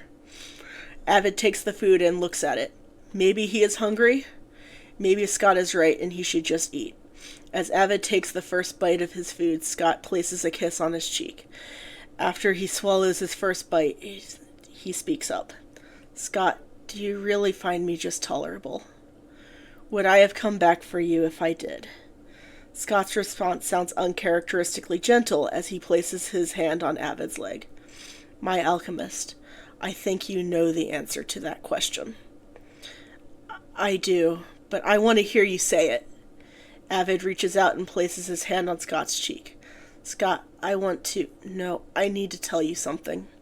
Scott, I love you. My little hunter, Scott was interrupted as he hears the sound of the door opening and someone without a heart entering. Drift storms into the room and pushes Scott away from Avid. Get away from him. I haven't done anything. Why are you, a fledgling, acting like I, your elder, am the villain here? Scott, understandably annoyed, glares at Drift down, trying to gain control. He looks back at Avid, who seems confused. Songdrop, please just eat. I have this. I'll be okay. As he spoke to Avid for the first time, he notices the bloody bandage wrapped around his back. Drift, did you hurt him? Did you dare touch what is mine? Fear runs through every fiber of her being in a way that she had never experienced before. It felt primal. It was as if Scott was someone that she was tied to, that her body instinctually knew not to enrage. I didn't shoot him. Someone else shot at Sausage and she missed slightly. Scott, I'm fine. Really, I am. Avid looks at the vampire, threatening the person that he used to think of as a friend. Scott relaxes hearing Avid talk. Avid, do you want to stay in Oakhurst? He knows what the answer is. It was clear in that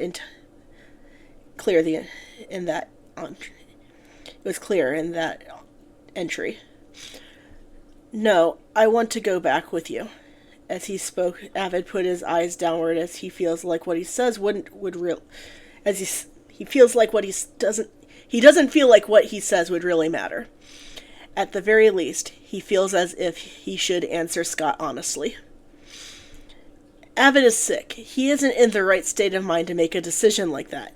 Drift interjects, and the word that she said has made Avid feel as if she put a knife in his back.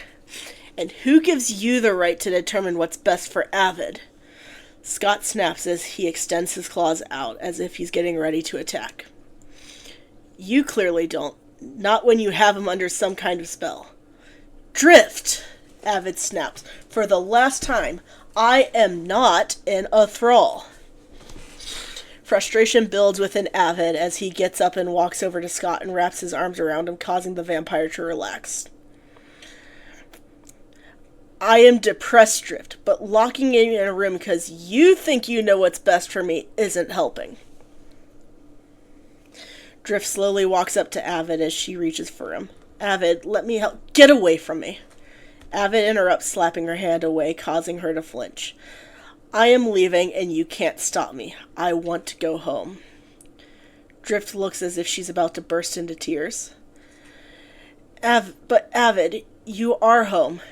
No, this is not home. This is hell. I don't want to live somewhere that constantly tells me that my feelings aren't my own. Avid walks out the door and picks up his bag. Don't come looking for me, Drift. Drift looks at Scott with rage in her eyes. Stop controlling Avid. Scott smirks. But Drift, I have only ever thralled Avid when he was panicked to calm him down from his night terrors. He walks up to her. I bet you didn't know you could do that. You could even do that after Sausage changed you. How would you know? You are only a fledgling after all. Scott turns around and waves at her as he gets ready to follow Avid out the door. Drift tries to chase him out the door when her eyes get caught on the stake that was left on the floor from Avid's back. He's lying, like he always does, right? She picks up the wooden stake that was left behind by Avid and leaves the building. There's chapter 22.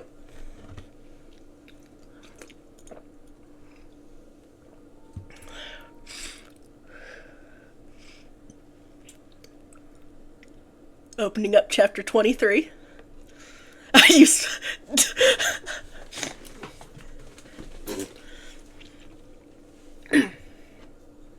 me just drink some water real quick. Okay. Chapter 23. Avid walks out of the building, seeing Apo and Ren shooting at the vampires that had supposedly come with Scott. Cleo is by Martin's side, who seems to be on the ground with an arrow that had been shot in his knee. Abal is standing in front of Pyro as Apo wavers to shoot. Scott comes from behind and hugs Avid tightly. Let's go home, my alchemist. He nuzzles his face into the crook of Avid's neck as he feels himself relax. Avid reaches up and pats his head. Hungry? Always, Scott responds, sounding breathy if the smell of Avid's blood is intoxicating. He gently bites down where he had always done so prior, and drinks for a few seconds before releasing. I missed you. He places a kiss on where he had taken a bite and then licks the blood off his lips. Avid turns around to look at Scott and sees nothing but what he can only be seen as desire in his eyes. The hunter reaches for Scott's face as he places a kiss on the vampire's lips. I missed you too. I want to. He stops his thought immediately as he hears a crossbow being pulled back. He looks over and sees Drift with the stake that he had carved from before coming here. He made it so that it could, if need be, meant to fly, and it will. It will fly. He watches Drift launch at Scott without thinking, as Avid positions himself to take the blow for Scott instead of what would have flown right into his heart. Drift drops the crossbow, realizing what she has done. Avid, why would you do that? Scott is holding the hunter as he looks as the life drains from his purple eyes. Not again. I can't lose someone like this again. He thinks to himself as he dawns on him that the venom that is still running through Avid's veins. Song drop, please, don't die on me. He slices his arms with his claws and drips the blood into Avid's mouth. Please, have enough energy to drink. Don't be too far gone. Avid, my alchemist, I love you. Please, don't die on me. He can feel Avid starting to drink as he feels a mixture of anger and relief rush over him. After Scott removes the stake from Avid's back that fortunately missed his heart, he feels the bond that is reserved for fledglings with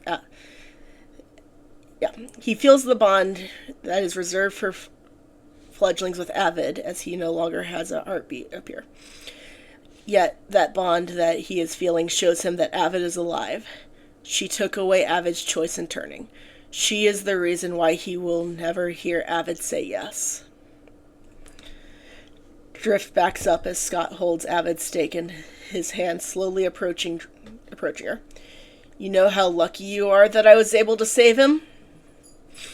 Scott takes a lantern off the post that has been keeping the streets of Oakhurst lit. He wasn't supposed to jump in front, Drift said as she makes it to her house and steps in. Scott can't come in if she doesn't invite him in, right? So you are going to blame him for your mistakes? Drift, fledglings need to learn that you don't get to make those kind of mistakes. I advise that you leave the house, or I burn it down with you in it. Scott holds up the lantern as he is getting ready to throw it. Drift quickly leaves the house as the tossing of the lantern quickly sets the house ablaze. Turning to Drift, he grabs onto her shirt. Who else besides you has hurt Avid? They can't have a house either. Drift was silent. She refuses to out her friend.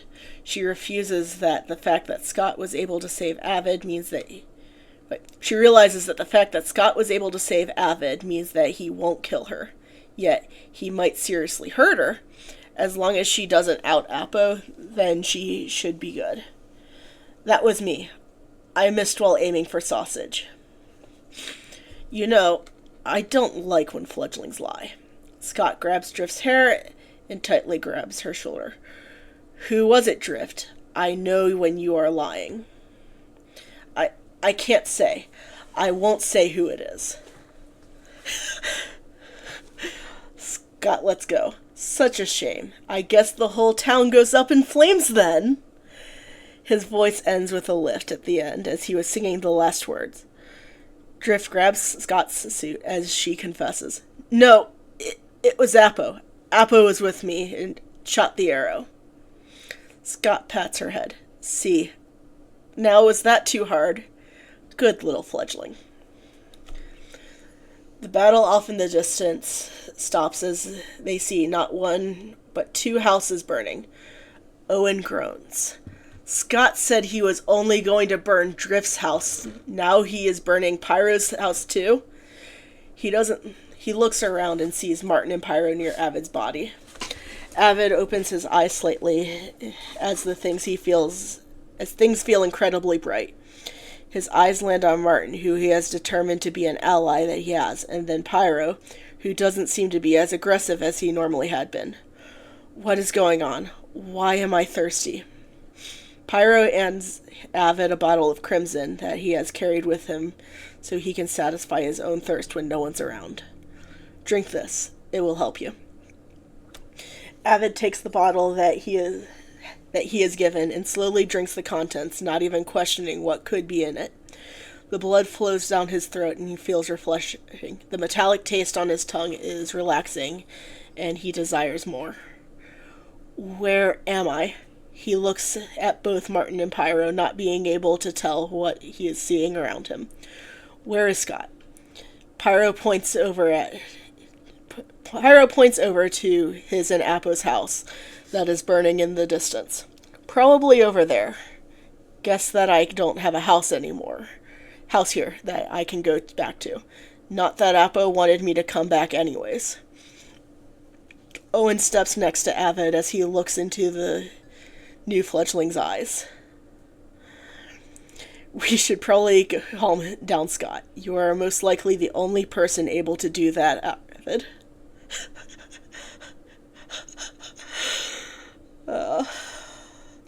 But what happened? I thought I died. I thought I took the stake for Scott. Avid, sitting up, still very confused. He sees things a lot more clear than he used to, and his hearing is scarily good. He is aware of every slight change around him. He would be lying if he said that it wasn't disorienting. Owen gets down to the ground and gets to Avid's eye level. The hunter in front of him sickens him. People like him are the reason why they are dead. Yet Scott saved him. Scott was supposed to just consider him prey. Do you really not know what happened? You drank your sire's blood, after all. I just know that moving really hurts. Avid responds was monotone as he processes the other half of what Owen told him. Sire, I'm not a vampire. Hunter, how do you think you are alive right now? Owen's voice sounds condescending. It is as if he is ridiculing Avid for his lack of knowledge. Tossing through his memories, Avid realizes that he did die. He put 2 of his fingers on his wrist and tries to find his pulse. None. There is none. His heart is no longer beating. I didn't. Who turned me? Scott wouldn't have without asking him to, right? I wouldn't have asked, but was I really close to death? Martin places his hand on Avid's shoulders and shakes him. Avid, you almost died. What do you mean you weren't that close to death? Scott seems to be holding himself back because you aren't dead. If you weren't able to be turned, I don't think any of this place would be standing.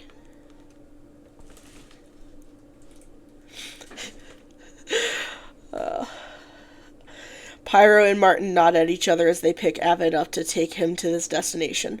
This is the person that their sire or father they had picked as a partner. They should support him however he needs. That is the conclusion they both came to as they both take him to one of the burning buildings. Okay. 2 more chapters left.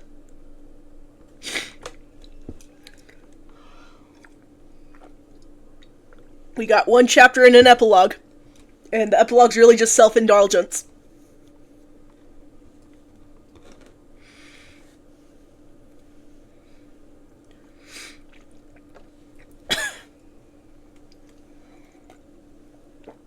We're probably not going to do the ship tiering because I've been talking for a while after this, so we can do that some other time.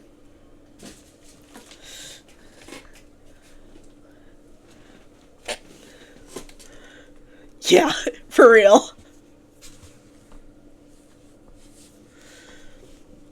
Can you believe that this was written when there were only 4 episodes out? Man, I could never.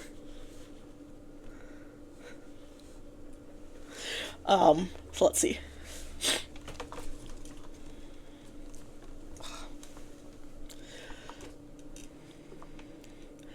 Yeah, and I'm also still recovering from my cold. Okay, so chapter 24. This is the last chapter before the epilogue. Scott had grabbed another lantern before quickly making his way to Apo's house. The vampire pounds on her door as they open up, seeing him standing in front of them with fear shooting down their spine. Evening, Apo. Scott sounds calm. However, his face is filled with rage as he glares at the military officer down. You shot my little alchemist. Did you really think that would go unpunished for hurting the only human I care about? Apo scoffs despite their fear. Care about Avid? You kidnapped him! She steps out of the house that belongs to her and Pyro that used to reside in with her. You still shot him. You humans dare take the people I care about away from me again? Scott repeats what he did to Drift's house, but doesn't wait for her to leave, as she is human. Humans took away Derek, and they tried to take away Avid, too. Scott, what the hell? You can't just burn people's houses down because you're mad. Apo shouts as they jump out of the doorframe. You're right. Scott creeps closer as he puts his claws into them, causing them to bleed. You deserve so much worse.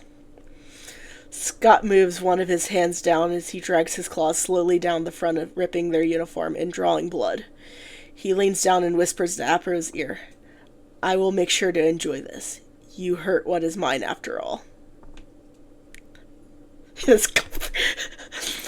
Pyro and Martin hold Avid over to their shoulder as they make their way over to Scott's location slowly. Avid has never been in this much physical pain before. He didn't even know that vampires could feel pain. He is always learning so much about how human these people are. He guesses that he is one of them now. If vampires are monsters and he wasn't one before, then he is now. He would be a monster that kills monsters. The moment that the three of them made it to Scott, the smell of human blood lingers in the air. Avid would be lying if he said that it wasn't bothering him. Avid notices where the scent is coming from, and he sees Apo clawed up with Scott towering over them. Scott is all he says under his breath, but his voice alerted the vampire of his presence. Scott turns around and sees Avid being supported by his two fledglings. Yeah. Okay, he's being supported by his two fledglings that he decided to take under his wing. Seeing them support the person that he deeply cares about seems to bring him joy, and yet he sees the desire in Avid's eyes that looks familiar to him with all the fledglings that he has had in his immortal life. Looking back, he sees the human that he had covered him in her blood. Apo get up and come with me. He compels as they slowly walk over to Scott's side. Songdrop, you look thirsty. Their blood must not be good for you mentally. I am proud of you for being able to restrain yourself. It is impressive for a fledgling so close to blood. Avid's mind races with thoughts of wanting to pounce Apo and wanting to continue to get praise from the vampire that had turned him. His sire. The word sire rings in Avid's head as he looks at Scott, longing to be next to him. He had the desire before, but they are stronger now. My alchemist, how long are you going to be waiting? I mean, they are prepared for you, aren't they? Martin and Pyro remain quiet. They know that this is because Apo had shot Avid in the woods. And if Avid doesn't drink from them, then he will probably end Apo's life anyways. Sire, I don't want to drink from a person. Avid's voice is weak as he tries to plead with the elder in front of him. Scott seems to care about him, at least more recently seems to care about what Avid himself wants. Scott smirks as he releases control of the officer. Right. I guess burning down their house was punishment enough. No need to go further. Apo, getting out of her haze, realizes what happens and sees this as a mercy being cast on them as they take off running. Running to where? She doesn't know. All they know is that for another 6 months, she will be stuck in this post. At least, if she can get out of this situation, she will be able to see her wife Cherry again. Pyro, Martin, hand Avid off to me.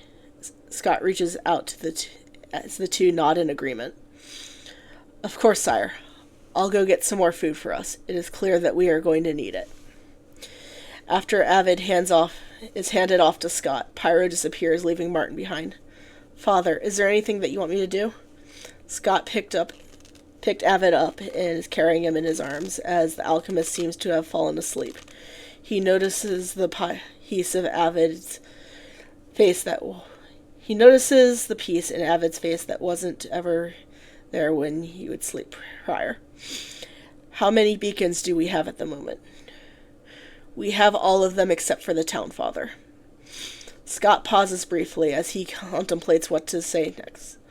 Desecrate it, then break the town's beacon so those that want to leave can. I want to go back to my capital palace. I haven't been there in about 400 years. We would have better food supply there than this small town. Scott teleports back to the manor with Avid in his arms, holding him close as he walks into the room that Avid had yet to fully been given as his own room, since he stayed in Scott's most of the time. He places Avid down in the purple bed as the alchemist looks peaceful. Scott sits down on the bed next to him as he runs his fingers through his hair, trying to detangle it from the commotion that he has been through. Avid, seeming motionless where he no longer breathes and no longer has a heartbeat, would terrify Scott if he didn't feel the pull from the bond that he had created when he sired Avid. He noticed another one on those invisible threads pulling him.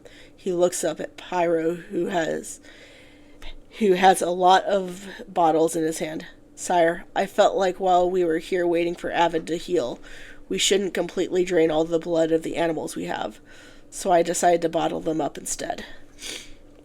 Scott takes a bottle of blood from his fledgling and starts to drink it.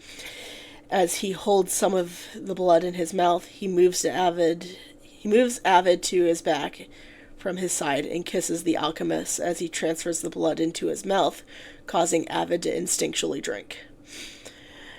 Avid slowly opens his eyes as he sees that there is some blood dripping down Scott's face as he tastes the metallic tang of blood that was in his mouth. Scott? Yes, my alchemist? Scott moves his hand to wipe his hand across the blood on his face.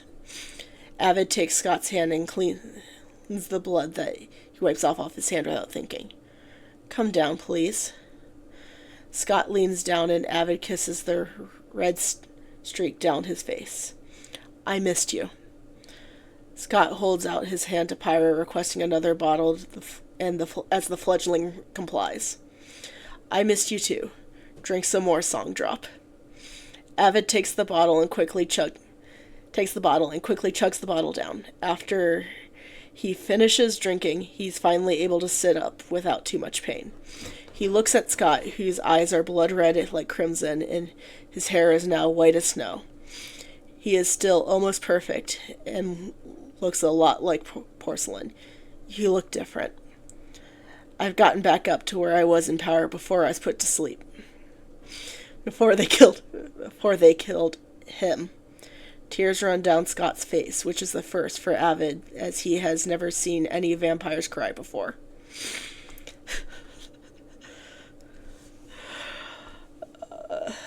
Avid, don't do that again. I almost lost you. I don't want you to lose anyone else. Don't play the hero anymore, Song Drop. Scott places his hand on his cheek while also brushing Avid's hair behind his ear. I don't want to lose you either, Scott.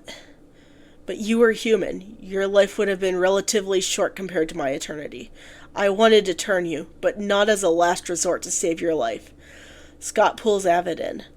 I wanted to offer and have you say yes. I wanted to hear you say yes without fear. Whoop. Oh, there we go. Okay, I lost my place. I wanted to hear you say yes without fear. Lost my place. Yeah, there we go. Pyro, standing off in the side of the room, feels jealous that his sire has more concern for someone that accused him of murder early on than he ever had from. Yet Pyro now had someone. The words that Scott had told Avid echo in his ears. Your life would have been relatively short compared to my eternity. He thinks about Abolish, He doesn't want to live forever without him. Maybe Abolish will continue to change, will be willing to change for him. I would have said yes, Scott, Avid said as he places his hand on Scott's. Thank you for saving me. If you died, I don't think I would have been able to handle it. I would have lost another person that I love by the weapon I created. But I almost lost you, Avid. Scott's words sink in as Avid thinks on what he is saying, and Scott continues. You are mine, and I don't want to lose you. I had a witch remove my heart from my chest. Avid, I wouldn't have died, Avid. Little alchemist, I would have lived. I didn't know that, though. I thought you would have died. Avid feels small as he is about to break into tears. His voice is quiet, but also sounds as if it will shatter. Scott's eyes soften as he pulls Avid in, embracing the alchemist. Right, I never told you. You had no way of knowing. You were acting on the knowledge you had. Scott kisses the top of Avid's head. Thank you for doing your best. I probably would have done the same in your situation. Of course, Scott. Anything for you. Avid leans in as he notices the protection and safety that he feels, which he had not felt in a long time. Hey, song drop. Scott nuzzles his face on Avid's head. Yes, sire? Avid responds to Scott using the title that is a form of respect. A title that the title from Avid resonates in his head, giving Scott a form of satisfaction that he never thought got from Pyro calling him that name. It creates a feeling of longing and wanting intimacy. I was interrupted before you almost died. I still have yet to tell you in person. The elder vampire rubs Avid's back. Avid, my alchemist, my little hunter. I love you. Scott pulls Avid in and places a kiss on the newly turned fledgling's lips. As the lips part ways, Avid reaches out to Scott's face. Stay with me, sire, please. He kisses the hand that Avid places on his chest and holds it there. I wouldn't dream of leaving you, song drop. So that is technically the end of the main story. We have a little mini epilogue. Do we want to read the epilogue? Yeah. He said it. It took him the entire story. Yeah. Okay.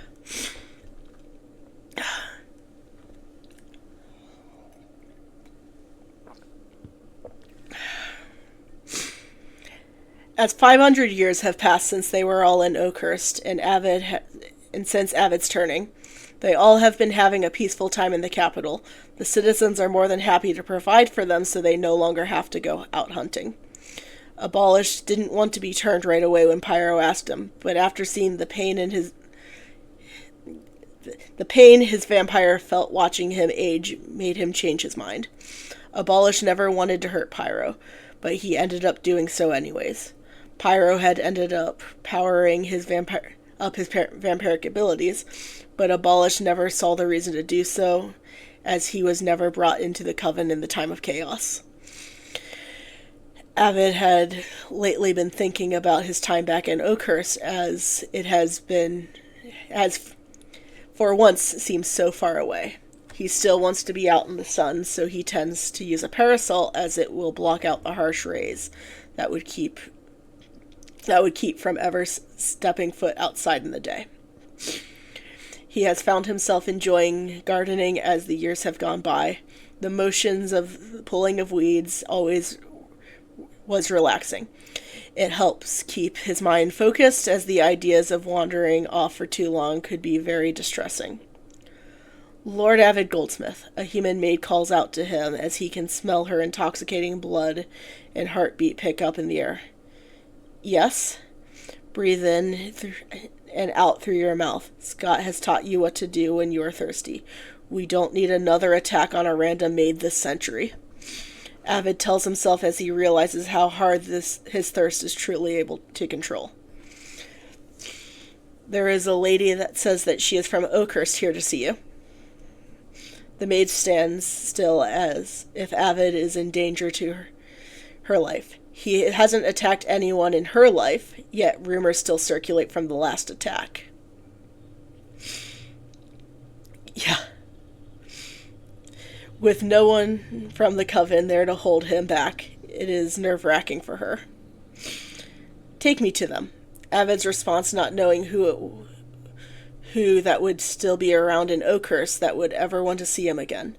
Sausage and Shelby seem perfectly content with just staying in Scott's old manor and keep it clean for them whenever they decide to visit.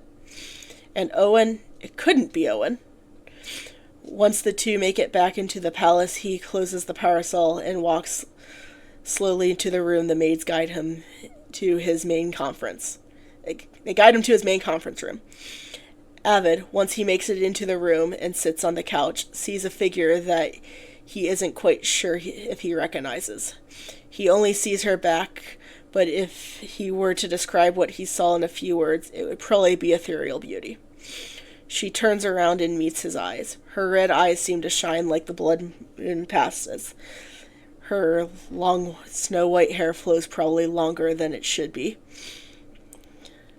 As he tries to place where he knows her, she hands him a bouquet of white lilies and a note. Avid, I'm sorry for what I did and how I treated you. I should have listened. Please forgive me. The note portraying the same message the flowers give from a tradition long since past. He tries to think as it dawns on him who it is in front of him. He smiles at the memories that weren't all bad, flooding back to him. I told you not to find me, Drift. I couldn't stay away forever. Sausage told me where you all went. Drift says as she walks closer to Avid. He notices how close she gets, as he can feel himself stop breathing. How long have you been a vampire? Long enough. I was while you were human. Sausage changed me. Drift paused briefly. Avid remains silent.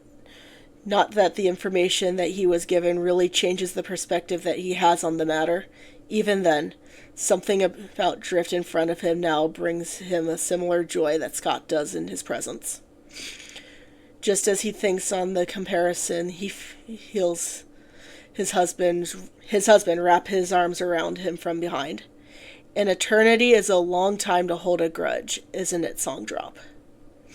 Avid looks at the flowers as in his hands and smiles. It really is. Well, Songdrop, I'm gay, but I know that you're not. Scott says to Avid as he kisses the top of his head. I still love you, though, Scott. He says as he looks up at his lover, who's slightly taller than him. Nothing has ever changed. I didn't say you didn't. Scott runs his hand through Avid's white hair. I'll never get used to the color that it is now. I still miss your purple eyes. Well, we can ask Pyro to cast an illusion magic on them if you want. Avid reaches up and touches his face gently as Scott leans into Avid's touch. We could even turn your eyes back to blue. Aw, you remember my original eye color from when you were accusing me of murder? Scott swings his voice as he smiles, closing his eyes. Avid's smile drops from his face as Scott teases him. I forgot that I don't like to remember how you used to treat me. You were the most attractive person I have ever met, but you were a real asshole. Avid looks around as his eyes landing on Drift again, who has been watching the exchange, and Avid sighs. But I guess so are you, Drift. I was an asshole? Drift tilts her head, curious on where Avid is going with the possible insult. Avid smiles as the flowers... Avid smells the flowers and opens his eyes and looks at the old detective with a young appearance in front of him. And beautiful. Scott laughs as Avid did not turn down Drift, asking if he thought she was an ass. Avid, Songdrop, my alchemist, please. You might be able to win me over with flattery, but you can't do that with everyone. Scott places a kiss on Avid's head again. I'll be back. You can do so if you want to. I am more than willing to share than I used to be. Scott runs his hand through Avid's hair once again. After all, I know you wouldn't leave me. You fought to come back to me after all. Avid listens to Scott's footsteps leave through the door and leaving him and Drift alone once again. So, you have regrets on how we ended things? You didn't kill me. Avid runs his hands softly over the flowers, knocking off some petals. I regret that shot every day for the past 500 years. Drift looks at Avid as if she's nothing but the entire world. You seem a lot calmer than when we were last together. 500 years is a long time to be able to process and move on from trauma. Avid meets Drift's eyes. It is also a long time to hold on to a grudge, right? It really is a long time. It is also a long time to have a guilty conscience. Avid slowly gets up and closes the distance between the two of them even more, leaning down to her ear and whispers to her, "Would you like to join the coven in our eternity?"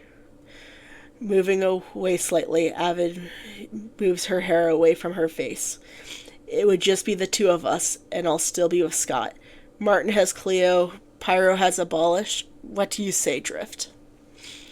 I wouldn't mind that at all, Avid. I would love to.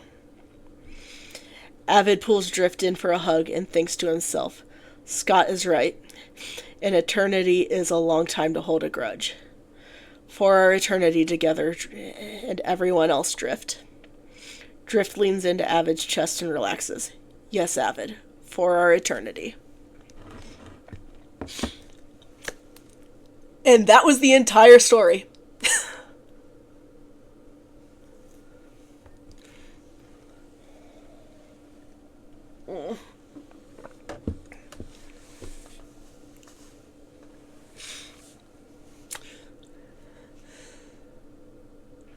Yeah. Yeah, I loved it. I loved writing it, and I am glad you liked it so much. I felt a huge void in my heart after I finished writing it. Like, yeah, thank you. It will still be uploading on AO3. Because yeah, they're husbands now. They're definitely husbands now.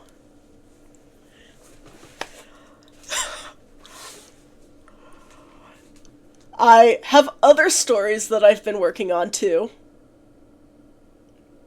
This one will still be uploaded weekly, although the next time a chapter gets uploaded early is the 1,000 kudos goal, or the, we for life, yes.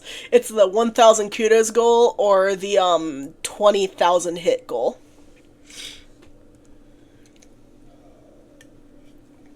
Or I could just upload it weekly and just ignore the goals. Do y'all still want me to put the cookies up on Tumblr? Will that make you forgive me even more? Yoi yoi is life. Yes, it is. Okay, I will, after I end stream in a few, go ahead and look for that picture in my camera reel. Anyways, I hope y'all had a good time listening to the story read for 5 hours. It was a lovely time to have you. And I probably will do another fic reading when I'm closer to finishing another one and closer to it ending. Yeah. Anyways, do I have an end scene made yet? No, I don't. I don't have an end scene on this computer. Yeah, go to sleep. Go to sleep, kitten. Have a good sleep, and I will see you whenever I stream next if y'all want to come in. I don't have a set schedule at the moment because I'm normally very focused and locked in on writing in general. Anyways, I will see everyone next time. Bye.